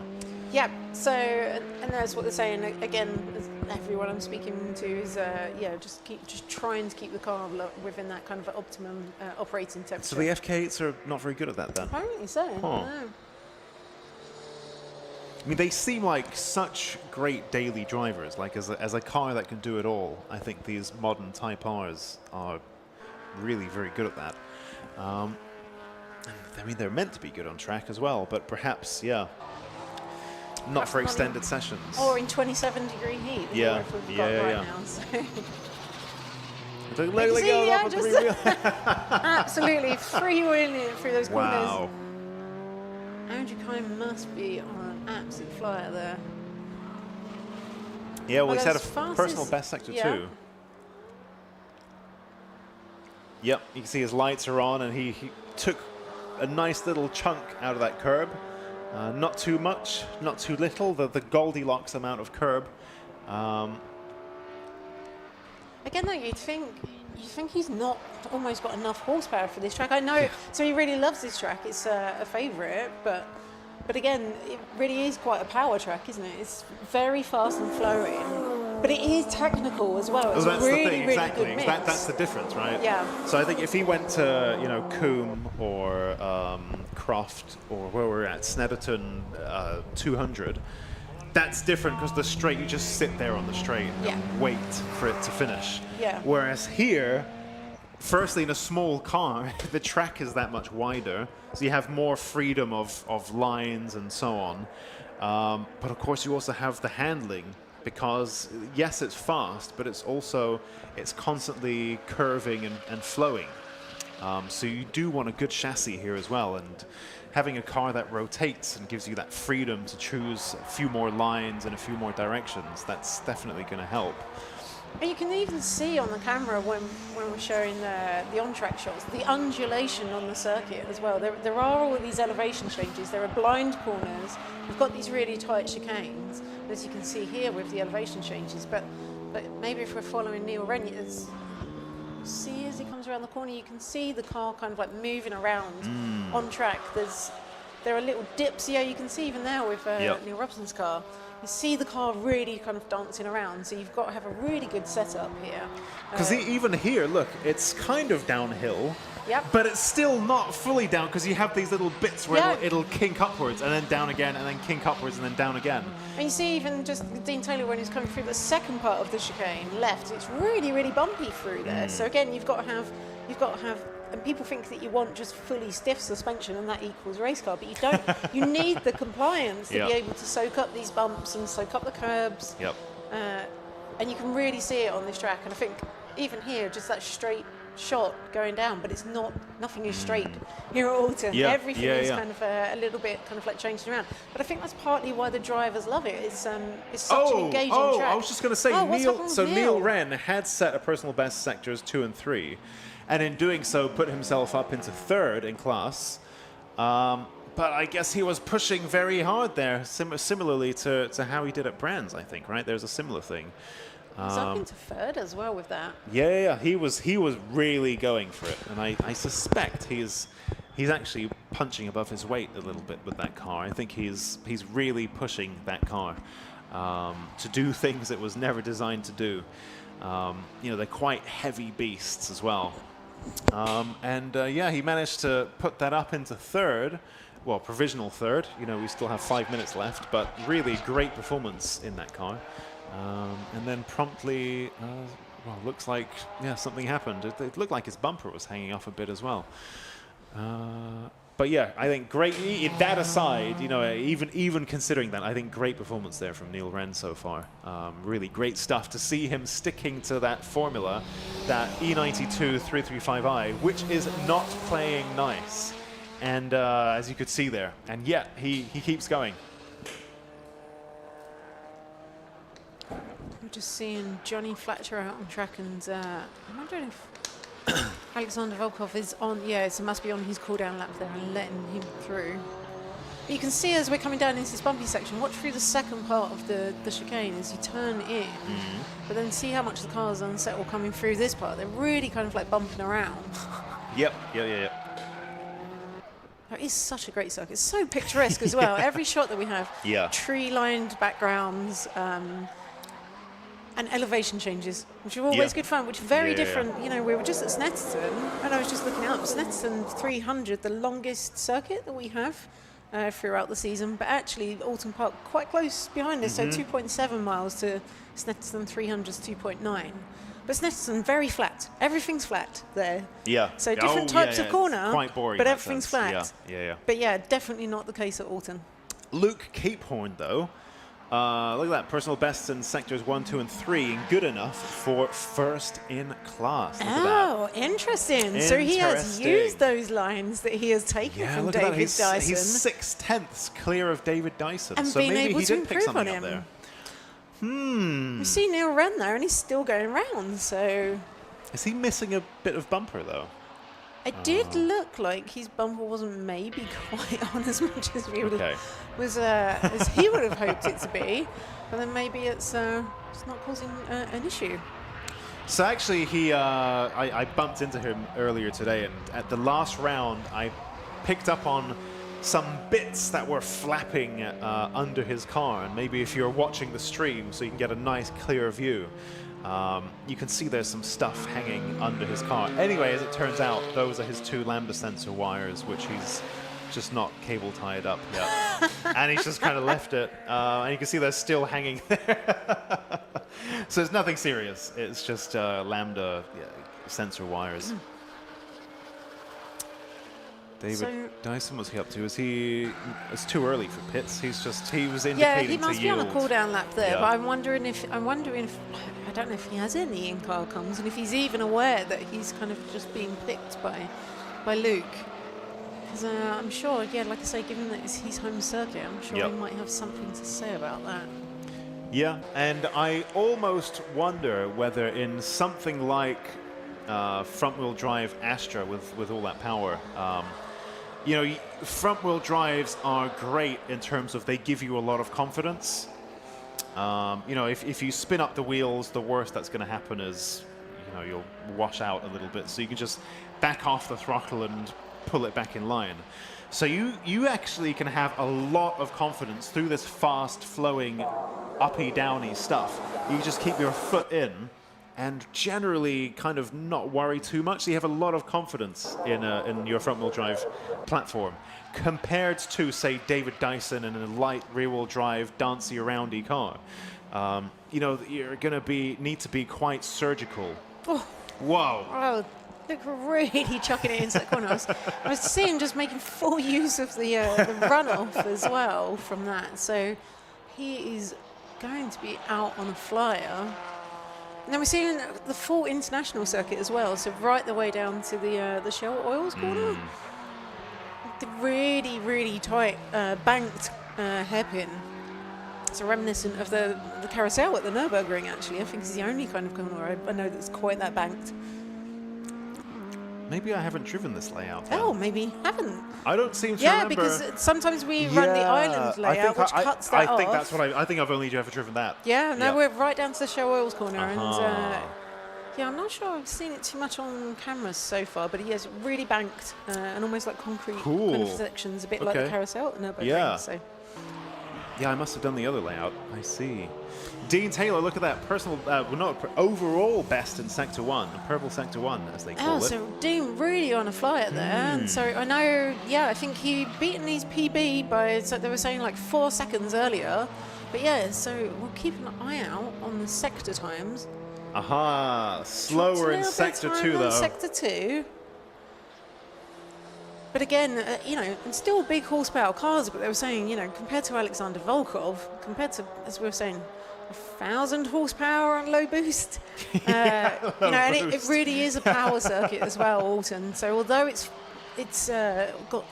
very rarely dead straight here at Oulton, but it has got these really, really fast sections. So let's keep an eye on that. He'll get an improvement, but not good enough. 148.6 there for Dean Taylor. So actually, he took a good little chunk out of his, I think nearly between 1 and 2 seconds out of his previous personal best. So nice improvement from Dean Taylor, but not enough for first place. Yeah, and again, I'm looking at the times from the last session. Everyone is running a slightly slower time. So Alexander Volkov so far run a 1:45. Last time he ran a 1:43. Dean Taylor run a 1:48. Last time he ran a 1:46. So again, I wonder if we're just seeing these temperatures really, really starting to impact the cars and the times that people can turn. I guess the one, actually, as I say that, and as we're focusing on him, Andrew Kime out there, just absolutely flying it around. We'll see, yep, absolutely, he's going to be on the three-wheel. How many corners is he going to freewheel it through? I guess the answer is probably all of them. And he is actually the one car that is, actually running a quicker time. So he's in 3rd position. And again, I'm saying, I didn't think this car had enough horsepower for this circuit, really. We've got these cars with big horsepower that I really thought it would favour, but Andrew Kime absolutely loving this circuit, as you can see, chucking it around out there. Look, see, he's backed off. Oh, he's backed off, he's waving out of the window or something. I mean, maybe he knows he's done enough for 3rd in there as well. Yeah. So what an amazing turnout, a top 3 there. That Luke managed to pip David Dyson on his home circuit after we saw them following each other. Yeah, that was really cool. Learned all the lines off him this morning and put that to good use. Let's quickly whiz through our provisional results then for Attack 2 in Club 2-Wheel Drive. Our top driver is Luke Capehorn with a 1:48.9 ahead of David Dyson, Andrew Kime, Johnny Fletcher, Neil Wren, Mike Butler, Stu Summers in 7th, Nicholas Good, Neil Robson, David Frost and Ben Morris And in Club 4-wheel drive, it's Alexander Volkov on top, ahead of Dean Taylor.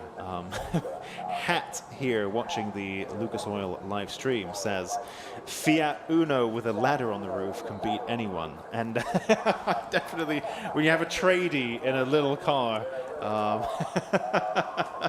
that is one of the fastest machines. One of the most menacing road menace machines you can ever see is a tradie in a small car.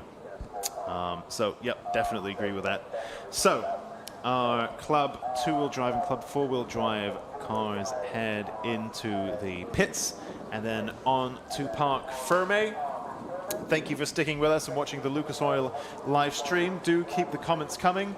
And, yep, vote for the Lucas Oil driver of the day when the QR code does appear on screen, as it does occasionally. And there you go. That's appeared right there. But in the meantime, perhaps we can come back to that QR code in a few moments. But in the meantime, we're going to get the track ready for our Clubman classes Attack 2. And that should be kicking off in just a few moments.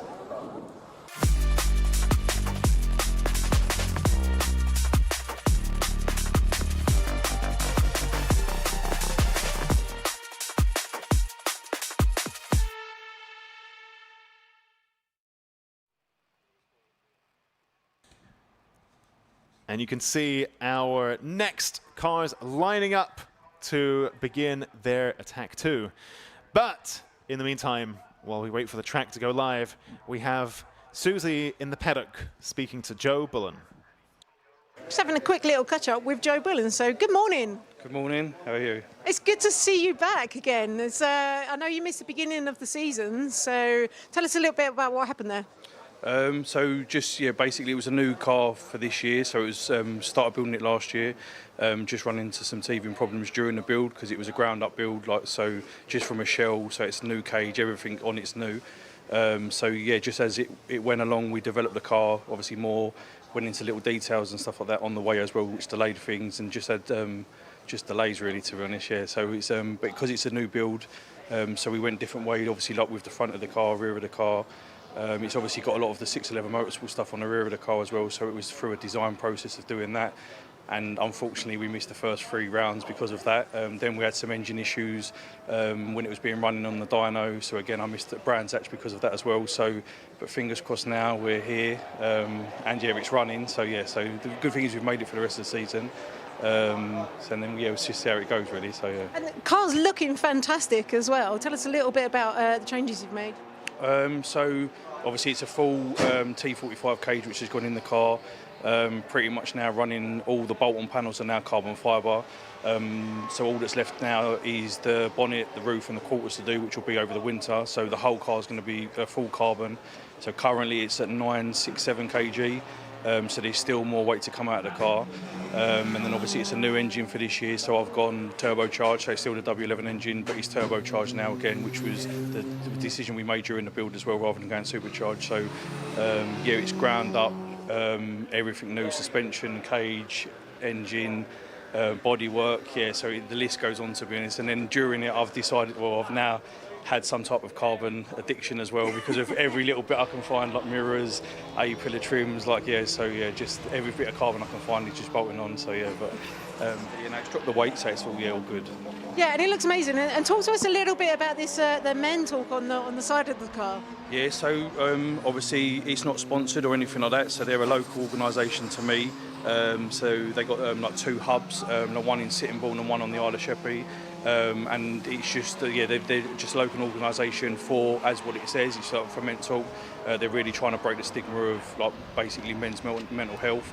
And I just thought it was my way of like giving back, and as I say, and it just breaks the stigma, as I say, gets people talking about it, and a lot of people now do see it and talk about it, so it just gets it out there a bit. And yeah, I've even been to a couple of they do like a walk-in on a Friday, and you just go in. And as I say, if you talk, you talk. If you don't, you don't. But it just gets, there's no pressure. And I just think it's a great organisation, local to obviously like us in Kent.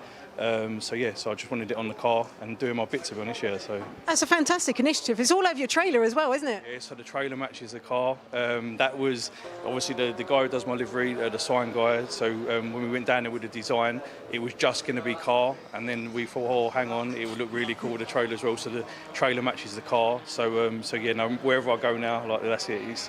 It's obviously plastered everywhere. So yeah, no, but I'm really proud to support them.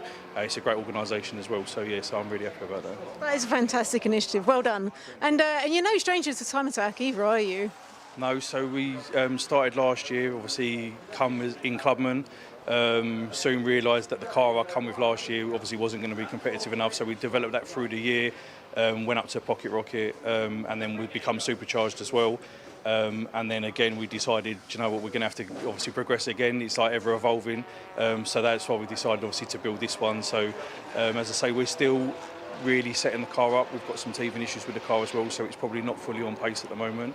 It's definitely got potential to be there, but it's just going to be time, seat time, and just learning the tracks like I've never been there before, like at all. Have you not? There's a lot to learn. I had to ask Bucky which way to go to the pits like last night, and he told me. So, but yeah, no, so it's a lot to learn, but it's great. And another reason I joined Time Attack was because we obviously get to travel around obviously the UK, visiting all the MSV tracks, which are great.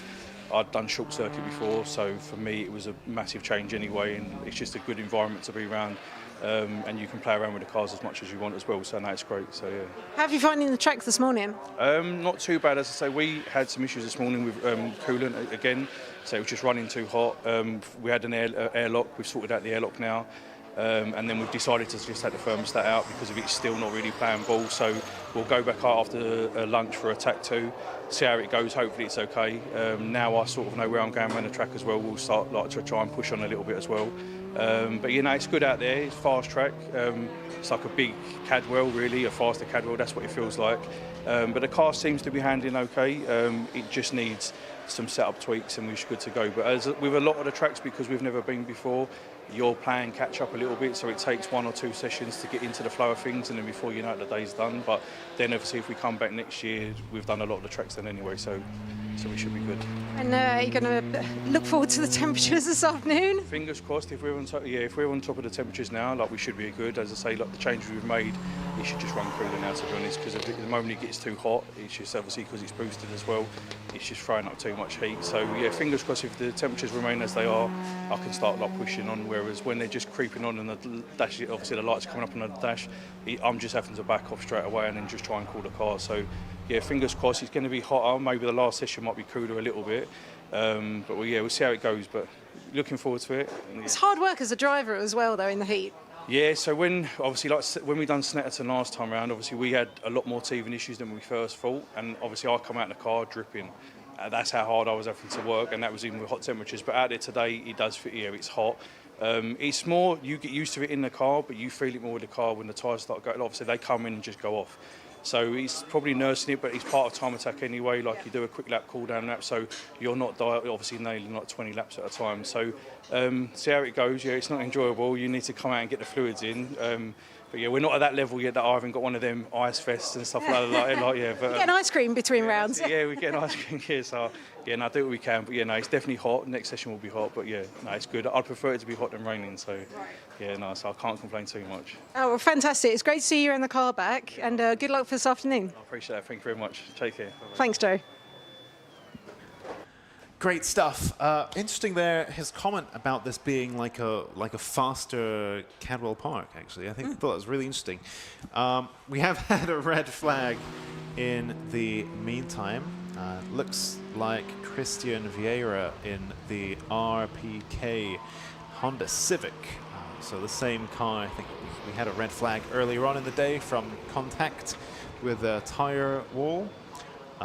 In this particular instance, the Christians pulled off to the side of the track for some reason. But luckily, you can see the recovery right on the scene. This looks like it shouldn't be too tricky of a car to recover. Christian's getting back in the car. I wonder if maybe he thinks he can get it going. Going to tow it back in. Oh, okay. Interesting. I wonder what happened there, because So after the chicane, Yeah. so coming into this corner, but so I wonder if he just knew he had an issue and pulled over.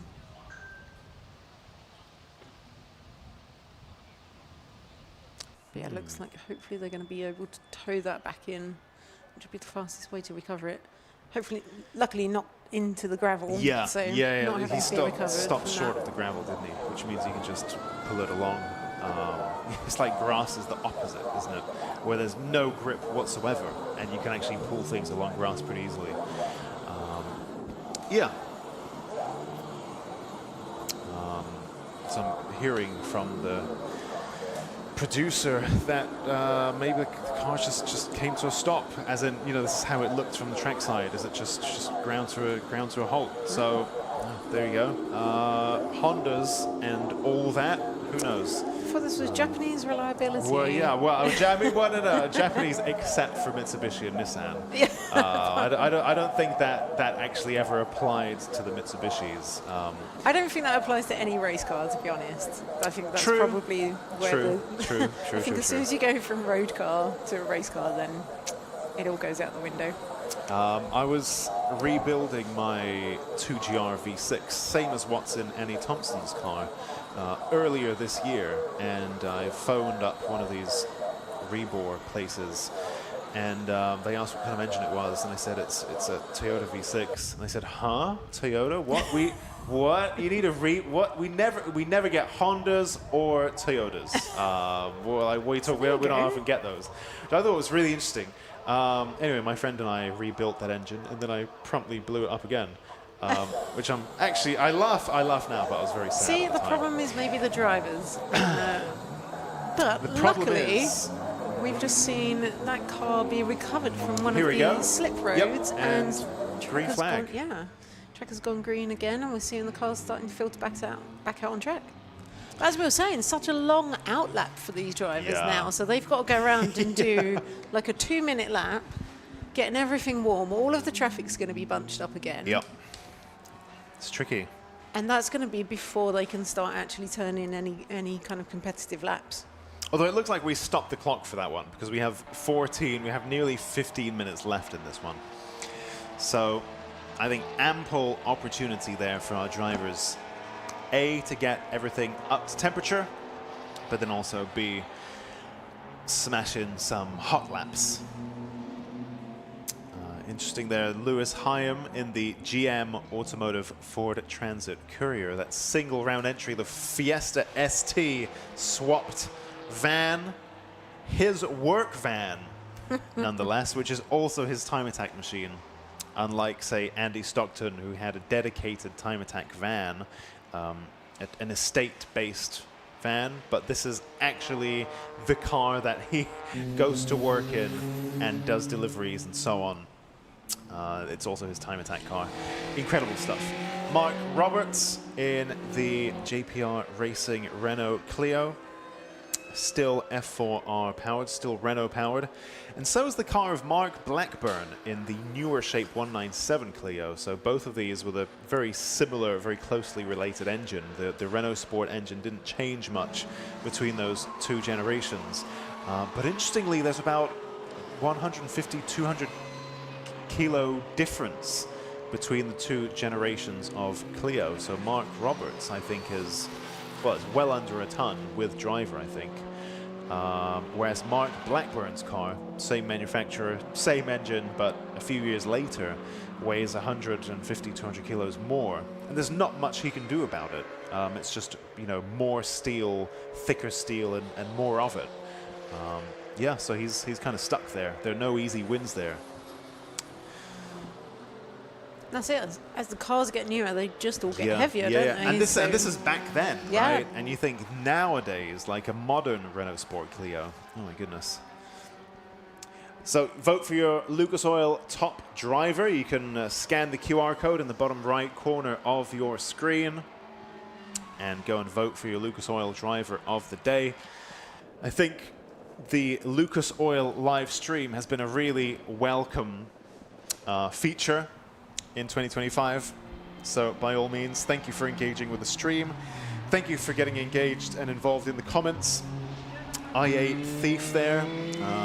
Vieira off on his first ever race, wounded. Yep, that is true. Stefan Rose saying driver of the day, got to be the guy in the TVR. Not a bad point.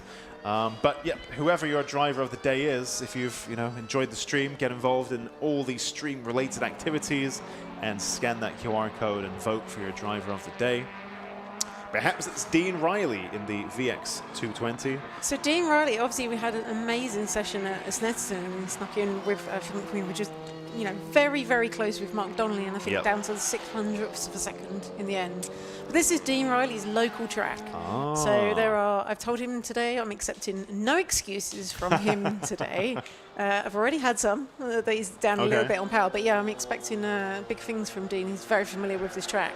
And again, I think probably more suited to the VX 220 as well. So really kind of like nimble chassis around here. Although again, maybe down a little bit on power.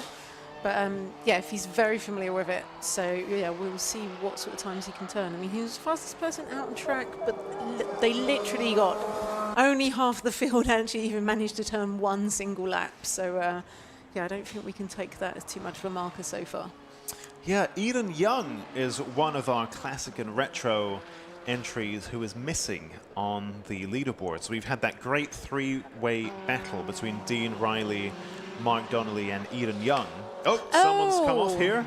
Too much smoke to actually tell who that was and where that is. So we have to keep an eye out for that. So that sounds like, so the producer they're saying it's 1:30. So that's Mark Blackburn. Which means another red flag. Is that extra weight? We've just jinxed him. Oh dear.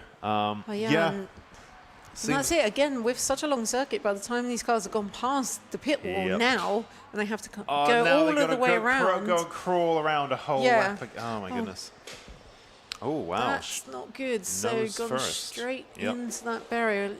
He's out of the car, which is a good sign. Yeah. So hopefully he's okay after that. Looks like we're going to keep the clock running for this one as well. Yeah, it's going to take a while to clear the circuit down there. And we've got still nearly just under half of the field who have not really turned an actual flying lap yet. Yeah. So, and again, Joe Bullan, who you spoke to, hasn't really done a great deal. Jamie Biss, Michael Greenhue, Eden Young did an outlap and an inlap. I saw him in the pits with the fan there cooling, blowing air onto his stuff. Yeah, and like Mark Donley, as we were watching, actually had the fastest, what's that, the second sector time? Second speed trap time. Yeah. And then didn't get to finish that lap. Tricky. So, and I know, as I was saying with Mark when I was speaking with him earlier, so he's got this issue where the car keeps popping out of gear, so he's actually having to literally hold it into gear. So it's most of an issue in fourth and fifth, but he was saying that's pretty much all the car is in. And that's around also, this that's when you want both hands on the wheel, right? So he's literally having to drive one-handed as he's driving around the track. But yeah, who do we actually see manage to turn some... I mean, I say turn some laps, turn one lap. Yeah, just 12 of our 21 drivers have actually managed to put a hot lap in. And we're more than halfway into the session. That's so. And by the time that gets cleaned up, this is really going to mean that everyone's going to go straight out and straight onto the case. So the first hot lap they get might be. It's going to have to be the one, I think. Yeah, I'm wondering whether we're even going to see the session resume if the clock keeps going, because that incident looked like one that's going to need quite a lot doing. So you got to recover the car off the gravel, which, as we've seen, is always a bit of a pain. And then that tire barrier having done its job, or whatever, maybe not tire specifically, but that shock absorbing barrier is going to need to be put back to how it was. And previously we saw the big tractor with the the forklift thingy on the front have to come out and put the barrier back how it used to be, and that's quite a slow moving vehicle, and it's basically a lot of work.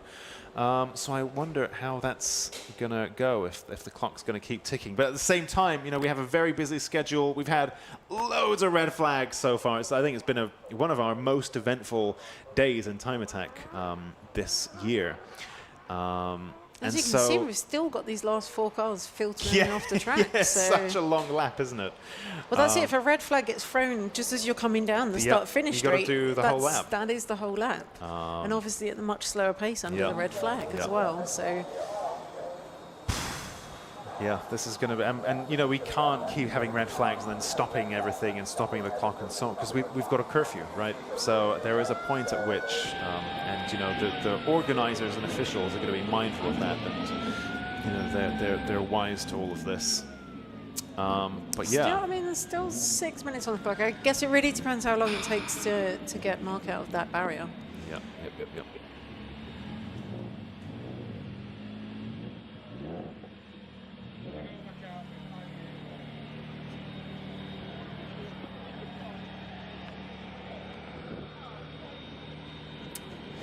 So Andy York in the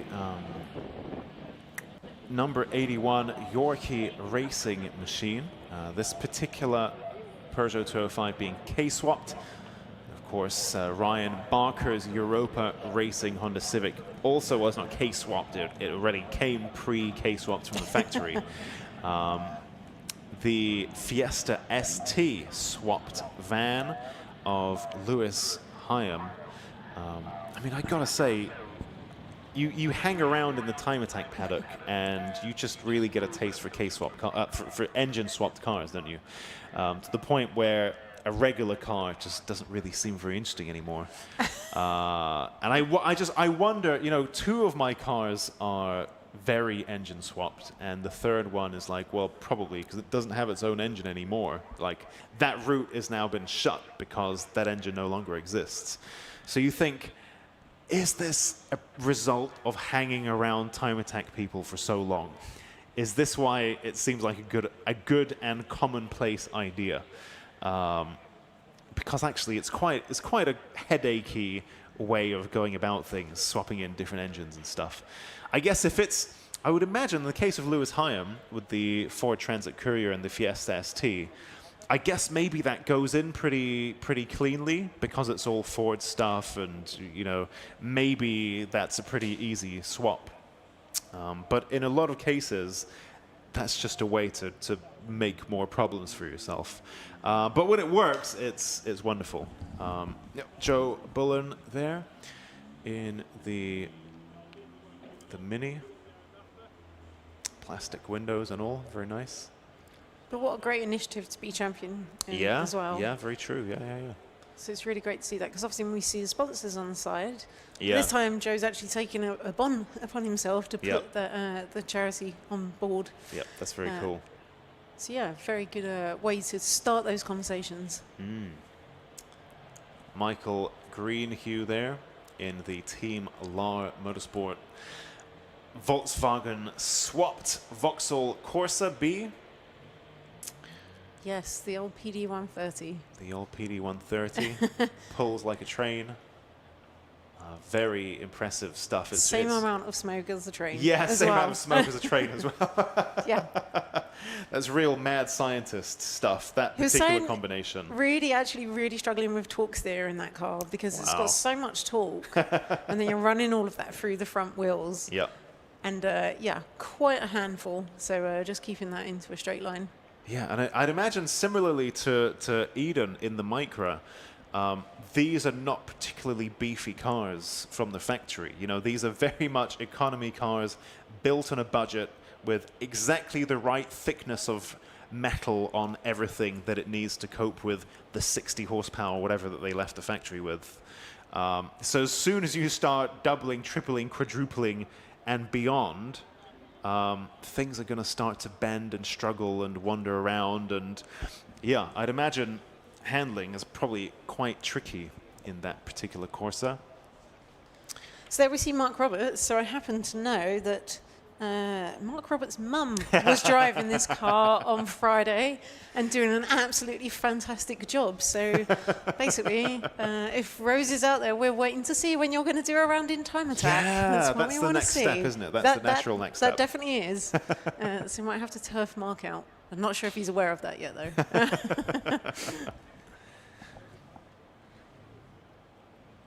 Yeah, you see all the cars down there with the fans, and the clock has been stopped with 5 minutes. Okay, so it looks like we might get 5 minutes then. So that's an out lap and a couple of hot laps in that case.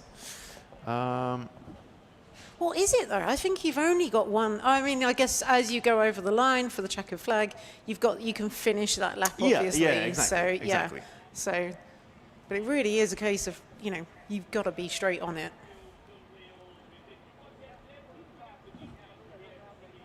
I can see lots of doors when you look down the pit lane as well. I can see lots of doors flapping.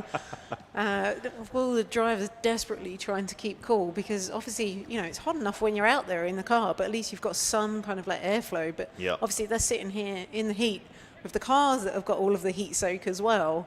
And I wonder if that also impacts the cars when they're going out because they've literally just been sitting here with all the heat soaking through the engines. So they really do need a little bit of clear air to get out there and start cooling everything down again. Yeah, a friend of mine, Max Chowdhury, who's done time attack in the past in his 2JZ swapped S14, he's kept aircon in that car. And it's something that me and him have lots of disagreements about because, come on, race cars shouldn't have aircon, maximum lightweight and so on. But on days like this, you understand that, actually aircon in a race car is actually really good idea. As long as it shouldn't be. It shouldn't be. But we do have some cars in this session that do have aircon. I think. I imagine David Dyson in the Cayman probably has aircon. I'm sure he does. Annie Thompson maybe. Clive in the Hopwell Exige? does. I was checking with him earlier, so Clive still does. So I guess he'll be sitting there in comfort. Mm-hmm. But everyone else, I imagine, Civics is going to might. be. Although Clive's sitting there with his, door open, so maybe he'll get a little bit fresh air.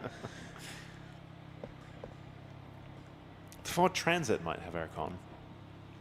But he was saying it gets very hot in there because essentially really? what you've got is a giant metal container. Right. And obviously, and no windows, so it's just the metal kind of like heating up in the sun. So very warm.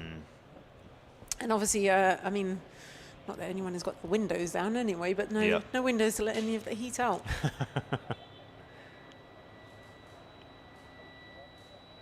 Dean Riley and the VX. What is that? Oh, I thought that was a thermometer. No, that's a fan, isn't it? So he does. Yeah. He's got human-powered aircon. Dean was actually saying how much he's changed since the beginning of the year. So he's actually got a whole new front end and splitter. And so one of the problems he's having with the car is keeping the front end down and actually keeping the car planted. So he's got that big rear wing pushing the rear wheels into the ground.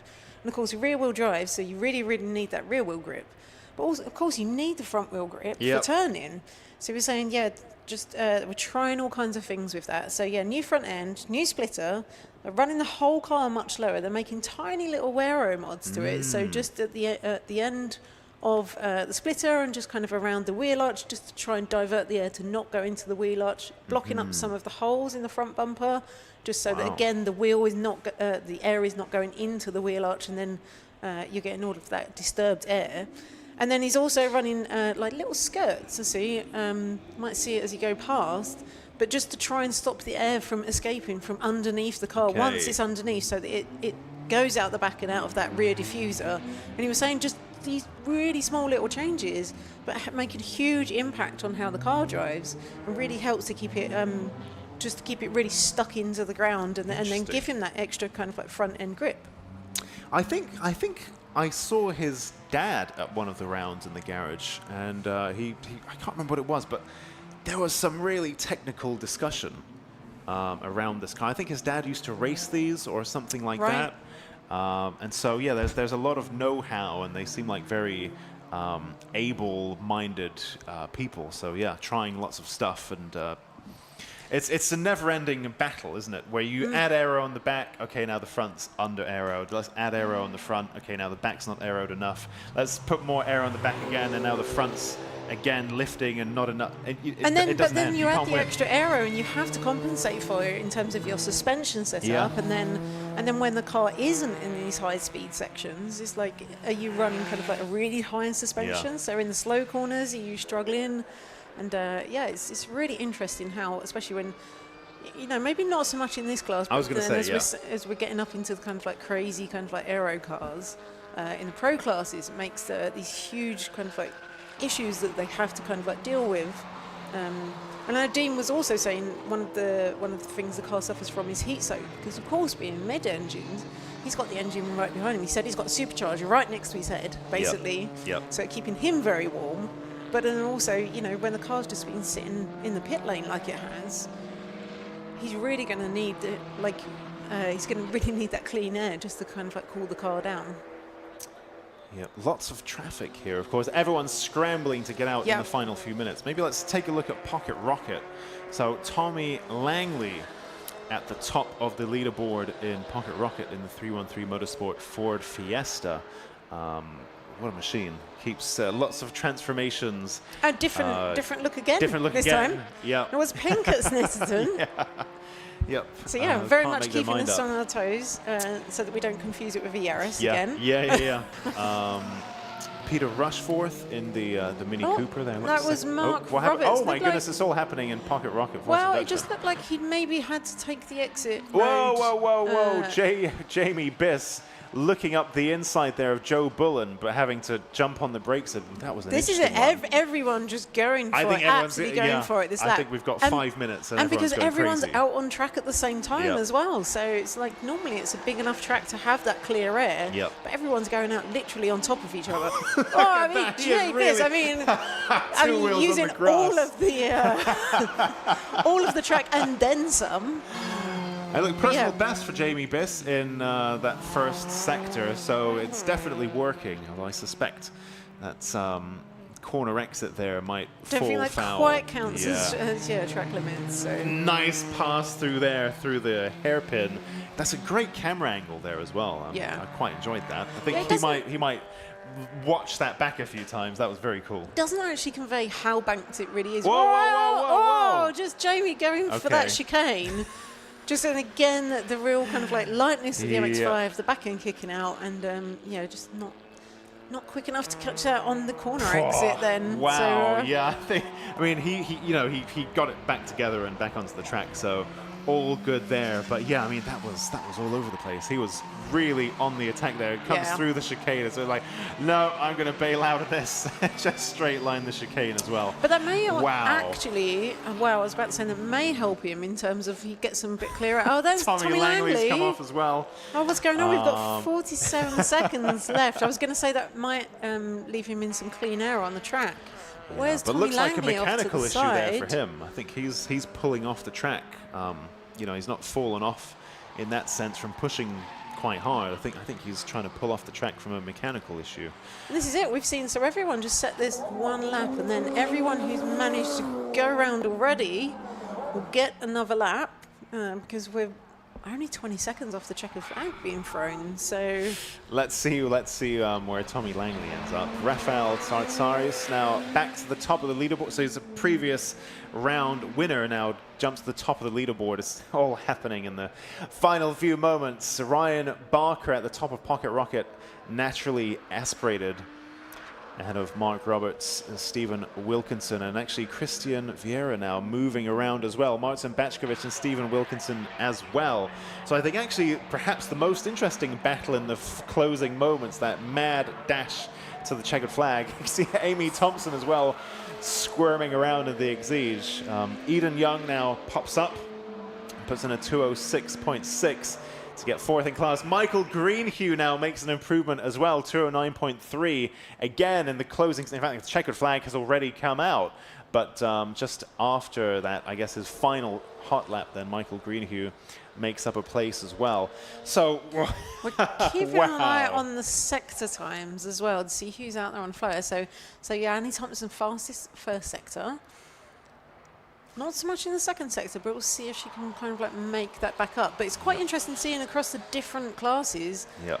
Around the 156 mark, we've got quite a lot of cars. If you look at those, so only I think Dean Riley, the Clubman cars actually running faster than the 156. But then we've got Andy York in classic and retro. We've got Rafael Saris, as you say, Tommy Langley in Pocket Rocket Force Induction, and Ryan Barker in Pocket Rocket NA, all running in a 156 on that one lap that they all got to do. So you can see why there was lots of traffic out there. Joe Bullan's on course for a new PB as well. Lewis Hyam, Joe Bullan, and Peter Rushforth all setting personal best sectors.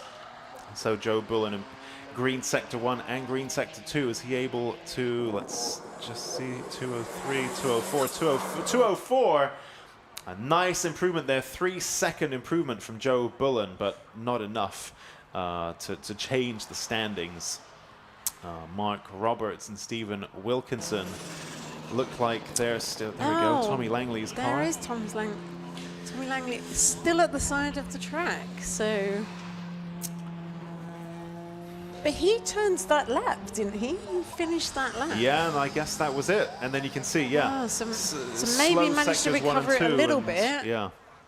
And then he but stopped not out, enough didn't for finish a sector 3. full of a lap. So, yeah, definitely some issues going on there.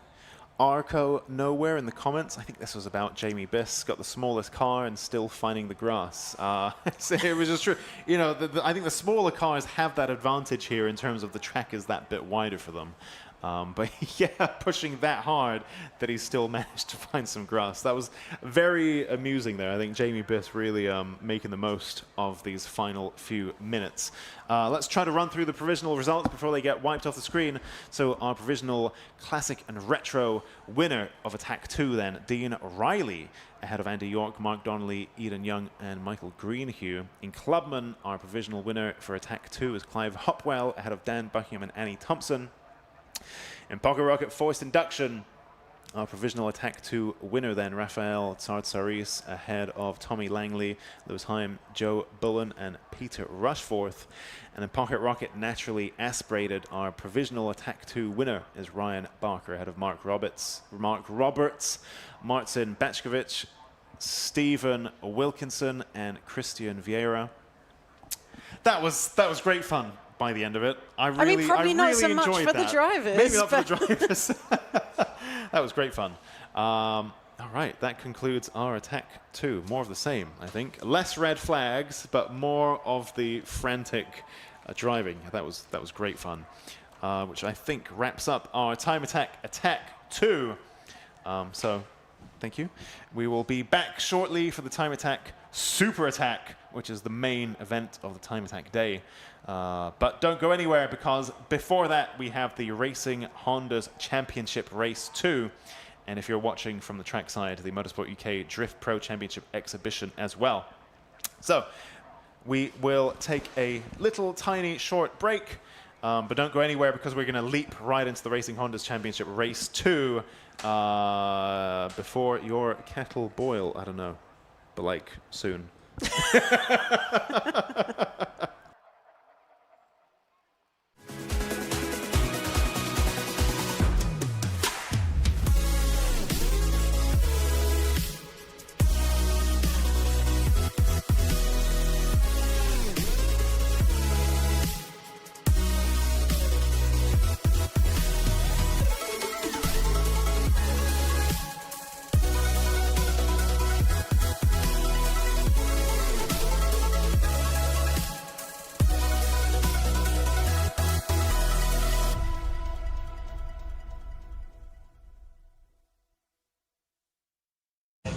Right, I am here with Sammy Listener. He's one of our Class B drivers down in the pits today. Obviously, podium finish at Snetterton. How was it? Yeah, good. Really good race. Set myself over the curb, and I think Dan followed me, which lost me the lead. But I think, to be honest, Dan might have found a way through at the end anyway. But yeah, second and fourth in Snets, that's good. Yeah, very strong, very strong. Yeah. Obviously, it made Dan absolutely work for it there, 100%. Yeah, I'll take that as a bit of an accomplishment, to be honest. Dan's a very good driver, and if I'm creeping up to it slowly, then I'm all for it. Yeah, it's good. holding on to third place in the championship. Reckon we can score some points today, get up there? Yeah, I think so. We were good here last year. Yeah. Pace is good. Mechanically, the car had a bit of a disaster of a weekend and we went home with our tail between our legs. But yeah, I'm feeling confident. Yeah. Looking like it's going to be a good day. Yeah. Happy with the car in the dry. Amazing. Can't wait to get started, fantastic. Obviously, we have got the car behind us here. Yeah. Talk us through, what have we got going on? It's your pretty normal sort of EP3 spec, really. Carbon bonnet that I've done myself and a few bits and pieces inside the car. Enki wheels are nice. RPF ones though wasn't really good on an EP3. Yeah, quite your normal Class B spec. Lots of YSR parts, YSR brakes, coilovers, all that sort of stuff. So yeah. Amazing. Obviously, confident today? Yeah. Good stuff. Amazing. Well, thank you so much. Good luck. No problem at all. Thank you.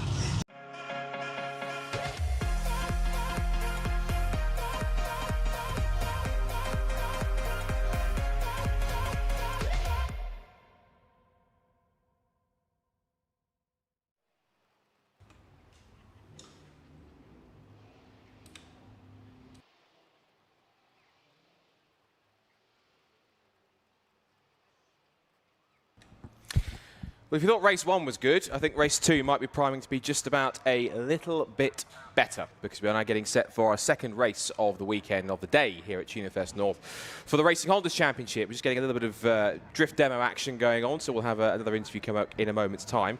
But we are now coming up to our second race, and if you want to recap what happened in race 1, it was Will Self who started from the front row of the grid alongside poleman Liam Collins, who took back his qualifying lap record in the dying moments of the qualifying session. And then it was simply Will Self controlling the race from the front. Early on, Liam Collins got himself a 10-second time penalty as just watched some of the drift cars go out onto the track whilst we wait for our Racing Hondas to do so. I think they're doing one of their final sessions of the day before we get to our Racing Hondas action. But back to what was happening in race number 1, Liam Collins then picked up a 10-second penalty. It was either for a jump start or an out of position start. And because of that, it meant that he was in danger of even dropping off the podium entirely, because in the early stages there was a fight going on for what would have been net third place at the time between James Kiff, who we'll hear from in a second after he spoke to Charlie this morning,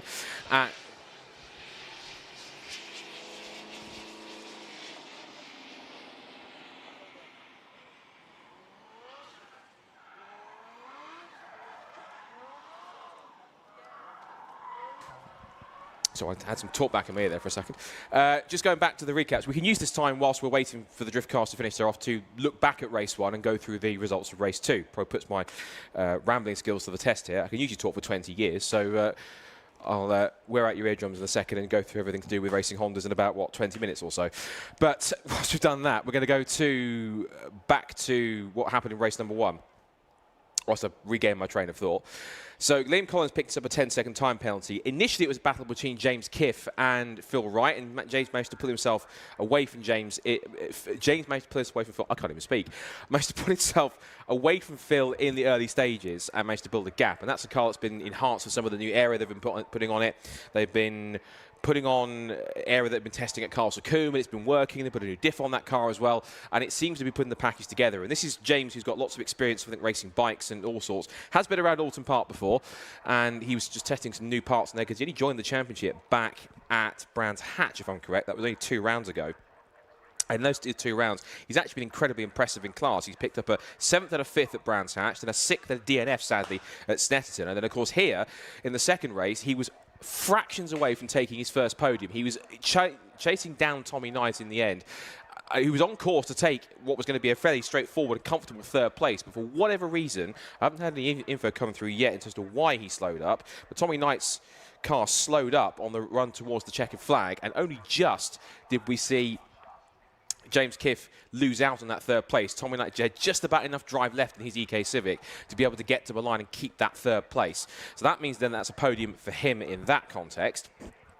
And then we get to the cars behind them. If I look back at the result of race number 1 to give myself a bit of a reminder of what happened, I should know that, being the commentator, give myself a slap on the wrist. So yeah, Will Self took the victory by what was on the timing screen 13 seconds. In the reality, it was 3 seconds because of the 10-second penalty.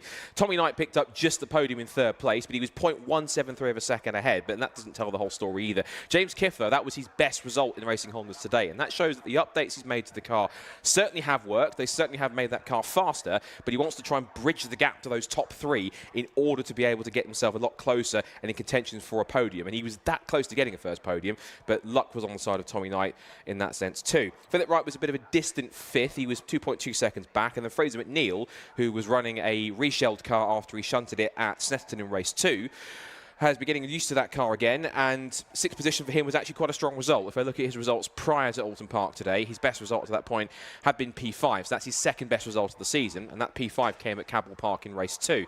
The rest of the order in the Class A runners, we had James Alford running in 7th place, and James Alford, who prior to this point, his best result had been 6th twice at Cadwell Park and at Brands Hatch. He has now picked up a 7th place. He's a very consistent sort of second half of the top 10 runner, trying to break into the top 5 where he can. As you can see some of the enjoyment here for those of you who are drift fans who are watching some in the background. I might even commentate on some of this as you're watching, as you're seeing them go through turn 1. I can't say I've ever commentated on drifted before, but I do enjoy it and it's quite fun to watch. So if you're watching down at the circuit, do enjoy the sights and sounds of the drifting whilst I ramble on about racing Hondas. And with James Alford, he's been a very consistent top 10 runner in the second half of the top 10 and getting stronger as the season's gone on, being quite consistent. He came into the weekend 7th in points and managed to make that work pretty well. Dan Thackeray, who continues to be unstoppable Dan, has now won 8 wins from the first 9 races. Put my teeth back in. 8 wins from the first 9 races, and he's looking pretty clear at this point that he's going to be a favourite for the championship, not just in Class B, but overall as well, because he has been having that consistent form. He's an ex-Civic Cup runner, and he was battling with Max Edmondson for the 2023 Civic Cup title until his engine literally went up in smoke when it blew at the Formula Ford Festival finale at Brands Hatch that year in 2023, and thus gave Max Edmondson his first title in that championship. So Dan has come across to racing Hondas. The car is pretty much, as far as I understand, the same spec that he's run in the Civic Cup, and he's running it here. He's a quite fine driver. He does also jump into a couple of the time attack sessions to give himself a little bit of extra attack time to do that, and there's been, we'll gloss Nick briefly, a handful of those drivers got out to get a bit of extra track time to enjoy themselves, because it is a single day event. You don't really get a chance to test, particularly not yesterday, because for those who don't know Oulton Park, there's a restriction on how many days that they can actually run on a Sunday. It's things to do with church rules or something along those lines. I can't say I'm an expert on that, but that's exactly how that works. Yesterday there was some church-related activity going on, and the teams didn't actually get themselves into the Parc Ferme, into the paddock until about 5, 6 o'clock in the evening when they were starting to set up, or at least from 3 o'clock onwards. It was around about that time. So that track time is all important when it comes to be able to run well, particularly when you've got a free practice session, a qualifying, and 2 races that are all on the same day. So that's a very compressed day, and because racing Honda's events all happen on the same day, so you've got to be able to consistently run in each session without problems. If you do get problems, that can then start to multiply over the course of a day. If it's a big problem, it can really hamper the rest of your day and possibly even put you out of it. If it's small problems, you can fix them, but they're frustrating, and so you have to really get on top of that and make it work as best you can. So Dan Thackeray has made the most of the fact that he's been pretty strong. It would have been 9 wins out of 9 had he not retired from Brands Hatch in race 1 with a technical issue. And that win actually went to his nearest rival, defending champion of racing Hondas in 2024, Ryan Cunningham. He won the title last year in Class C, moved up to Class B. He's got the number 1 on his window, the Kemp Models EP3, and that car's been pushing hard as much as possible to try and chase after Dan. He has been, and I say this politely, second best, and he has finished every single race and done it on the podium. He hasn't finished a race off the class podium all season. His worst results have been 2 third places, and that was at Donley Park in race 2 and Snetterton in race 2 with a pair of thirds. The rest of it has all been second places, apart from Brands Hatch in race 1. Third in the points coming to the weekend was Sam Lintzner, and I talked about earlier on the fact that he was that close to ending the streak or adding another non-victory to Dan Thackeray's record in 2025, but he just about made a mistake on the last minutes of the race, the last few corners of the race, and that gave Dan Thackeray that victory to keep up his 7 out of 8 record going into the event, into this weekend. But Sam's been, again, very consistent. He did get the disqualification at Brands Hatch race 1, but outside of the second race at Brands where he got 7th, he's been a very consistent top 5 runner in Class B. He scored now 4 podiums, if you include his third place that he took earlier on this afternoon, but he's taken 2 third places and a second. In fact, he's taken 2 podiums in a row now, considering that was second place in race 2 at Snetterton, and then race 1 today, we got third place. Again, working out my ADHD brain on that side. And quickly running through the rest of the class, we'll go through Lewis Barker, who had a bit of a rough race 1, if we talk about that. He had a tangle with Trevor McConnell, which put him further back, and then from there he had to kind of drive angry a little bit to pick his way through the order. He did pick up, in the end, a place on the final lap after he passed Sammy Milam to give himself 6th in Class B. And the Europa Crash Centre and BSR racing, the Ben Sharp racing car, certainly did give him a bit of damage limitation. If I look at his results going in for that one, these worst results to that point had been 6th in class. Well, he took another 6th in class. That's his 4th time he's done that. The worst result he's taken so far in class was 10th right at the start of the season in Cadwell Park. So that's something that's been pretty intriguing to watch for. And he has had a class podium, picked up race 1 Snetterton podium in that side too. Spencer Fortags had a very interesting back and forth throughout the season. Came into the weekend 6th in points. Picked up a 2nd place at Oulton Park in race number 2, but he had a nightmare weekend at Snetterton. He picked up a DNF in race 1, didn't start race 2, and then when he came to do race 1 earlier on, he picked himself up 4th place. So that himself actually is his 2nd best result of the season, because before that, that's his 4th top 5, the 5th top 5, because he includes his podium. And he finished 5th 3 times and now a 4th on top of that, which works pretty well. We should talk about as well, as we should be doing as well, about the new S2000R, which completed its first race successfully without any problems, didn't get involved in any dramas that was going on ahead of it. And Luke Sedjakowski, who I imagine probably will put the car into race 2. I imagine it will. We're just looking out of the window to see if there's any signals that it's any queuing in the assembly area, and they've all gone through, so it looks as though they are not quite there yet, or I can't see them out of my sight. But Luke Sedjakowski, who I mentioned in terms of the launch about it, and we can talk about the S2000 for a moment. We have got an interview with James Kiff, which I'll transition to in a second, so you can stop listening to me talking and have the much more brighter, shall we say, sort of sights and sounds of Charlie Harmon, shall we say, talking to James Kiff rather than listening to me ramble on. But in terms of the S2000, we'll go through the couple of articles that we had here being launched. It was launched, of course, towards last week.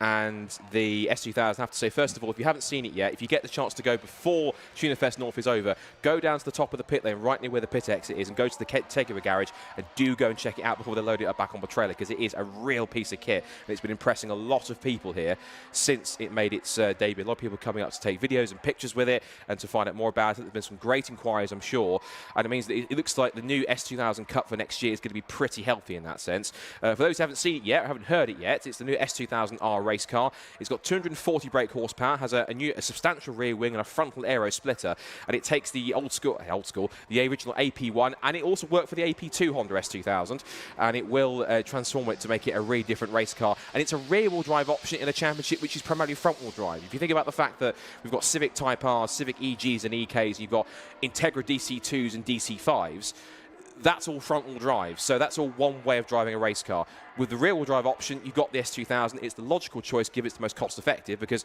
let's face it, the next step up from that is something like an NSX. And NSX become as rare as anything, and they become as rare and expensive as old-school other JDM classics like Skylines and Supras and everything else in between. RX-7s you can throw in the mix as well. So the S2000 makes sense. It initially runs in Class B, and of course that's a maximum of 195 brake horsepower per tonne. And of course it will graduate for next year into its own S2000 Cup class, which will have its own dedicated points table, and it will crown its own champion in the mix as well. Now Teguer has been tasked as well to provide the build kits and the components, which means the owners can build their cars as they wish.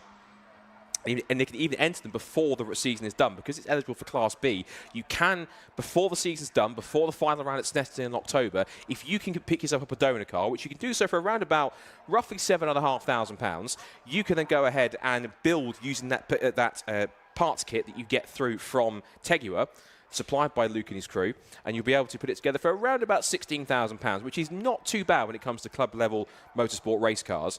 And you could enter the last round of the season. There's still 3 meetings to go. We've got Brands Hatch in a couple of weeks, then we go to Knockhill in Scotland, and then we go to Snetterton back once again on the 200 circuit in October. So 3 opportunities before we have the dedicated S2000 Cup to get some early 2026 running in 2025 in one of these S2000s. And there's still about 3,500 S2000s on UK roads. There's plenty of cars out there in order to make it happen. And also as well, there's an incentive where the first 3 people, the first 3 entrants that build and race an S2000R race car using the kit will get a full season's worth of race entries paid for by Teguer. They will do that for you. It makes your expenses that little bit easier. That's one thing you haven't got to worry about. Your race entries taken care of if you buy into this new class and buy into the S2000R, buy into the kit, buy into the vision that's been put together by Time Attack and by Racing Hondas and by Teguer to pull this together and bring this new different Racing Honda into the mix. It's going to be all quite crucial. Now, in terms of the feedback we've had for that car so far, and I'll touch on this before I then switch to something that's much more interesting to listen to, which is listening to Charlie interview James Kiff. The car's already had its first development run, and that was at Oulton Park on Wednesday, which was impressive very much. Luke put in more than 40 laps around the Grand Prix circuit at Donington, and immediately said it was brilliant straight out of the box. And to give you a tell of just how good this car is, he said within no time the Craner curves were flat, no lifting. Now, if you know the Craner curves, if the car's got enough grip and you're bold enough, then you can go ahead and go for the Craner curves flat. So to do that straight off, to give that amount of confidence to someone as experienced as Luke from Teguer, who, of course, here at Racing Hondas and Time Attack, races a souped-up kind of JGTC GT500-esque looking NSX that's in the top class. He's got quite a good feel for a car that's got good grip and good aero, so his judgment is quite sound.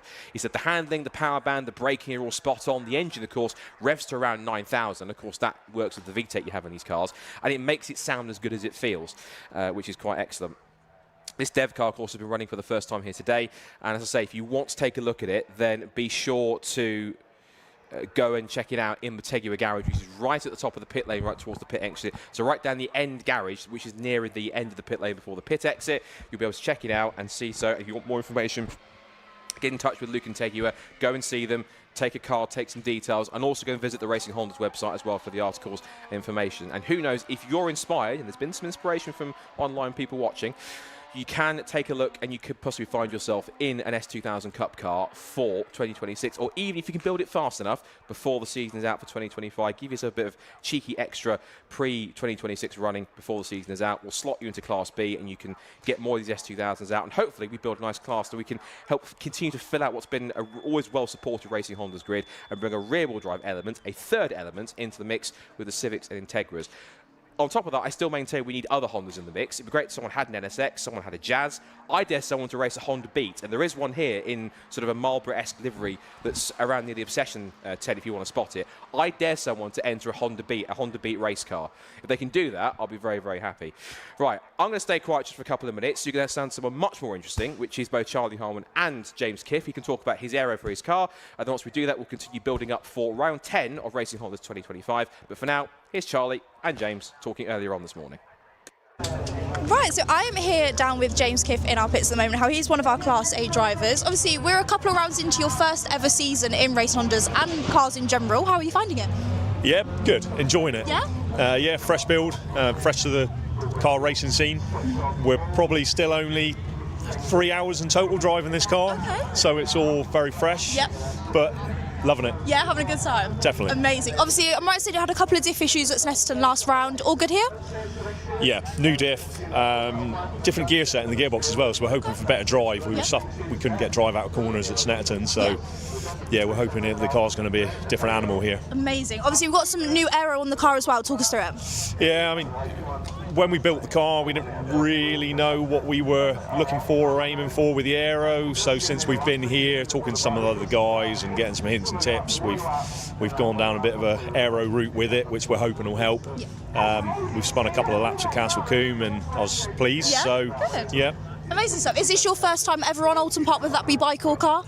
No, I've raced a bike here. I have driven a car around here. We've not tested with this, so we're going out fresh with this car, but I do know the direction of the track. So you got faith. I got faith. Yeah. Amazing. Thank you so much. Good luck today. No problem. Thank you. Thank you very much.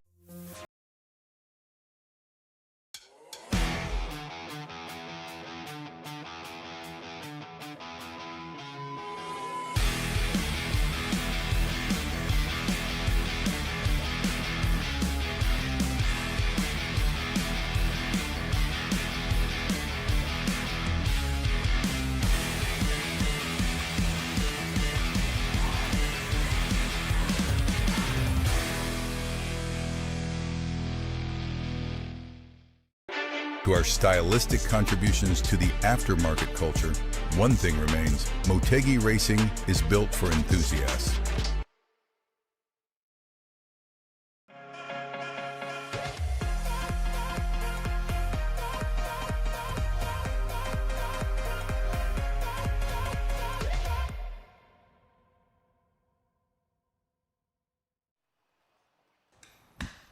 I must go back onto the mic with a correction. If I said less interesting to listen to with Charlie and Kiff, I meant more, but you can blame my ADHD, so we'll go with that one. She's probably dying laughing in the media centre now. Anyway, back to more important matters, which is now race 10 of the season for Racing Honda's 2025. The cars have left the assembly area. If you're watching down at Lodge towards Deer Leap, you'll see them coming across the line right now. Well, he's coming under the bridge, and we'll get ourselves set for this one. Now, when we saw the draw earlier on, the top 7 were being reversed from all 3 classes, and how it works in race 2, if you've never seen it before, all the classes are started together. So for example, all class A cars start together, then there's a gap, then we have all class B cars together, then there's a gap, then we have our pair of class C cars. So rather than before in race 1, when it was all together based on their overall times, we separate them into their classes, make it a little more interesting. And of course, the top 7 are reversed in each based on the ball draw. So that means looking back at the results, it's James Alford that will start on pole position in his EK Honda Civic. Alongside him on the front row of the grid, the yellow EG of Fraser McNeil for Kilty K-Swaps. Then it's Phil Wright and James Kiff will start on the second row of the grid for Tommy Knight, who hopefully should be there after his issue. I can see the blue EK Civic, so he has made it onto the grid in third row alongside Liam Collins, and then Will Self, who of course won the race, starts back in 7th as a result of the top 7 reversal. He's got Bob Barron alongside him, who hopefully, if he's fixed his rear suspension after the contact with Talbot, which I think he has because he's on the grid, so that's good to see. So that's him on the 4th row. Kevin Talbot and Dave Bucke will then come next, and I can see the green and blue Integra DC5, so he's also made it too. So we've got our full quota of Class A cars. That's perfect. Now to Class B, where Sammy Milan will start on pole position after his top 7 reversal. He'll have Lewis Barker alongside him on the 6th row of the grid. Luke Sedjakowski in the S2000R Cup car, which is a single round entry and a guest, starts alongside Spencer Fortag. Then it's Sam Linstner and Ryan Cunningham who are on the podium on the class in race 1 earlier on. And then Dan Thackeray starts 17th as our race 1 winner in Class B. Then it's Trevor McConnell, Bradley Yates who's our single round entry. He's getting more signatures towards his Ferrari Challenge aspirations, and Owen Diver. And then it's a complete swap over of the Class C cars. So Callum Houchin will start on pole position for Class C. He's alongside Matt Rowling, the points leader and the race 1 winner as well. So cars already make their way off onto the formation lap, and there'll still be a chance for them to get their temperatures up, the pressures up, get the can't even speak, the tyre pressures and temperatures up as much as possible to get them in the optimal range. You've got to be careful on a warm day like this, because of course you can go too far. If they're too cold, the tyres feel like ice. If they're too hot, the tyres feel like ice. And particularly with the front tyres, if you start wearing them too much, you lose grip, you get an understeer. If you heat the rear tyres too much, you're going to get oversteer. Now, that's not saying too much of a bad thing in a front-wheel drive car, because you want more oversteer to counteract any understeer you might have on power. But too much of that, and the rear end's going to be swinging around like Bob Barron does when he hits the brakes, and it'll just be all over the place. So I have to give credit though, Bob Barron has got that rear wing, and it has seemingly stopped some of the swinging of the rear end, as also has changed the brake bias. That usually helps. So this is going to be quite intriguing, particularly now later in the day. There's a bit more cloud around, so it feels a little bit more calmer, a little more overcast, a little cooler, so it might help with some temperatures. What will be very fascinating, though, is with this partially reverse grid, watching some of the faster drivers pick their way through, and it hopefully should give us a handful more battles. Not that we haven't had battles throughout the mix, we had 1 or 2 key moments, but when you sort of mix things up a little bit here, it makes that a little bit more tangible, a little more exciting, thinking something possibly is going to happen here. Cars making their way around onto the grid. You see Bob Barron there, he's moving. There's also Kevin Talbot in the DC5 Integra. There goes Dave Bucke, who was the Class B lap record holder in qualifying, and I think his Class B lap record does still exist, because Dan Thackeray didn't beat it. No, he did beat it, but it's Class A and C that haven't changed, so I'll correct myself on that one. So Dave Bucke was a lap record holder in Class B, and now he's no longer, which is fascinating to see. And James Alford, who's in his rather fine-looking EK black Honda Civic, and that's the kind of 2 90s generation Civics in front. And that's the great thing about this Class A as well, is that age of a car doesn't really matter. Case in point, Will Self leading the championship. He's the red car in the shot if you're watching on the screen, car 34. That's one of the oldest cars on the grid. He's got the Civic, I think it's the Barley spec, whatever that means with trim levels for Civic EG machines. And his car's one of the oldest cars on the grid, yet it's the car leading the championship. It's won now essentially 4 races this season, and he's going to try and make it 5 if he can from what will be the 4th row of the grid. So they make their way through his slots, and whilst they're doing that, give you a bit of info on Oulton Park, which, as I mentioned earlier on, it began life in the grounds of a former country estate using old state roads and wartime military access routes after World War II. Held its first race back in 1953, and it then in 1954 got extended to include the Cascades and the Island Hairpin. Knickerbrook was also added in later on top of that too, and the circuit became the home of a fantastic race, the Gold Cup, which they still held here as a historic event, but it used to be a race where you'd have even Formula 1 cars racing here back in the 60s and 70s, even the early 70s. Imagine Formula 1 cars of the period racing around here. You wouldn't get that here in 2025. It'd be extreme, but it'd be not quite what we're going to think in terms of a Grade 1 circuit. And several of the circuit's corners named after local landmarks or events like Old Hall or Lodge and Hislops. There is also a story about Knickerbrook, which I won't get into too much, but I'd say just look that up on Google and you'll see exactly what I mean by that. There was an incident back in 1991, sadly, with Paul Wright, which changed the safety of this circuit. But now under MSV's ownership, it now runs BTCC, British GT and other great machines in the mix in terms of championships. And now, of course, Racing Honda's ready to tackle race 2 for Oulton Park. So, you know the drill. It's all calm and quiet until the VTEC kicks in, and it will do in a few moments' time. We're going to look for the green flag at the back of the field. One car going to the pit lane. Looks like that's Bradley Yates, so he'll start from the pit lane, but the green flag is at the back. Stand by for action then. Round 10, Racing Hondas here at Tunafest North at Oulton Park, ready to light it up one more time. Here come the red lights. Who's going to get the whole shot down towards Old Hall for the first time? Lights are out and we are underway. It's a clean start for the first couple of rows and a cracking start from the front row from the outside of Fraser McNeil.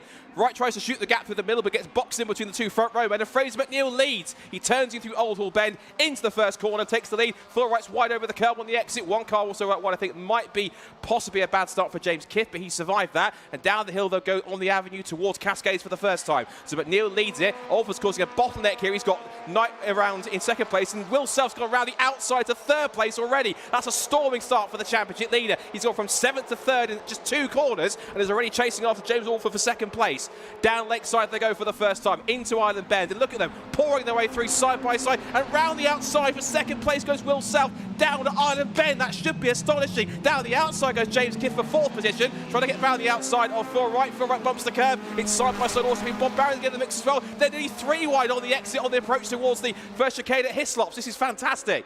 It's Britain's not Hislops, but I'll get to that in a second. Side by side, there's always a little bit of contact between the two men that came to blows on the end of lap number 1 in race 1, which is Bob Barron and that was Kevin Talbot. But again, ready for the lead from 7th of a lead in barely half a lap for Will Self down the inside of Fraser McNeil, and Will Self hits the front. Exceptional start for the championship leader, and he's not hanging around whatsoever. 6 places gained in barely a lap. That's exceptional. So Will Self leads, McNeil in second place. It's now Tommy Knight in third place. 4th has gone to James Alford.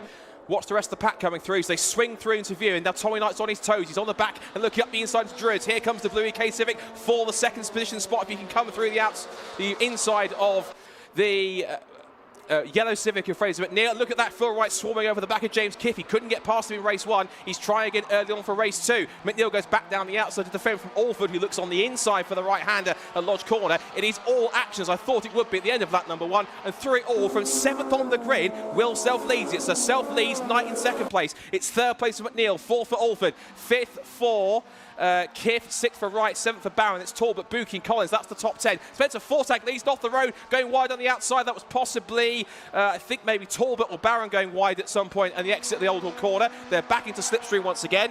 McNeil holds his place in 3rd place, but they're all stacking up behind him. Through the left-hander at Cascades, now down Lakeside for the second time. And they'll fire it down at 100 miles an hour up towards Island Bend. But incredible stuff from Will Self, not hanging around. We said it before, his intention for this year, he wanted to win the championship, and he has gone for it right from race number 1. James Kiff down the inside then, making 3rd place. Fraser McNeil gives him the place pretty easy, and James Kiff, if he can stay there, he's got another 12 minutes to do it, but he could be on course if he stays there to take his first podium. He's got a long way to go. Talbot then takes a little bit of touch of the grass as they chase after the pack. It's 5 of them for 3rd place now as they wind their way through the first chicane at Britain's. So it's now Kiff from McNeil, from Wright, from Barron, from, where's James Alford? Where's James Alford got to? He's disappeared. He's behind Dave Buchan, so possibly he was the one that ran wide, but he came across the line in 4th, and he's now down to 9th, so he's lost a ton of places. And Liam Collins is back in P10. He's made no progress whatsoever. So the man who finished 2nd in the race, he got a 10-second penalty, has now sunk down to the back of the top 10 and made any positions whatsoever. He's got a lot of work to do to get himself towards the front. Side by side for 4th, here comes Phil Wright, moving around under brakes, down the inside towards Druids, and takes the place. And now we've got the 2 Kilted K-Swaps cars nose to tail. Fraser McNeil might be about to lose a place to his teammate Bob Barron, and Kevin Talbot's in the mix too. Now, careful with these two. They made blows at the beginning of race 1. We saw both of them retire pretty much on the spot, so I'm certain neither of them want a repeat of that. Across the line to the end, lap number 2. Self now has a lead of 1.6 seconds. Tommy Knight's chasing after him. He's only lost. He's matching for pace. They've both done early 151, so they're pretty close at this point. As Barron pressures his teammate through Old Hall Corner to start lap 3. Back with the Class B battle, and it's Spencer Fortag under threat from Ryan Cunningham down towards turn 1, and down the inside for third place behind them went Dan Thackeray on. That was Sammy Linster to take the position. All action in this second race, so we've barely got 5 minutes. Look at this, 3 cars stacking up behind as McNeil was not comfortable on the racing line. He has to go to the outside to defend here, side by side. Is Barron going to go around the outside? Surely not, but he's got past before he even gets to Island Bend. Talbot says, right, you're going to make it that easy? I'm going around the outside as well, and he's got through. So 2 positions lost for Fraser McNeil after starting on the front row of the grid, and he's dropped from 5th to 7th in 1 move. Barron, Talbot, then McNeil. That's the scrap for 5th to 7th, but they're losing ground to the top 4 as they head up towards Britain's for the 3rd time. And then we've got, now that's Buki and Collins, so we've lost, I don't know, Alford is there, but he's lost a position to Liam Collins. I thought he'd secondly disappeared because he was in 9th, so something's happened with James Alford. In the pits is Lewis Barker. To issues for the Europa Crash Centre team car. Looks like he won't be scoring any major points today. Look, it's damaged possibly to the left front. They're trying to get something off the left wheel off to have a look, whether it's bent in on the wheel arch or something that's happened. But nonetheless, not good for the man who finished 6th in race 1 and was hoping for more points to try and get back up the table. So Will Self then, across the line at the end of lap 1, end of 2, picked up 1.6 seconds. Ryan Cunningham has taken the lead in Class B, so he's ahead of Spencer Fortag.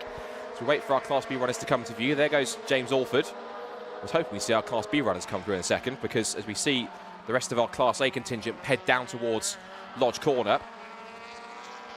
Still McNeil falling back into the clutches now of both Dave Buki and Liam Collins. And I feel that Collins is getting to a point where you might have to say, come on, get a move on. He's trying to squeeze up the inside, but Dave Buki threw the block on the inside line, exiting Deer Leap, which means it forces Collins to have to sit back and lose a bit of ground, and they're all leaving James Alford behind. So either he's just lost pace from the start of the race, or he's nursing a problem, or just not confident in the car at the moment. Remains to be seen. And Buki's still under big pressure from Collins on the approach down towards Cascades. Coming up towards already half distance. You don't want this race to end. I think the phrase is, someone hide the checkered flag at this point. It's not over yet. Here comes Collins with a great straight line drive down Lakeside. He's got the punch of the engine on that Integra up into what will now be 8th position. And Collins is through. So he's not as high as he'd like to be, but he's making steady progress. And as I mentioned, it's the days you don't win races that win you the championship. If you can try and minimise the damage that you lose some cars scoring ahead of you, that can work worth the end. Now for the lead, this could be on, because Tommy Knight has absolutely lit up in this second race. He sets a person at the fastest first sector of anyone else. He was 4 tenths quicker in the first sector, and he has the fastest lap of the race. He's done a 1 minute 50.940. Again, 4 tenths quicker. So it was 1.2. Tommy Knight now all over the back of Will Self. Is Tommy about to drive himself possibly to his first race victory of the season? Never mind about that, we've also got the battle for Class B going on. This is for second place. Dan Thackeray is behind Spencer Fortag with Sammy Linster in the mix, and also Ryan Cunningham is in the lead here too. Now if Dan can't get past and he finds trouble trying to get himself around Spencer Fortag, could Unstoppable Dan finally be stoppable? So we've got stories here in Class A and B where we could see lead changes here and even first wins of the season. I told you race 2 would be exciting, and there's still half of it to go. Cross the line, top 2, up towards Old Hall then. Half distance reached. So, Will Self leads. Tommy Knight in second place, on his tail by 6 tenths of a second. Kiff is in third place in the Integra. If you go back to the Class Bs, and again, Fortag defensive to the inside to try and defend from Thackeray, but he must surely dart to the inside to make the move. He thinks about it, puts himself into Fortag's mirrors. The FN2 bouncing around as Fortag tries to get back on the power, and Linz is getting frustrated as well. He's on the toe as they come up through Deer Leap, 3 of them together. But I've said it so many times, the harder these 3 fight each other, the easier it is for Cunningham to disappear up the road and take his second win of the season. He's the only man to have beaten Dan Thackeray. Of course, Dan retired from that first race at Brands Hatch, which gave him the victory nonetheless. But a win is a win. He'll take it any way he can. Is this win streak again about to be broken, but not because Dan Thackeray retires, but because he can't get around Spencer Fortag and then can't get after Ryan Cunningham in time. He's stuck in quite a logjam here. He's now got the Spencer Fortag FN2 in front of him, and he's got Sam Linster right on his tail. And remember, Linster led Thackeray for the vast majority of the race at Snetterton before he made a mistake and let Dan Thackeray through. So if he hadn't done that, again, another race that Dan would have picked up. And that just shows that Class B is getting stronger and stronger here as we watch Fraser McNeil under threat from Dave Buki in that mix. But Class B getting stronger at the front. It's not just Dan Thackeray dominating on pure pace alone. Now, Fraser's lost out to Liam Collins, and also so goes Dave Buki. Another place gained. Look at this, a trio for second place out of Britain's over Hilltop. And Thackeray is getting very racy indeed. He wants the outside line, but Linster's there as well. Thackeray throws the block. He goes defensive on Linster by attacking Spencer Fortag down the outside. We get the up and under here as he tries to switch back through the exit of Hislops, now through Knickerbrook, nose to tail. And this is all just bottlenecking up with Linster stacking up behind him now. The three of them climbing up Clay Hill underneath the Oulton Park Bridge. As I watch the leaders in Class A go through, Tommy Knight still on Will Self's tail. There's Ryan Cunningham, defending champion, followed by Fortag. Look at the car moving around under braking. Fortag is pushing as hard as he dares now. Look at bouncing on its suspension as he goes out of Druids. And again, Thackeray goes to the attack. He sweeps to the inside line. This is the chance he's got. He's on the grass. He puts his two wheels on the grass, keeps his foot in. Dan Thackeray up the inside in towards Lodge Corner. That's an astonishing overtake up the inside to take second place. He wants to win this championship, and you do it with moves like that. Incredible. Over the crest. If you can watch that on my live stream, if you watch it down at Lodge, that was sensational. Two wheels on the grass down towards Lodge Corner, and incredibly held it firm. Kept his foot in, no word of a lift, made it up the inside and said, I want this place, you deal with it, I'm putting my car right there. End of story. Incredible stuff. So Dan's up to second. Now the trouble is, he's got a gap of 3.7 seconds to try and close in just about over 4.5 minutes. Is that going to happen? I think the damage is done. I think Ryan Cunningham is possibly too far ahead, and this might not be a victory. And the trouble is, he's not getting away massively from either Spencer Fortag or Sammy Linster here. So he's trying. He's wide there through Island Bend. In towards the hairpin they go. It's a fascinating Class B battle. He's edging away, but not to the point where he's getting away too desperately and closing him in. I'm going to keep an eye on sector times. What's his sector time compared to Cunningham in this first one? He was quicker by about 1/10 and a half, but that's not enough. That's not going to bring it down. He needs a mistake or an issue for Cunningham. Touchwood, no commentators, curse med. In order to try and catch him here. And I'm not sure if I can see that happening unless he does make some kind of an issue or Dan finds just a sudden burst of pace in this latter part of the race. And now Fortag has another problem, which is Sammy Linster right behind him and runs wide on the exit second by the Hislops. This will put Linster in prime position to try and pass. The leaders have gone past me, still almost nose to tail. And here comes Linster. Great opportunistic move. Slides past Fortag. He missed the shift. Couldn't get his power in on time. And up the hill through Clay Hill, he managed to get himself third place. So Linster back onto the Class B podium, and Spencer Fortag, as hard as he defended, just didn't have enough left in him. He'll have to settle for at least fourth place. But fair play to him for holding on to that as much as he did. Now, I want to keep an eye on the Class A battle because that's now quite close. In fact, here it is. Now, I'm also going to check something because I'm seeing there's exclamation marks on my timing screen. Let's have a look. Time penalty. That doesn't seem right. I'm going to read what the timing screen says. It says time penalty number 24, which is Tommy Knight, and time penalty for 137 Kevin Talbot. But listen to what the time penalty is. It says 137. No, that's not right, surely. Time penalty number 24. It says number 24, 137, plus 140 seconds. That's a 2-minute, 20-second penalty. That's not right, surely. There's some kind of a penalty that's been applied, but it can't be 2 minutes, surely. That's extraordinary. We'll try and figure it out after the race rather than wonder it now, because they're both showing having penalties on them. What the penalties are for exactly, I've absolutely no idea, but we'll have to wait and see. So this might not be for the victory, but we'll enjoy it as if it is, nonetheless, until we get confirmation otherwise. Otherwise, it might be quite confusing for Charlie down there to try and work out who the victor is. So Will Self then leads the way still by about half a second with Tommy Knight chasing after him. This is as competitive as I've seen Tommy all season, and I have to admit, I'm not meant to have favourites, but I do quite like his blue Honda Civic.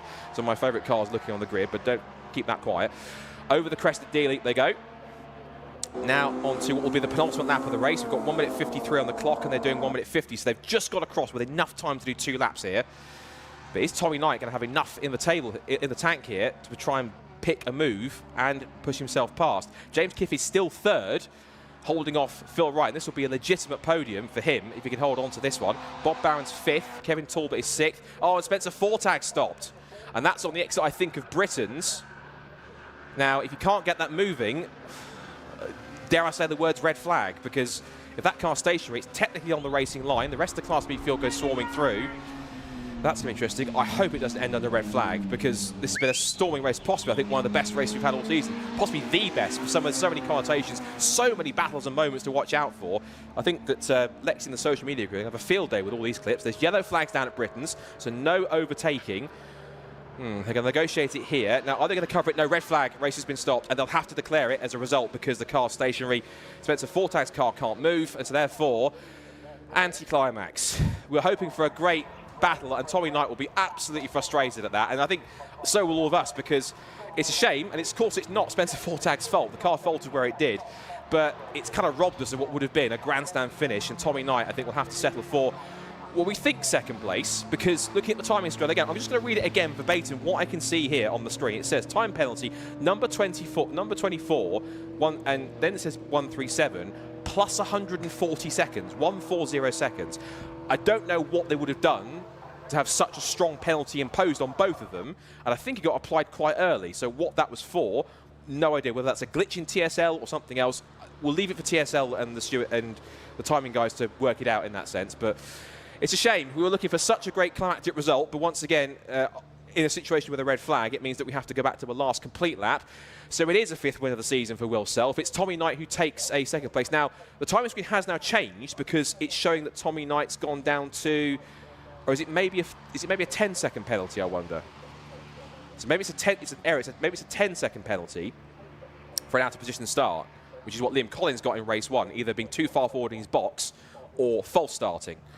So if that's the case, it's now demoted Tommy Knight down to 10. I think it is a 10-second penalty because he's now 10.5 seconds behind Will Self on the timing screen, not half a second. So I think actually Will Self is the winner. James Kiff gets second place. That's his best result by far and his first podium. It's a shame we can't talk to him. Otherwise, I think we probably should rope Charlie to get James Kiff in to have a chat, because I think that interview so he did in the world of good with good luck, because we played the interview before the race and now he gets a podium. So good luck, Charles, I think we are. Third place for Phil Wright for him. That's good for the 23 champion. Tommy Knight was 4th, but after his penalty, I think he definitely is 10 seconds rather than 140. That's a glitch on the screen. 5th for Bob Barron. That's the top 5 for Bob. Then it's Liam Collins picks up 6th after he was right towards the back of Class A at one point. Dave Bookie 7th. Kevin Talbot, after his, what we think, 10-second penalties, dropped him to 8th. Fraser McNeil takes 9th after he started on the front row of the grid. And then it's James Alford in P10. And Ryan Cunningham does take his second win in Class B of the season and doesn't need a Dan Thackeray retirement to make it happen. It was Dan getting caught up battling with Spencer Fortag and Sammy Lintzner. That's what's given him the victory. So a new victor. It'll be the second time he's talked to Charlie this season. And Ryan Cunningham does it on essentially pure pace alone. He doesn't need a retirement to help him out. And then Lintzner in 3rd place to pick up another top 3 for him.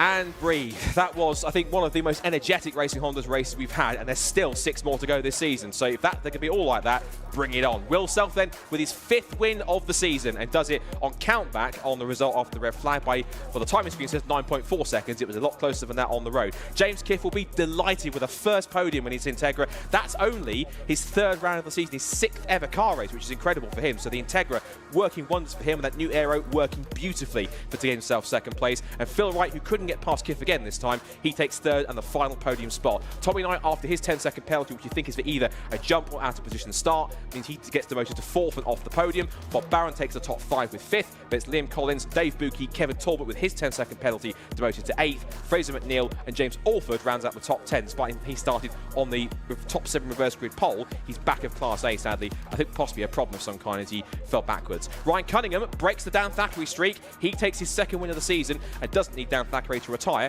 to make it happen. Dan Thackeray spent battling with Spencer Fortag and Sam Lintzner. He takes 2nd place from Lintzner in 3rd. I don't think Fortag will be classified because he wasn't running at the time of the red flag, and if that's the case, usually you don't get classified. It means Bradley Yates moves up into 4th in class, and Callum Houchin takes a class victory. So another new person for Charlie to have a chat to for the 2nd time this season. And again, it's on track, it's on pure pace alone. So Houchin wins Class C, Matt Rowley in 2nd in class, then Owen Diver, Trevor McConnell, and we lost Lewis Barker to the pits with an issue. I need to lie down because that was quite an extraordinary 2nd race. And again, if the next 6 for the running for the final rounds of the season is like that, I think we say bring it on. Racing Hondas bringing the action at Tuna Fest North at Oulton Park and delivering in spades. Excellent stuff. Now comes the waiting bit. Once we gather together our drivers and get them down to Lucas Osborne, where Charlie will be given all sorts of questions about that race. They should have plenty to talk about in that one, I'm certain, because so many talking points in that race, so many flashpoints and highlights in that race. I have to say, Will Self's opening lap was a thing of beauty. From 7th on the grid, he went through to the lead barely half a lap in. He was starting 7th on the 4th row of the grid. By the time he got down to Hislop chicane, he'd passed Fraser McNeil and was into the lead of the race. And that outside move through Ireland Bend, absolutely sublime.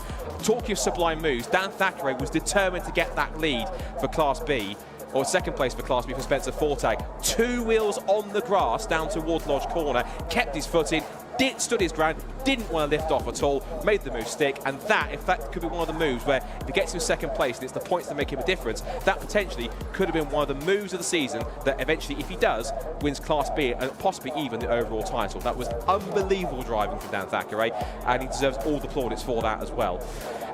James Kiff, again, what can we say? All the work he's done with that car, and I think he's still got a rookie cross in his car as well, trying to learn his ways. It was an exceptional drive. The reverse grid certainly helped him to get himself up in the order, and getting a second place, which was 3rd on the road, but after the penalties applied, gets him 2nd. He will be over the moon. If there's any way we can get him on camera, that would be amazing to get a conversation with him and have a chat with him, because I know he'll be overjoyed. I think you can count probably both me and Charlie as good luck charms, or Racing Hondas is a good luck charm, because he's managed to pick himself up his best result by far. That's the incredible one, and that might be a breakthrough result on top of that too. If he can do it once, he can now try and do it again. He'll have the confidence that he can get on the podium. He knows the car's in the right direction now, and he can get himself into the mix more often in Class A. We're getting close to super attacks. I'll be handing over to Alexi and Susie in a moment's time once I get the signal to hand over to Charlie in Parc Ferme. And of course, as well, Class C, it was Matt Rowling who lost out to Callum Houchin. So Callum takes his, I think that's his 2nd win of the season, given that the other wins got taken by Andy Barnes at Donington when he won both. And then the other victory he took was when Matt Rowling and Andy Barnes came together at Brands Hatch in race 2, and that allowed Callum to come through and take the victory under the red flag. That's his 2nd win of the season, and that'll be some points he'll gain back. It'll be a little bit of damage limitation, but again, he won't say no to a victory. And Matt did say, both of them did say, that they reckon Callum's car might be stronger because it had better grunt in their mix as well. I need to stop talking and have a lie down, so I'm going to thankfully hand over to Charlie, who can have a chat to our top 3, because I don't know what else to make of that incredible race round 10. I think we need to hear from our drivers, because I'm certain they enjoyed that too. What a way to round up Racing Honda to 2025 at Oulton Park. Bring on the next round. Right, we are down in Parc Ferme after another very chaotic race there for us. So I am here with Will, our Class A winner. You did 6 places before you even completed a lap. That was incredible. Yeah, I think I just got lucky really. So made a right sort of guess at which side to go with a few people, and then just kept my foot in and committed, and it all worked out well in the end. But yeah, fair play to Tommy Knight as well, because he kept me honest for the duration of that. Yeah, I was going to say he was right on there. You were switching between who got the fastest lap. He sort of really was on your tail. Yeah, I mean, I've just looked at my book of excuses, but the front brake pads on my car are not up to it. So I was pushing the pedal harder and harder and harder until eventually it was just locking the rears. So I had a massive moment into the hairpin where I just reverse entry at whatever speed it was, and I'm surprised I stayed in front of him, to be honest. And then he was right on me, and another couple of laps and he would have been there, because I kept making stupid mistakes. No, of course. Obviously, held on to the championship lead this round as well. Confident going into the next round? Yeah, I mean, if the car works, I'm quite comfortable driving it now. So, you know, I'm happy that we'll be fighting at the front from here on.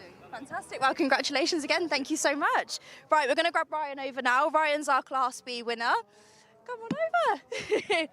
Congratulations. How was that? Yeah, it was good, yeah.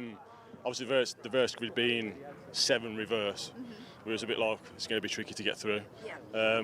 Obviously, I think there was 2 non-starters, which made it good, well, better for me. Managed to get down on Sam on the start. Yep. I managed to sneak up the side of Lewis. And then it was a do or die really on Spencer into Cascades. It was like now or never, because the car was starting to go off.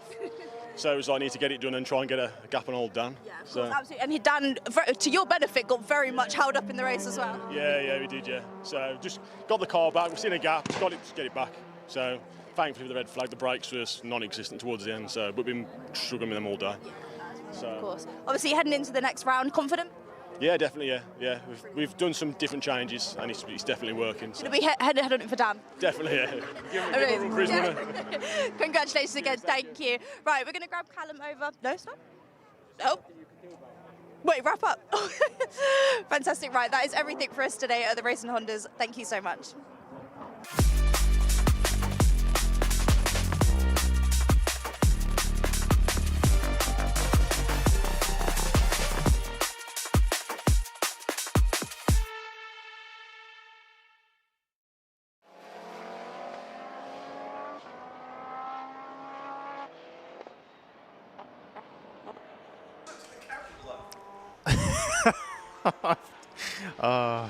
That was amusing. Non-stop action at Tuna Fest North, I gotta say. Wow, that was great fun. Yeah,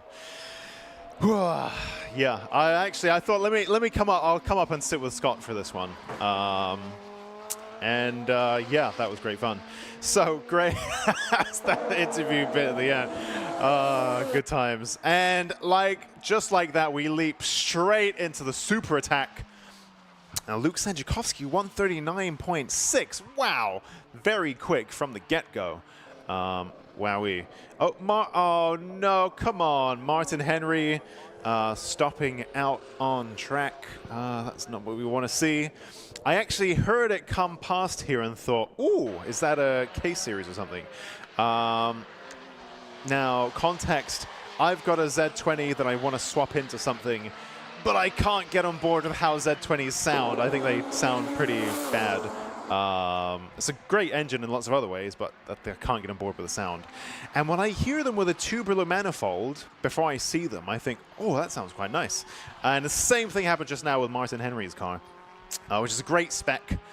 Spec that I don't think I can hope to match, but whatever he did to get it to sound like that, I want to do on mine too. But currently it's not really sounding like much at all, as Martin Henry stopped out on track and jumped over the fence. Yeah, it's been quite an eventful day. I mean, of course, I think the Racing Hondas Championship is that's a tough act to follow. I think that race really blew me away. Oh my goodness, Darren Spooner! I think all four wheels off the ground there.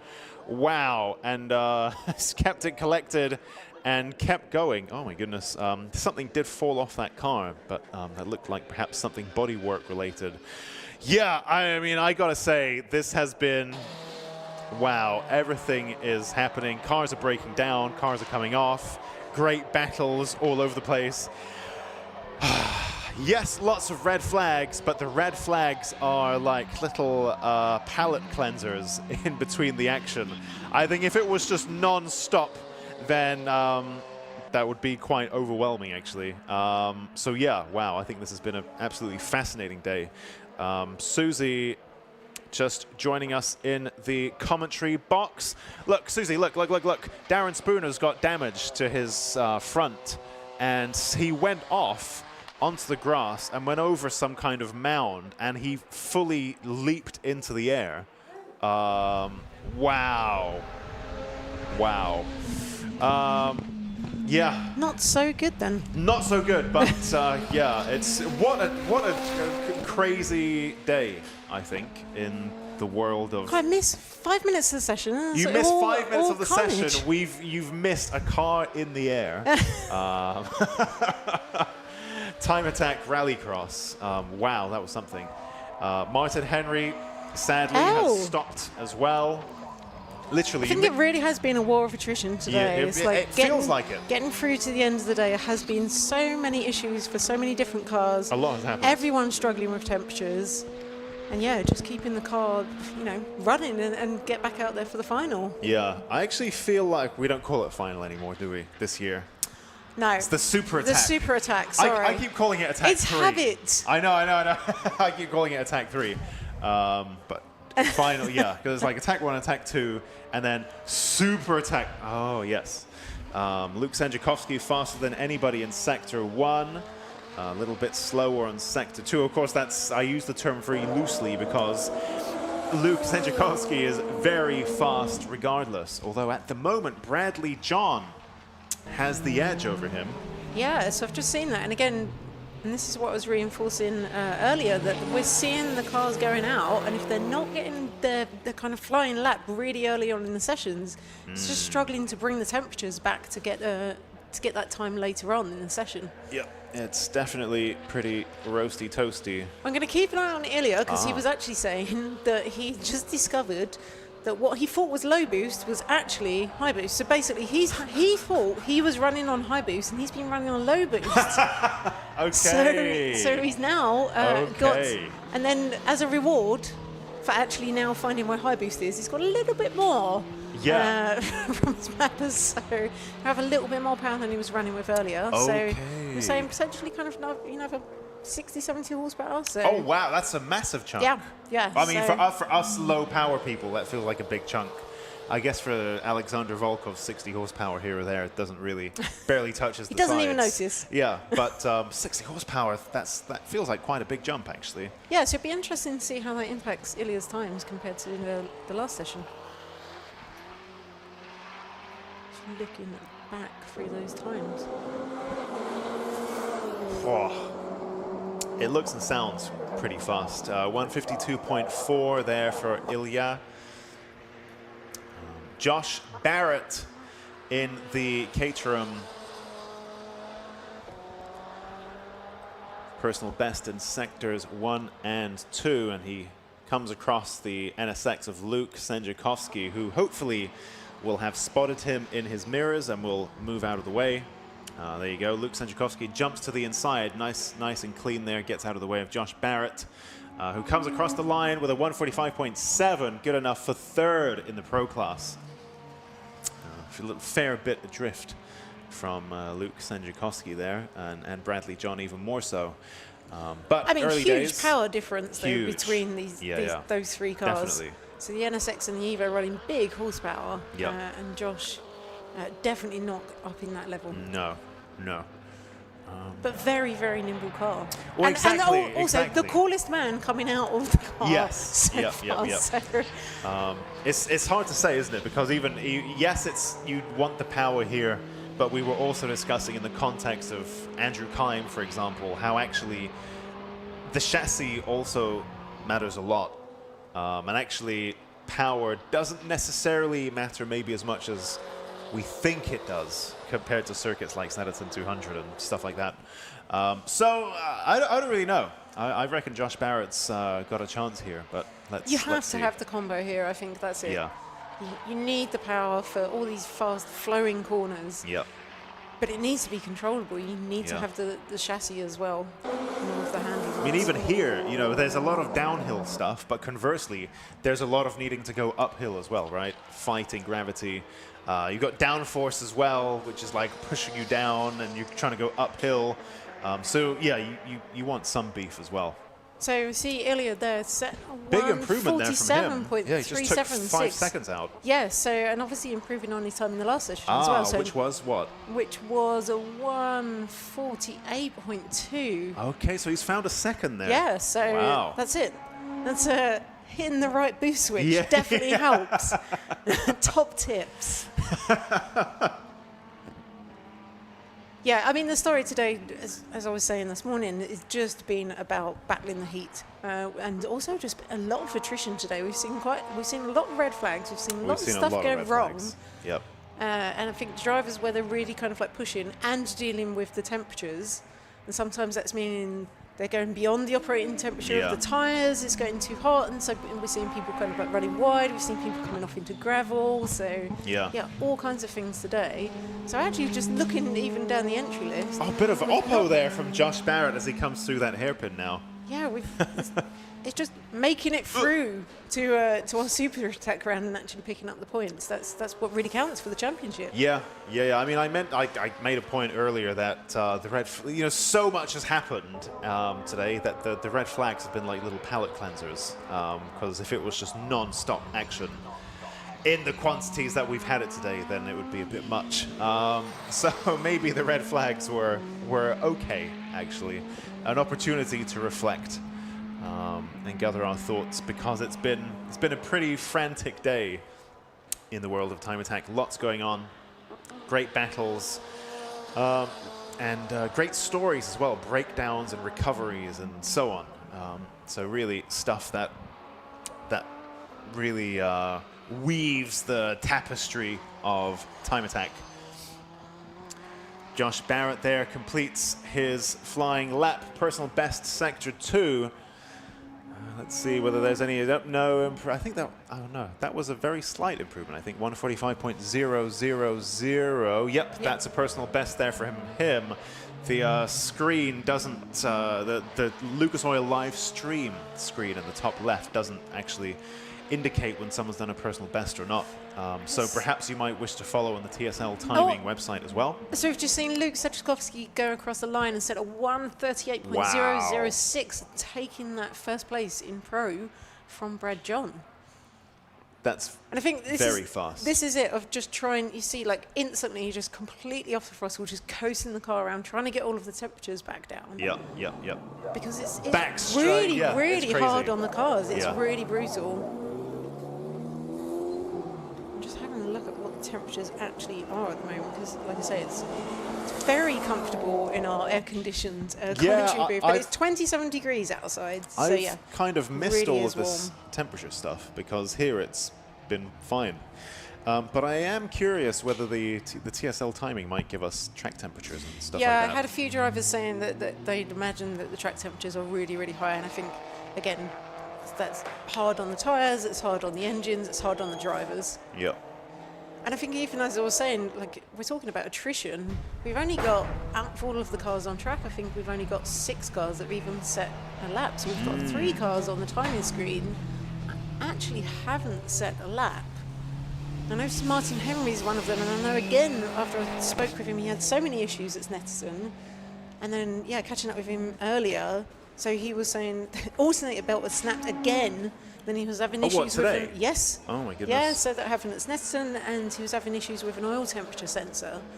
Josh Barrett, sets personal best there. So and we haven't actually seen him turn a lap or a set a flying lap. So maybe again those issues kind of rear in the head again. And also no lap from is it Kevin Horsley in the black Impreza? Oh, that's him out on track. That's him. Following at the moment, right? Okay. Well, that's only what have we got? 5 minutes left on the clock. It's really. I think we might be having 15-minute sessions or something, because this one felt like it went really quickly. So they were saying again, they go out, they have like one warm-up lap, and then it's just literally go for it. So this will definitely be the lap in which they try and set their fastest time. Because you just don't know. I mean, again, it's been an eventful day. You don't know if you're going to get another clear lap. You might get another red flag or something. Yeah, exactly. That's it. Exactly. So Kevin Horsley's setting a 1:53.146. Yeah, it's a tricky balance, because on one side you think, you want to wait until you get a nice bit of clean air and a clean track and so on. But then on the other hand, you also don't know if you wait too long, maybe you're going to get a red flag or something and lose loads of time and have to do in-laps and out-laps and all of that stuff. Do you do a banker while you can and then, see how it comes? Or do you wait for the perfect moment but then risk, a red flag coming out or something like that? So we've got Eric Holmes now that we can see on camera. And again, he was a car that hadn't turned a lap until now. So I wonder if people were waiting for their moment again. Just so and like we're saying, you go out there, you just set the one flying lap. And it's pretty high risk. It is. Looking at how today's gone, that's pretty high risk. It is, approach. but as we're saying, it's like if you don't do it when you have the opportunity, who knows when you come around again, there might be a red flag, there might be something on the track. Your temperatures might have gone too high, so you really have to take the opportunity when you can get it. A big flame popping out the side there of Eric's car. So as he's coming back round onto the start-finish straight, and I mean, there's definitely going to be a hot lap from him. So up into third there. So I mean, look at the gap there between him and Ilya. It's like really tiny gap with a 1:57.6 from Eric and a 1:57.3 from Ilya.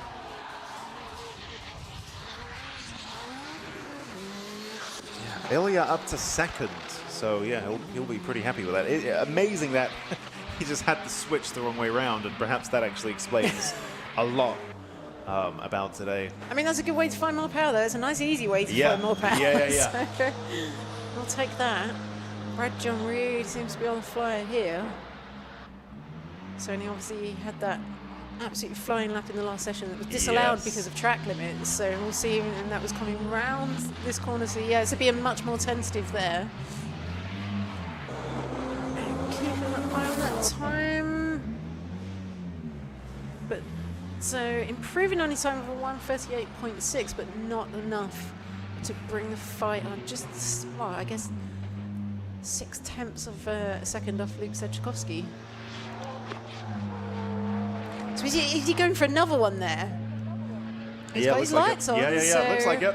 Again, I mean, again, we're saying this is really hard on the car to go for 2 flying laps, especially when, you know, they're like 1 minute 40 laps. They're not a short lap, so it's really, really hard on the car in these temperatures. It looks so fast as well, doesn't it? These pro class cars. And Wow. Whoa! Yeah, really pushing the limits there. So you know he's really going for it. He's making up for all that lost time from earlier on. I think I saw him just put down tyre marks as well. He's really, really pushing on here. I think he just did it again. Car sounds unbelievable as it goes past.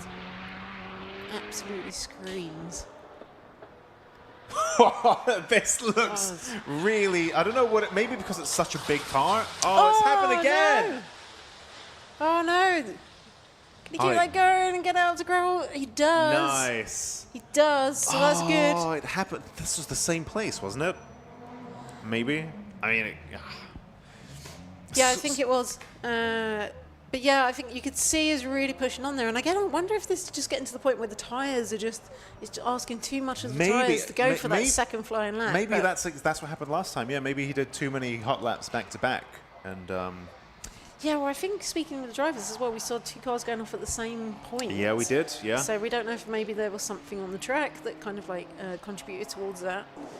But yeah, I think you saw that Brad John was really, really on a fly there. So I think maybe just asking a little bit too much of the car there. That looked really fast. Yeah, I think because they're such big cars and the way you just see them, how they move, it looked really, really fast. And checkered flag is out. It was great fun. And we haven't even talked about Mike Osborne up there, setting the fastest time in Club Pro. I mean, so we've only had, what is this, 8 cars to talk about, and there's been so much going on here, there. Wow. But Eric Holmes out on a fly-in, so let's see if he can. Yeah, personal tiny best, gap sector 1. between him and Ilya. I think he ran wide and lost some speed there. Yeah, you can really hear the tyre screech. Yeah. We'll just keep an eye on that, because as Yeah, the look, checkered a flag is slow out. sector 2 there for him as well. Different line through there compared to the others. Way different. Well, they're interested. It's like how much of that is intentional, and again, so yellow flag. So unfortunately, he's going to have to back out of that. Maybe there might be gravel all over the place. Maybe that's why.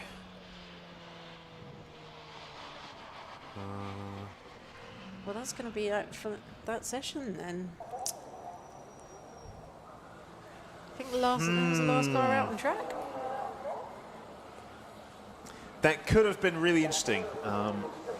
Yeah, Eric Holmes was definitely moving just then. But yeah, cut short by that yellow flag. This is it. You have to take your opportunity when you can get it, because we're, you know, as we've seen today, you don't know how long the session is going to last if something's going to happen. Yeah, especially today it seems. Like that little window of opportunities there, and then it gets slammed shut. Wow. So our provisional super attack results then.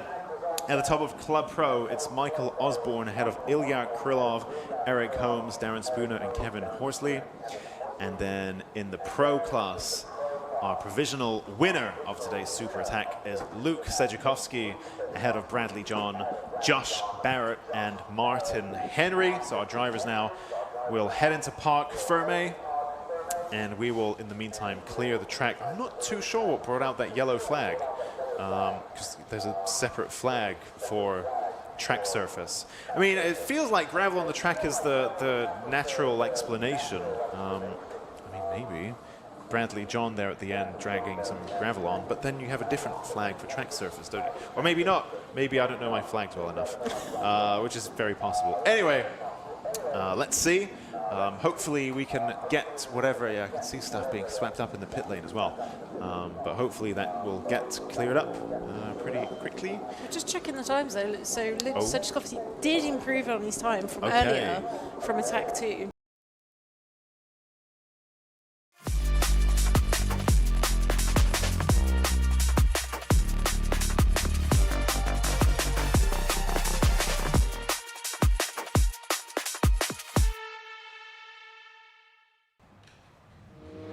All right, green flag then for our Club 2-wheel drive and Club 4-wheel drive machines to get their super attack underway. Those of you watching the Lucas Oil live stream, you'll see Alexander Volkov occupying your screens in the Club 4-wheel drive GTR. So these two classes then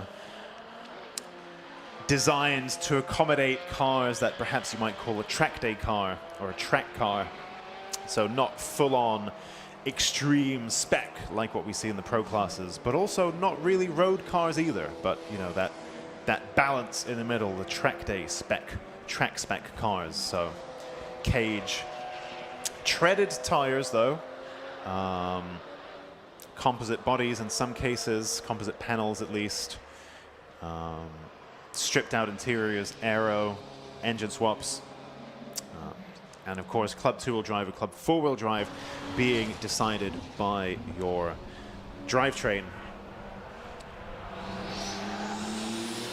So one of the things I want to keep an eye out for in this round is going to be this battle between David Dyson and Luke Capel. Yeah, that was really interesting. After Luke kind of stole his lines, that followed him around. Yeah. Obviously, we know David Dyson's local track, saw how he was driving those and then improved on them. Caught up with David Dyson quickly. He did say not giving away all of his lines, but as he said, you know, as we're seeing today, if there's an opportunity, you just have to go for it. He was conscious of Luke being behind him, but it was like, you know, you just have to kind of like get that hot lap in because you don't know if you're going to get another a chance later on. So yeah, we'll see if there's maybe a little bit of a secret line around a few different corners that he manages to kind of play out, and I'm going to be keeping an eye out for that battle in Club 2-wheel drive. It's really interesting that those kind of games that you start to play, like I remember in the past where I had a great rivalry in Time Attack, and when I felt that somebody was doing that, and as soon as I saw them, I'd be like, back off, back off, back off, let them through, let them through. I'm not going to like reveal, like go into the pits. Like as soon as I felt them hanging on me and studying that, I'd be like, no, I'm going to wave you through now and back off. And vice versa, you know, the same thing would happen where you think this driver's quicker than me, I'm going to stick to them. Oh, Johnny Fletcher's come off. And so you try to find different little ways to shake them off your trail.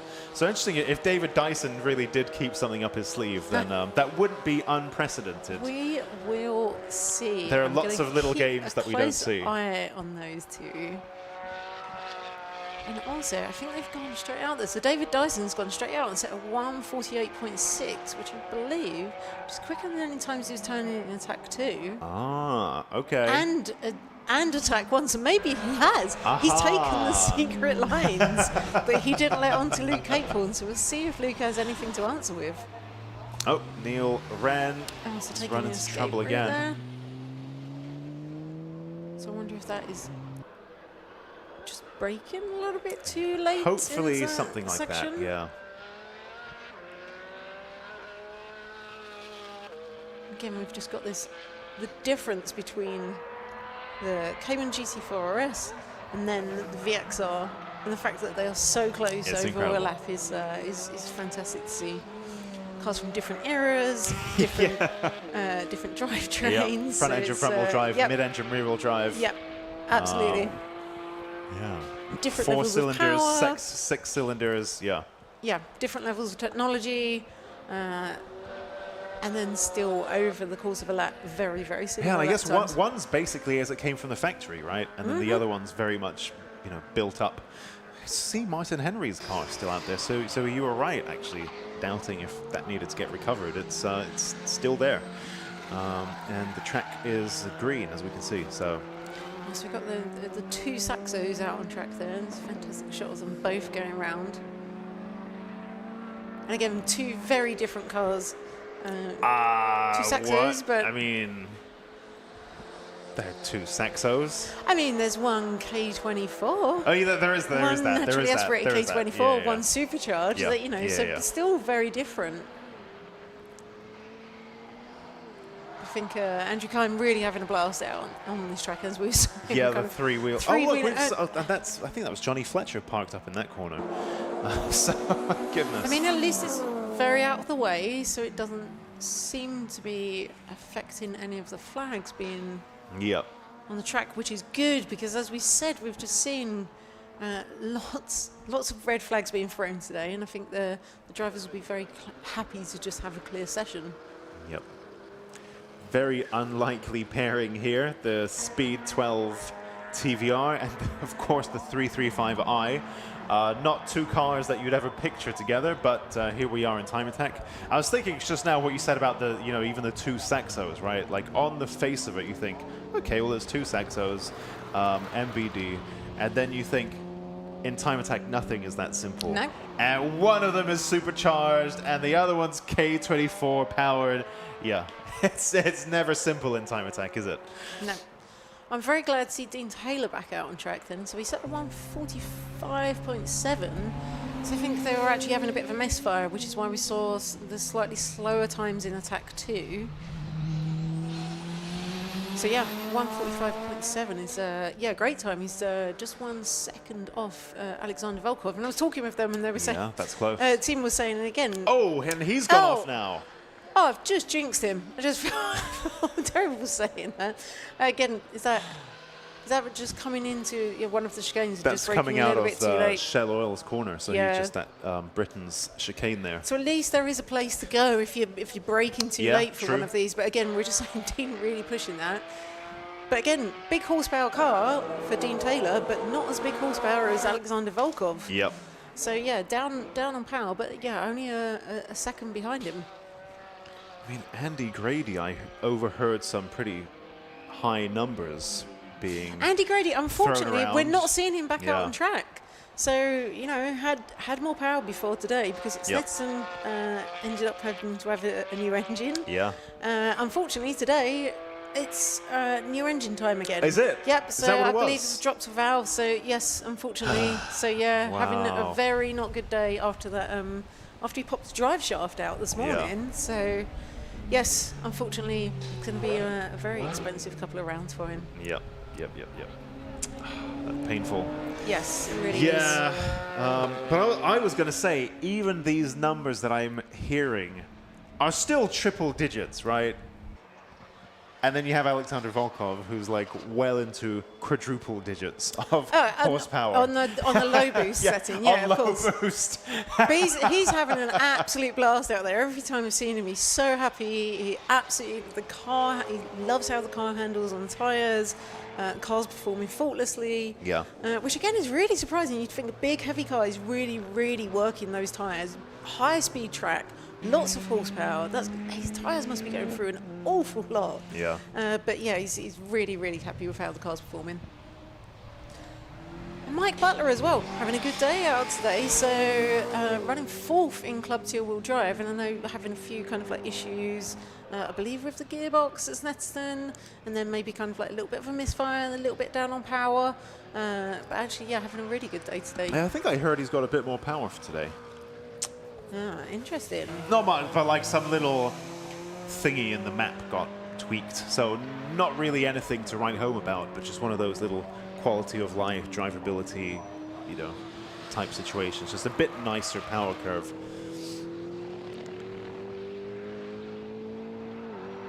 So I think again we're seeing It's fallen a bit quiet, isn't it? Yeah, what I said earlier of like Yeah. you know the fastest times are going to be when people are going out there. They're going to be early on, when the tires are fresh, when the cars temperatures are all Oh, that good TVR levels. is right on the line, isn't it? And it's a big old car to get round as well. It looks like some kind of great white shark. In the foreground, it looked so threatening and massive, but yeah, it was, I think, perhaps a little in the way there. Yeah, and that's going to take a Mike right off his hot lap there, unfortunately. Yeah, and it's Which is a real shame, because look, he had the fastest second sector as well. True.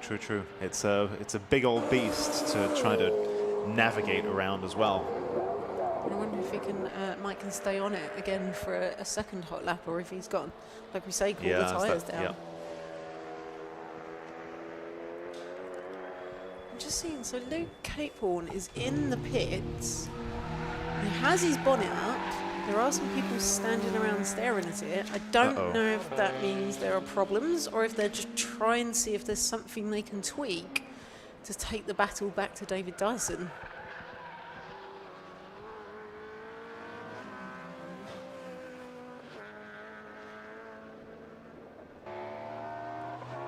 Doesn't seem like a hurried look under the bonnet from what I can see, so I hope he's not got any issues, because I was really looking forward to that battle.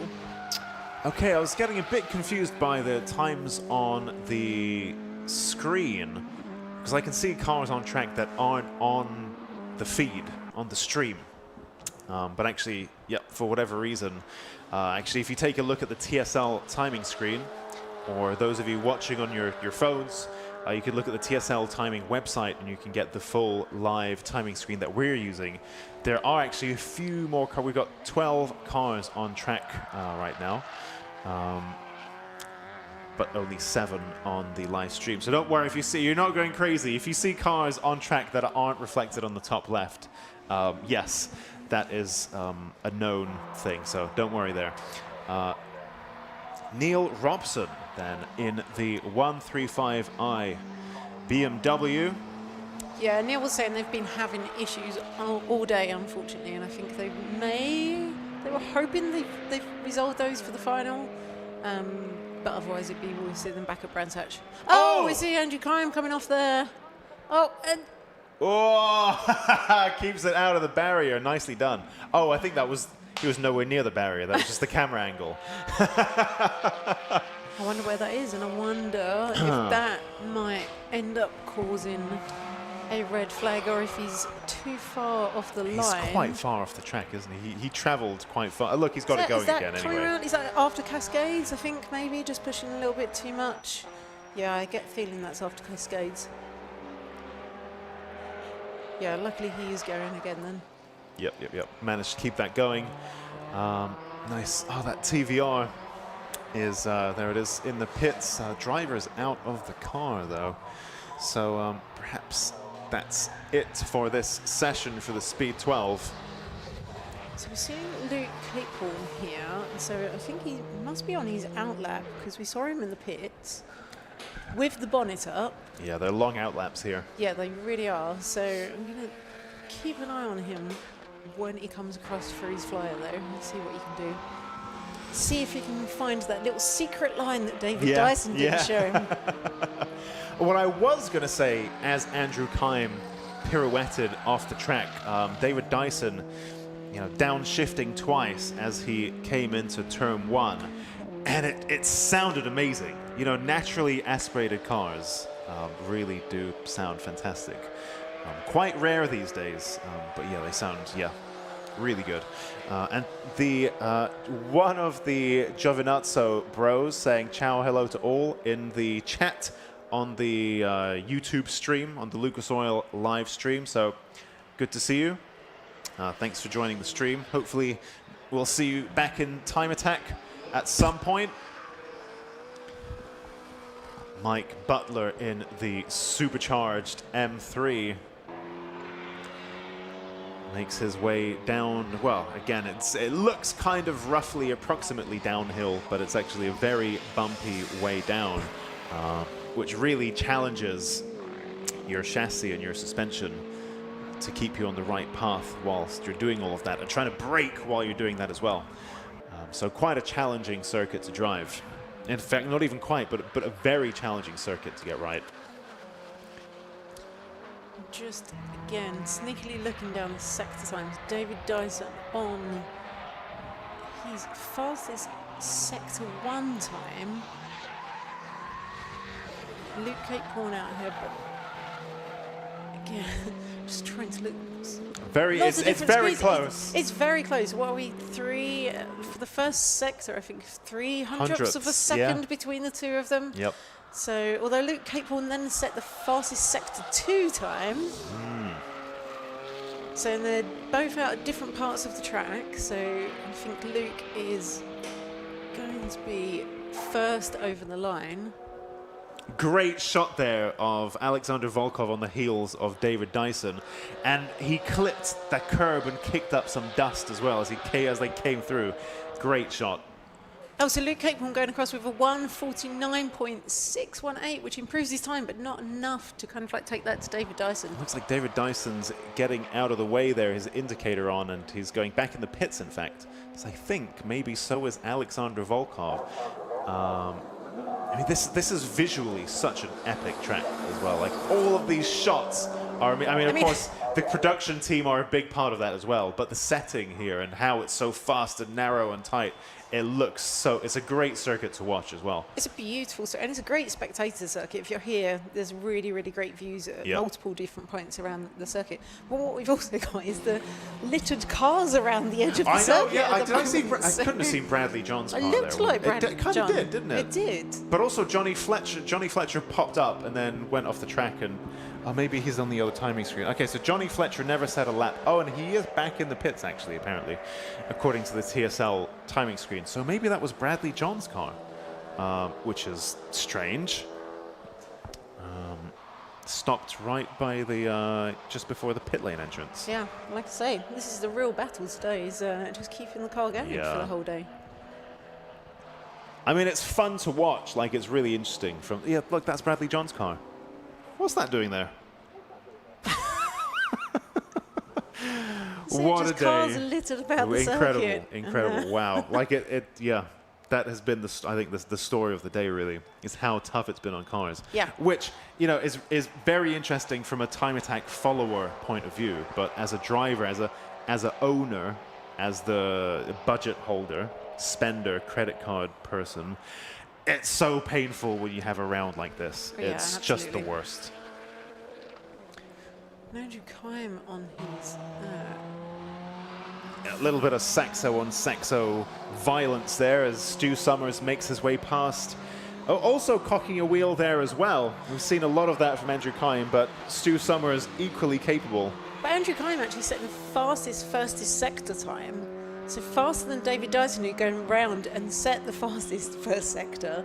And then Andrew Kime come round, and I think by 0.08, so 800ths of a second, just faster than David Dyson in sector 1. Incredible. Oh, and Stu Summers is off. What has happened there?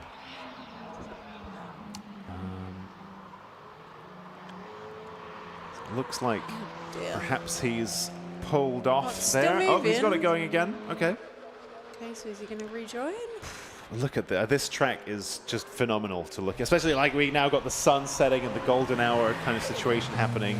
What a track. It's absolutely brutal on the cars today. A great watch. Mike Butler there powering out of the Shell Oils corner. So Andrew Kime, even though he had that fastest first sector, so not improving in his time overall. So, although he must have backed out, because he's kind of like 10 seconds. 10 seconds off his time. So, yep, and this just reinforces my theory. If you're going to go out and you're going to set a lap, do it early on in the session, because temperatures really seem to be against everybody today. Yeah, like you can try to cool your car off to a point, but I think it's maybe, especially in a super hot day like this, you're going to struggle to. So you have your chance as your temps are on the up, and then you're going to struggle to bring them back down again and find yourself in that optimal window again. Very tricky conditions, but luckily, we have many experienced drivers who've done Time Attack for many years, who are used to dealing, that there's so much more to Time Attack than just showing up on the day and driving a hot lap and going home. As we can see, there's a lot of other challenges along the way as well. Checkered flag is out, so perhaps let's whip through these provisional results. David Dyson then is our provisional Super Attack Club 2-wheel drive winner with a 148.3, ahead of Luke Capehorn, Andrew Kime, Mike Butler, and Neil Robson. And then in Club 4-wheel drive, Alexander Volkov is the provisional winner, ahead of Dean Taylor. Oh, actually, that's not the full. This is the Andrew Kime has just gone through and improved his time actually on his last lap on the checkered flag. So apologies for that one. I'll use the TSL timing screen actually instead, because we don't get the full results for this particular session on the stream. So Alexander Volkov ends the session on top, ahead of Dean Taylor. And then, as we said, David Dyson is the provisional Club 2-wheel drive winner with a 148.3, ahead of Luke Capehorn, Andrew Kime, Mike Butler, Neil Robson, Stu Summers, David Frost, Nick Good, Neil Wren, and then Ben Morris. Johnny Fletcher having failed to set a flying lap. Those are your provisional results. And as we've seen, it's actually quite a long loop around for drivers to complete their checkered flag lap and head into Parc Fermé. So we'll just give them a moment to do so. And then after that, we will head into our Clubman Classic and Retro and Pocket Rocket Super Attack. And we will be ready to get that underway in just a few minutes.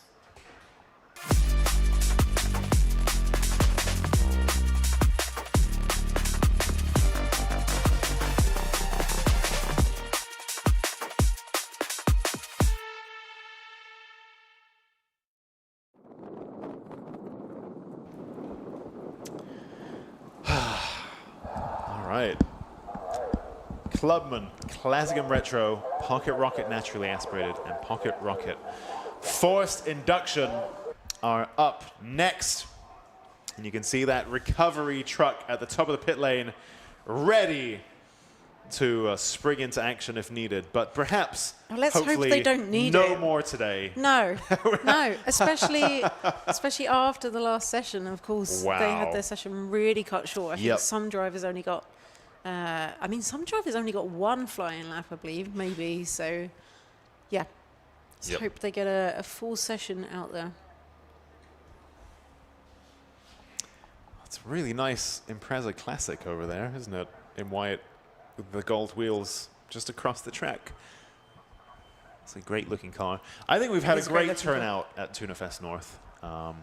I mean, fantastic weather as well. Incredible. Maybe not for the cars, for spectators, amazing. Yeah, for the clubs, for the spectators, incredible weather. Yeah, for the cars, for the Time Attack drivers, definitely much less so.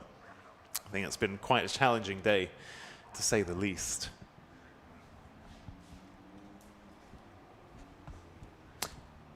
In the meantime, so we can see our drivers queuing up to join the track to get their super attack underway.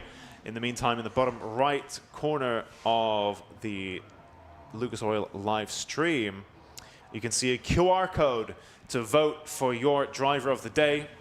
So thank you everyone for getting involved in the stream. Can confirm spectators' weather has been fire, says Albert.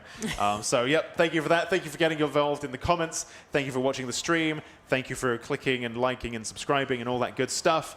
And, yeah, there's also the Lucas Oil Driver of the Day vote that you can go and get involved in as well. Just scan the QR code on the bottom right corner of your screen.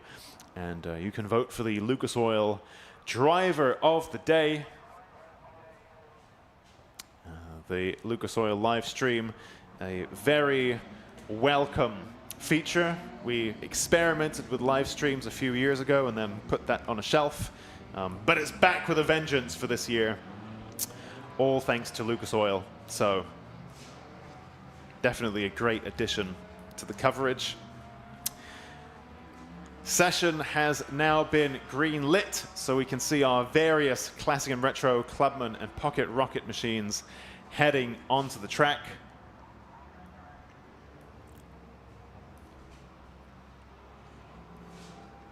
Yeah, and I think, again, we're just going to see drivers going out there and try and set that lap really, really early on in the session. So I saw Dean Riley right at the head of that queue of cars waiting to go out, and he's going to be going straight out there. He was saying especially his cars, he was really suffering from heat soak, so when they come in on the previous session, they're having to sit in the pit lane again, where you've got the mid-engine car. It's like just all of that heat just transferring into the engine. Really, really need this clear air. So he's right out there at the beginning. Yeah, I'm going to be going straight onto it. Interesting big puff of smoke out of the back of Michael Greenhugh's car as well, as he accelerated out of the pit lane. The old PD130 doing what it does best. It's the diesel power, that is. Diesel power. So it was pulling like a train, smoking like a train. I'm very glad to see Tommy Langley back out there as well. They were saying what happened there? There was just a wiring issue. So they had a wire cut out and fell out the fuse box. Something disconnected. Okay. Easy to fix. So they're back out there again now, but it just cut out the car. And also, it looks like Christian Vieira is back as well in the pink and black Honda Civic that stopped on track earlier on, well, off the track, but he's back, which is great to see. And also Jamie Biss, so we saw Jay going out and really going hell for leather, didn't we, in the MX-5? So that was great fun. So also keep an eye on him. Yep. So we're gonna, more of that, hopefully. Yep, so this is it. There's going to be a lot of action on track, but again, I think the majority of the action is going to be in this first kind of like 5 minutes, so you almost don't know where to look, because every car, we're trying to keep track of what they're doing. Ali is down at turn 1, says it's been a mega day on the live stream. So thank you for joining us, Ali, at Tunafest North. It wouldn't be possible without the tuning fans who turn out in force at all of our shows. So thank you very much. This is why we do it, is so that we all have a great time. So thank you for making the trip. Just so you can hear the whine of the Dean supercharger as it goes past. From trackside cameras. Interesting to see what Jamie Biss can muster up in this super attack session. That was a very entertaining watch in Attack 2, so let's see if we might have some more of that in the super attack. You can see his headlights have just switched on, so I think Jamie Biss has engaged attack mode, and hopefully that means some more on-edge driving. Yeah, this is it. Everyone's just going to be going around. They're completing their outlap now. They're going to be going for this for the first session, the first lap. And we're going to start to see these times coming in very early, I think.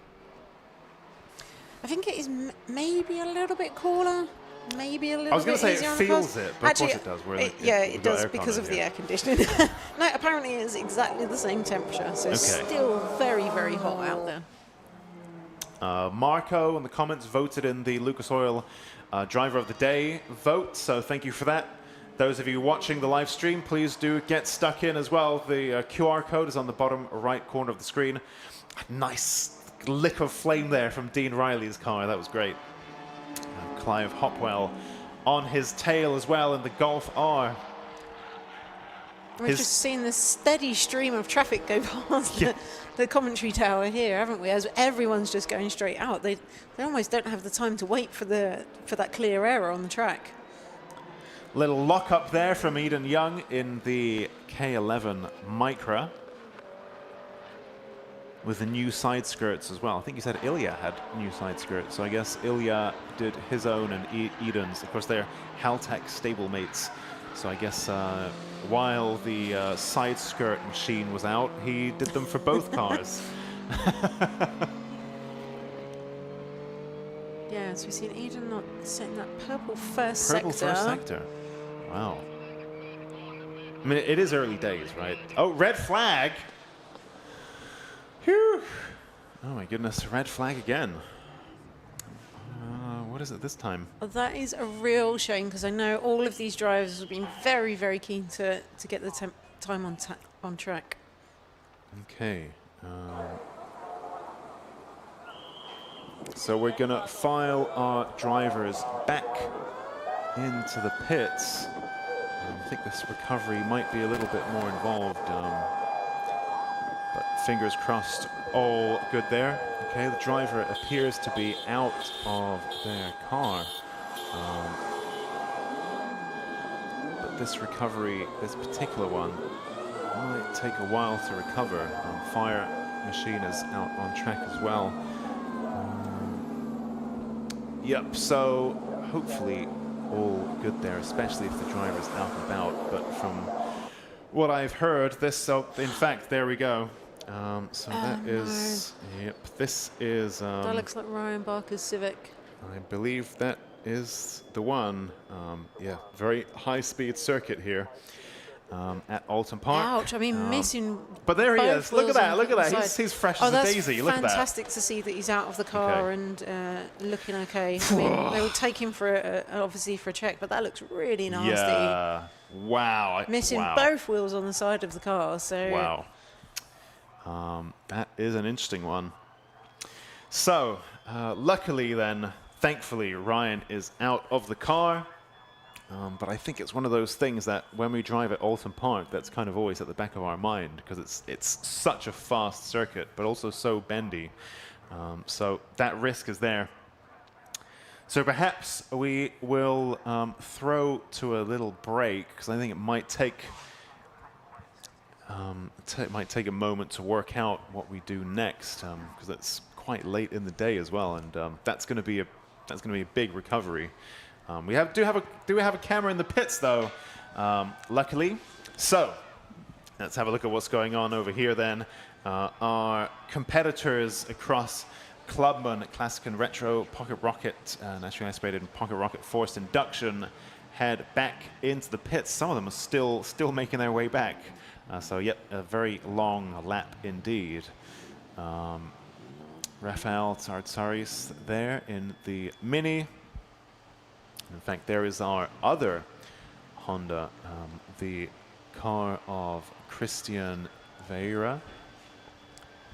So I'm just going to have a look through some of these times, because as we were saying, cars really needed to go straight out there.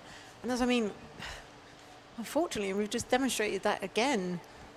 But I'm just looking through. So Rafael Tsartsaris is leading Pocket Rocket Forced Induction. Hang on, trying to compare the screens. Where are we at? With 156.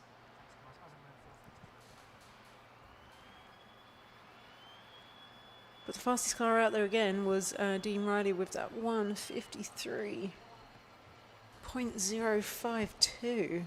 Just trying to compare that to his other times. So I think that's the fastest time. Yeah, that's the fastest time he's put in today. Which again, so many screens. Sorry. These calculations are they're beyond me. I'm very impressed. Which is just fast enough though for the lap record in Classic and Retro. So he's literally just gone straight out there.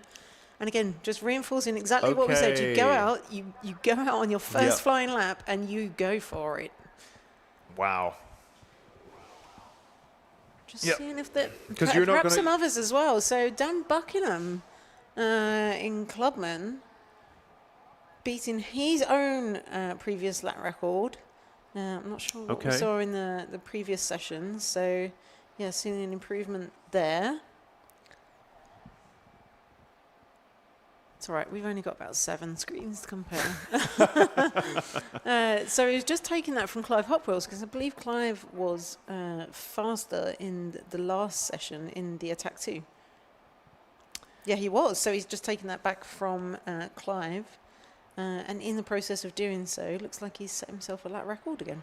So it's interesting. I was having this conversation with Scott earlier on as well, because apparently there are lots of lap records that have been set in racing Hondas as well this year, not just today. And we're also seeing the same trend in time attack as well. You can see, look at the Marshalls pushing the Civic back over onto its 4 wheels. But this has been quite a fast year across Time Attack and Racing Honda's Championship, we've seen lap times falling all over the place, lap records and so on. I wonder if the difference is the new Yokohama Advan AO52 tire, which I've heard a lot of good things about. That seems to be a very well-regarded tire. I think it's pretty new to the market, but people seem to be really getting on very well with that. Yep. Yeah, there's been lots of positive comments around in the paddock.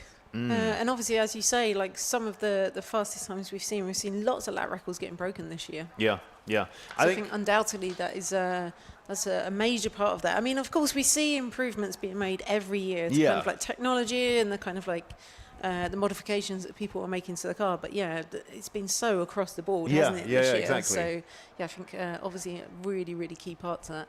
I think control tires can sometimes be a bit divisive. I think some people like some brands more than others, or they want the freedom of choice or whatever. It's one of those subjects that people like talking about. But I think this year this Advan AO52 has been pretty universally liked. I am yet to hear anything bad about it. I think that's been really interesting.